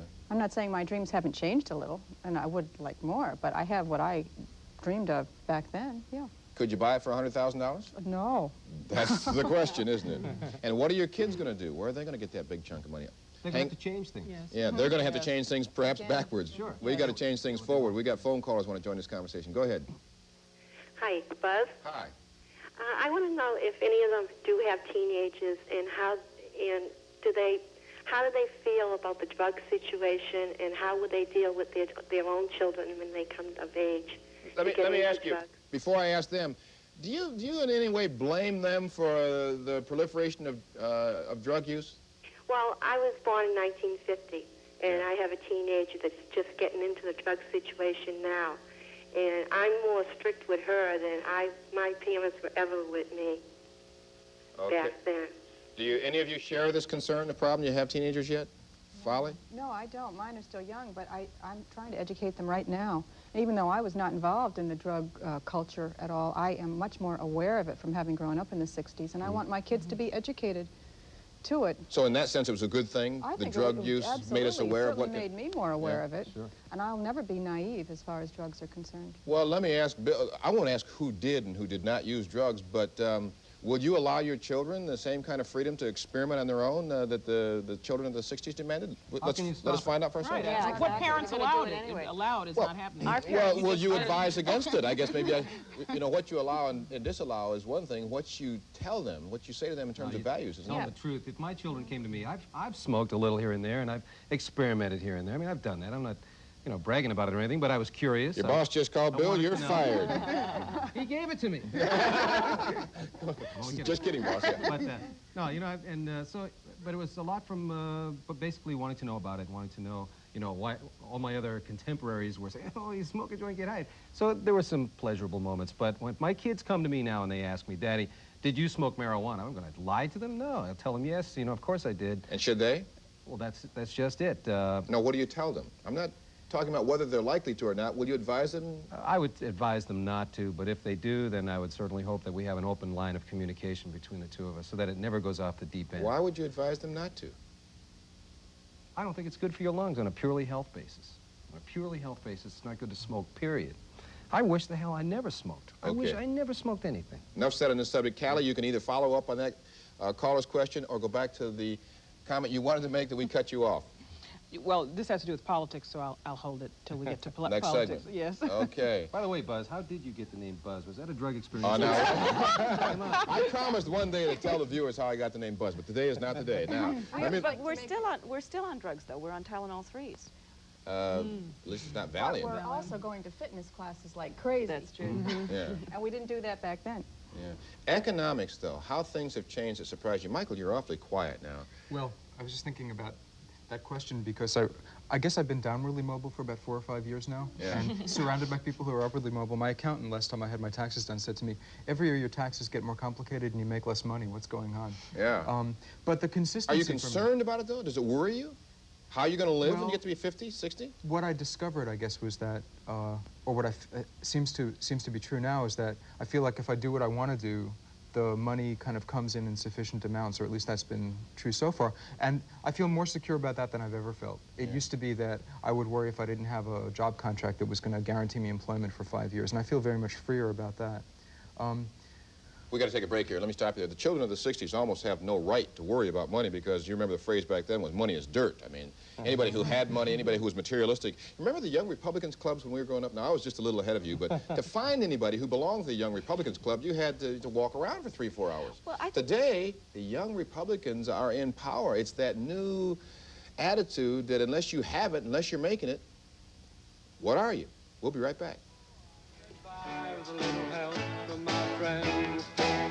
I get high with a little help from my friend. Gonna try with a little help from my friend.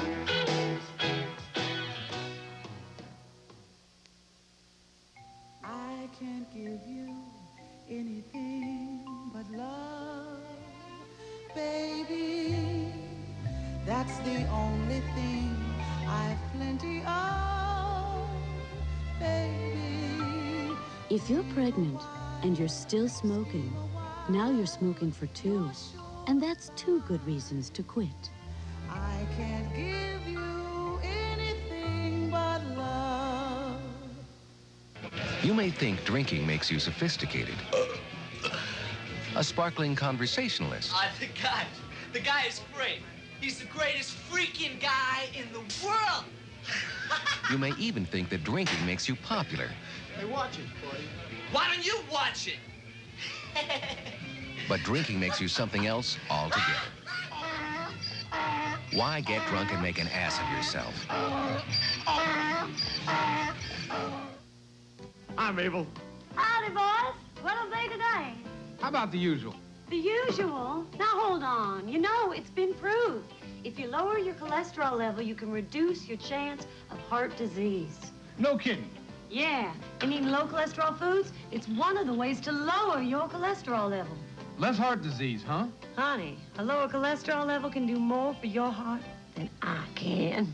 The American Heart Association. We're fighting for your life. Well, you're in luck. Nothing serious. We'll just tighten the clamp and you'll be on your way in no time. Great. Most auto repair shops are honest.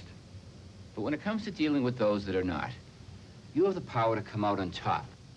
My office has developed regulations to protect you from unfair and deceptive auto repair practices. We've prepared this free booklet that explains your rights. Call or write for your copy and keep it with you in the car.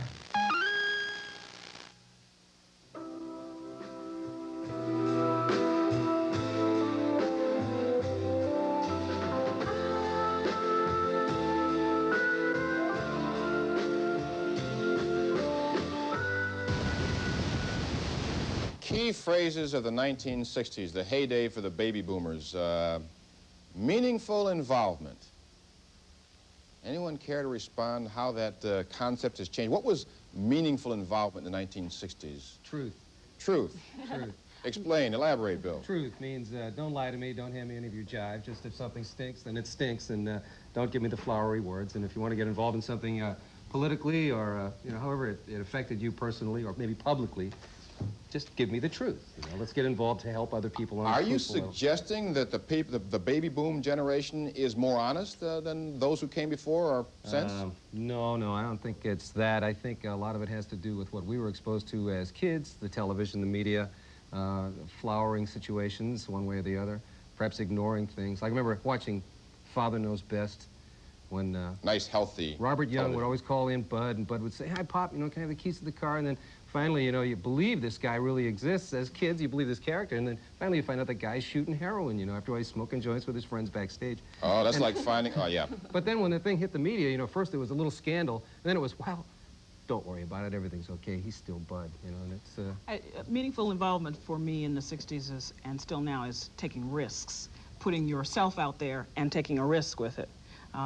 You're talking about your income being downwardly mobile. Perhaps that might have occurred because you decided to take a risk and put yourself out there and involve yourself in a cause because it meant that you had to put your whole self out there, that it was that important to you. It seems to me, Carol, that you're still doing some of that. You are essentially a health medicine reporter for WGBH-TV, but now you're on loan to a company. Is that your own doing? Or? Yeah, I'm a producer in a documentary series, and we're chronicling the history of the civil rights movement from 1954 to 65.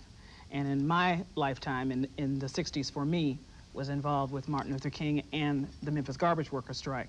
And that means, as everybody in that community was totally involved and putting themselves out there, that meant you might not have a job.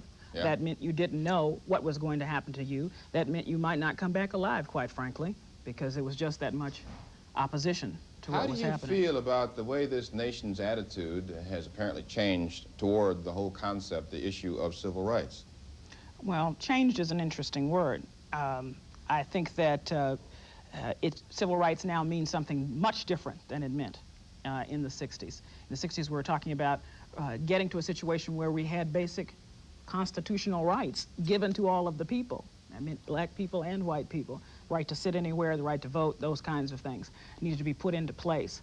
Now civil rights means something else. I'm not quite sure how people are defining it. What do you think it means? I think the point I'm trying to make is that then the entire country, whether or not you believed in it, agreed to the definition. I'm not sure that we all agree about the definition of civil rights. Take a close look at me as a TV talk show host and see if I can characterize the attitude towards civil rights. Well, did I get you? Well, let me tell you, that was happening in the 60s as well. Yeah. But what we didn't have then, that I think I see now, is just a pervasiveness of selfishness, meism, to the point that people don't feel that they have to be connected to another person enough to take a risk and get involved in a cause. And again, we're talking about some people. We got a representative of the Peace Corps out here, right? Who's going to speak here? Okay, you know, the Peace Corps, one of the big innovations of the 60s, John F. Kennedy et al., still around. There are still young people joining the Peace Corps, I assume. Are you getting new members in? Yeah, we sure are. How have attitudes, amongst young people changed toward that kind of involvement or commitment? Well, I don't think it's really the attitudes. I think the attitude still exists of wanting to go overseas and help. The attitude of wanting to help others that, let's say, are either less deprived economically or are less educated. Now, we know the function of the Peace Corps, but are we misinformed or are we misled when most of us believe that fewer and fewer young people are interested in that kind of involvement? I don't think fewer and fewer people are less involved like in Peace Corps. In fact, we have a lot more people applying to the Peace Corps now than what we have programs available. Hey, a myth maybe we can destroy. We have a phone number here. I hope it's right. If I'm not sure it's ready for the screen, but it's if you'd like to join the Peace Corps, not necessarily a plug, but you can use it that way if you want. Right. 223-7366. Anybody out there interested? We don't have it up on the screen, but we do. I'll repeat it again then. Got a pen, pencil, paper? 223-7366. What's required? You have to be a U.S. citizen. You have to be at least 18 years old. There is no upper age limit.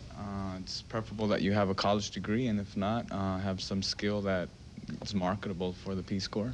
Okay. Thanks for the update. I'm not sure what the attitude is out there toward the Peace Corps in general, but this gentleman says there's been really no fall-off in interest amongst young people. We got a phone call? Go ahead. Yeah, Buzz, this is Ron McKenzie calling from New Hampshire. How are you?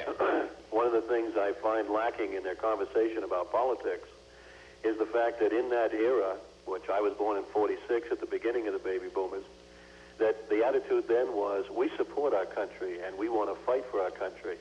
Today, there seems to be if not total, a very small percentage of young people who really feel like we should be supporting our government in its efforts and we want to fight for our country. Today, they seem to be saying we want to question everything the country does. Yeah. Gee, I don't know. I don't know that I agree. It's the questioning that authority, but we question it seems as well. to me, Bill, that more and more young people are going along with the government. When you watch the interviews after the Libyan attack and other major crises that we've been involved in, the attitude seems to be, let's go over there and kick some butt and get behind the government. Yeah. I'm not sure that I agree with what he's observed. Go ahead. Eve, you had a comment? No, I was just going to say what you just said, Buzz, that I think it is the exact opposite of what the caller said.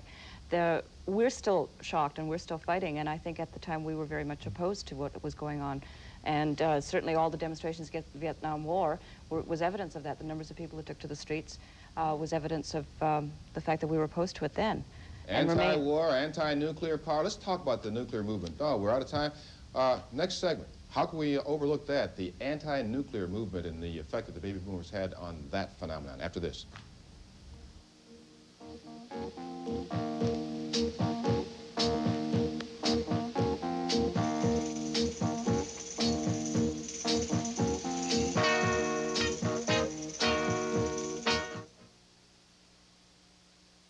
Well, you're in luck. Nothing serious. We'll just tighten the clamp and you'll be on your way in no time. Great. Most auto repair shops are honest. But when it comes to dealing with those that are not, you have the power to come out on top. My office has developed regulations to protect you from unfair and deceptive auto repair practices.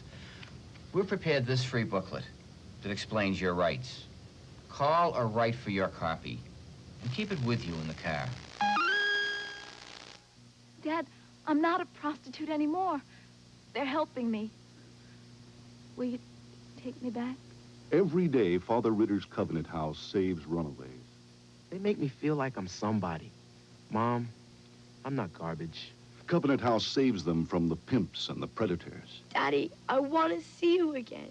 Just don't beat me anymore. We save all kinds of kids from destroying themselves. Please help. My life isn't over at 16. Stacy, age 5. Andrew, age 2. Christine, 10 months old. There's one thing these children all have in common. Their parents were killed by someone who was drinking and got behind the wheel. I'm sure those drivers didn't intend to kill, but it happened. Please, don't drink and drive. For your sake and for kids' sake. Hi, I'm Wade Boggs. When I was a senior in high school, I was batting only .111 after 10 games. My dad told me to go to the library and borrow Ted Williams' book, The Science of Hitting. The information in that book turned my season around, and it's helped me ever since. In 1983, I was baseball's leading hitter. I'm sure glad there was a library I could go to back then. In Massachusetts, you have a library in your town, too. Check out your library, just like I did. And in Massachusetts, libraries have mass appeal.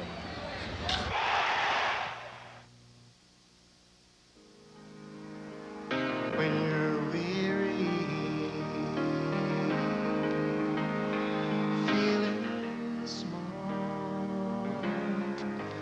when tears are in your Callie Crossley, how have I changed? Back then, she said, I thought the world would change. More precisely, that you would help change the world.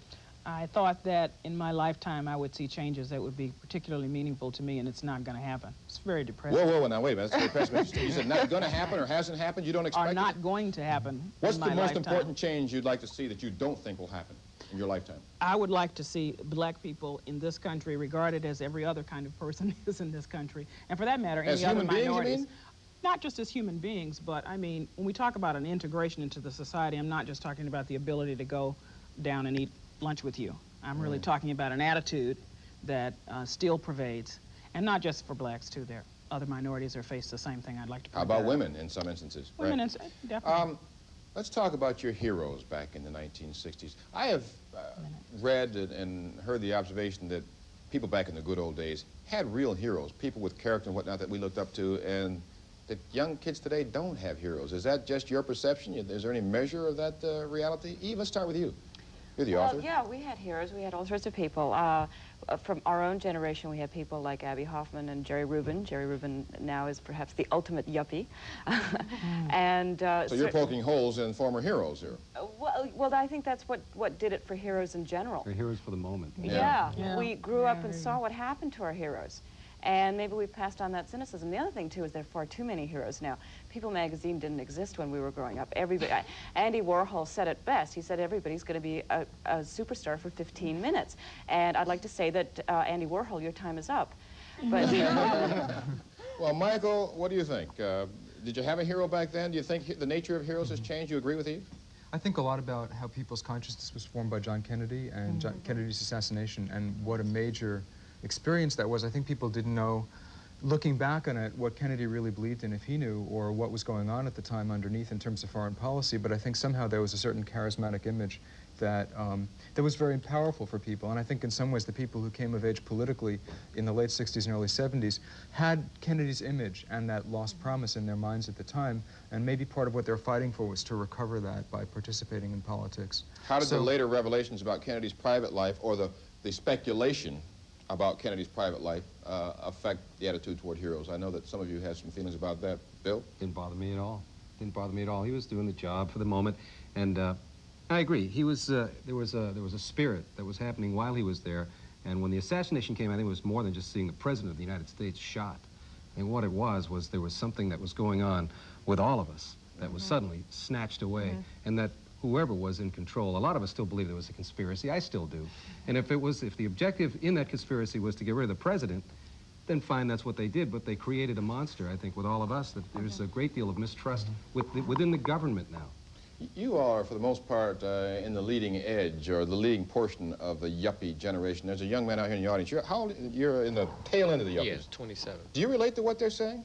Yes and no. How about the heroes aspect? Do you have heroes today? It's not the same. I don't know. Do you agree with them that there's a certain cynicism, or perhaps fear of setting someone up as a hero, to see them destroyed? Or you say yes? You're his mother. I agree, yeah, I agree with that. That there's a fear? There's a fear, cynicism? Yes, yeah. right. Let's talk. We're going to run out of time here shortly, and I want to make sure we use a portion of this segment about the American dream. What it was then and what it is today. Let's start with Folly. You have realized the dream pretty much, have you not? Pretty much. And I am amazed at times of how close my dream, the dream I've realized, has been to my parents' dream. I don't think, I'm surprised to find myself sometimes in the position I find myself in now, having the same kinds of values, raising my children, hoping my children will turn out the way they hoped I would turn out. Things like this, wanting material things more than I ever thought that I would back in the 60s. Being willing to work and risk for them more than I thought. All a part of growing up, maybe, huh? All a part of growing up, a part of maturing. Now, I threw that out there as the devil's advocate. I didn't mean you...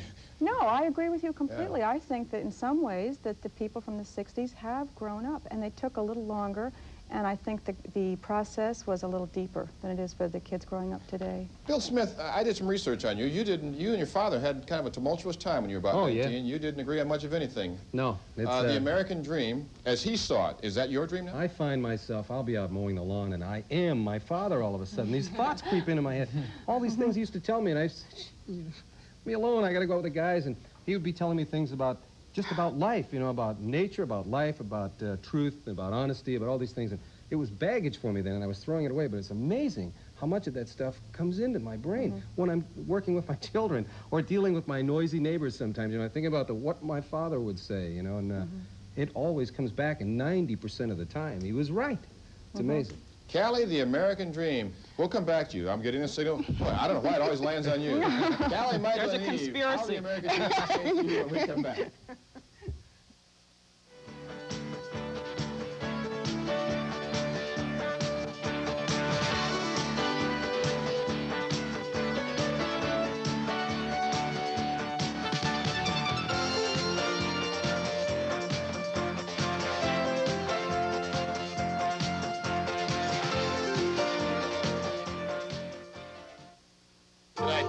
Nick. I'll see you tomorrow. All right. There you go.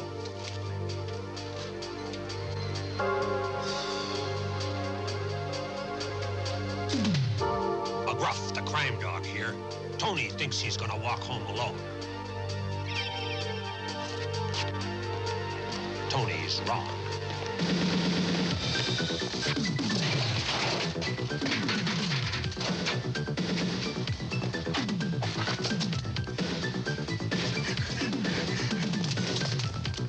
Tony! What are you doing? Walking off by yourself. You should have waited at the mall. Oh, man. I didn't think. Come on, let's get out of here. Good thing it was his friends, because teenagers are the victims of over 2,000 violent crimes by strangers every day. You can help stop it. Learn to protect yourself and your friends. Find out more. Write to McGruff, the crime dog, and help take a bite out of crime. Hi, I'm Bill Cosby for the National Association for Sickle Cell Disease. I'd like you to meet a couple of friends of mine. This is Teresa and Charlene, right? Huh? And we're here to ask you to please give money to the association because it will help us to pay for medical care and special treatment for all little kids with sickle cell disease. And so, would you please help the National Association for Sickle Cell Disease in its local program, right? Right. Right.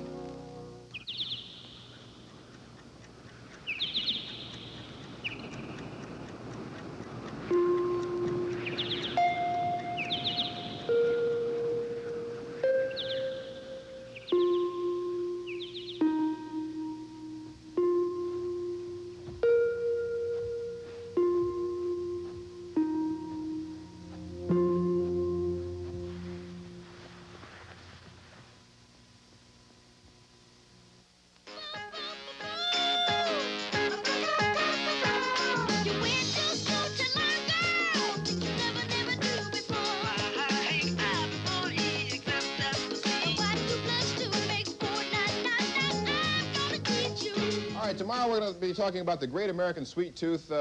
Very few seats left for that, as you can imagine. Mrs. Fields will be here with some of her cookies. We're going to have ice cream, all kinds of stuff. 787-7109. I think there are about 5 seats left. Now, I was asking about the Great American Dream. Let me give you this, Callie. Between 1973, families spent 18% more money on home furnishings, 32% more on clothing, 29% more on charities than they did in 1983, when a higher percentage than ever was spent on housing. 44% of your income. That's one part of the American dream that has changed. You're not going to have quite the house that you thought you might have once. Now, how do you think the American dream has changed in reality for most people? What do they expect today versus when you were growing up? See, my American dream is not couched in materialism, but in some sort of social change. So I'm in an interesting position because I am living my parents' American dream. They've lived to see a great deal of change in me. But for me, if I were to have children, I'm afraid it's not going to happen while I'm alive to see that next leap happen. I want for us to get to a place that Bill was talking about where we can just share with each other and accept each other as people in this country. Race relations going to improve because you have just acknowledged that you're living out the dream your parents saw of you, a professional, black professional, doing things that weren't possible when you were young. That's right. Is it going to get better or worse? Stay the same? Well, I hope it gets better because... Bill's putting words in your ear there. Right. Well, no, well, one has to have hope because, you see, Bill has children. Yes. All right? So he passes on Tell me a the certain truth, set though, of values. Callie. Do you expect them to get better? I think that we're backsliding right now, and I'm terrified of it. Michael Gross, see. The Great American Dream. I think it's on hold. For me, the dream will start again when we come up with a therapy or a cure for AIDS, and I think that that's really a very large part of like my awareness and that of my communities right now.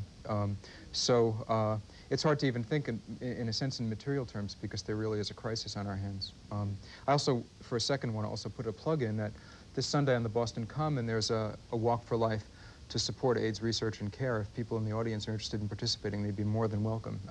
There will be literally people from all walks of life present there, and it's a chance to show that you care about that issue and support it. So I hope that boomers and others will be there. Your comments certainly underscore the fact that the Great American Dream varies greatly depending on where you stand and who you are. Yves Gerbeau, you've taken kind of a broad overview. Look at that. Where's your book again? Let me promote your book since it's here. All right.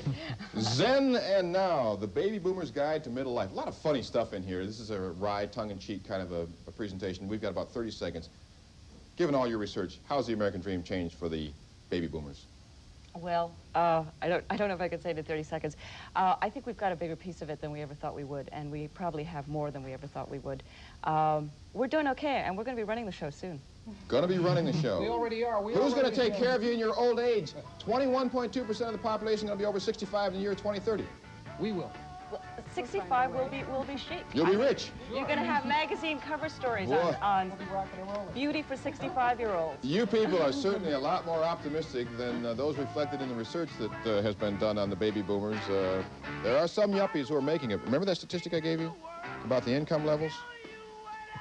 4.5 million.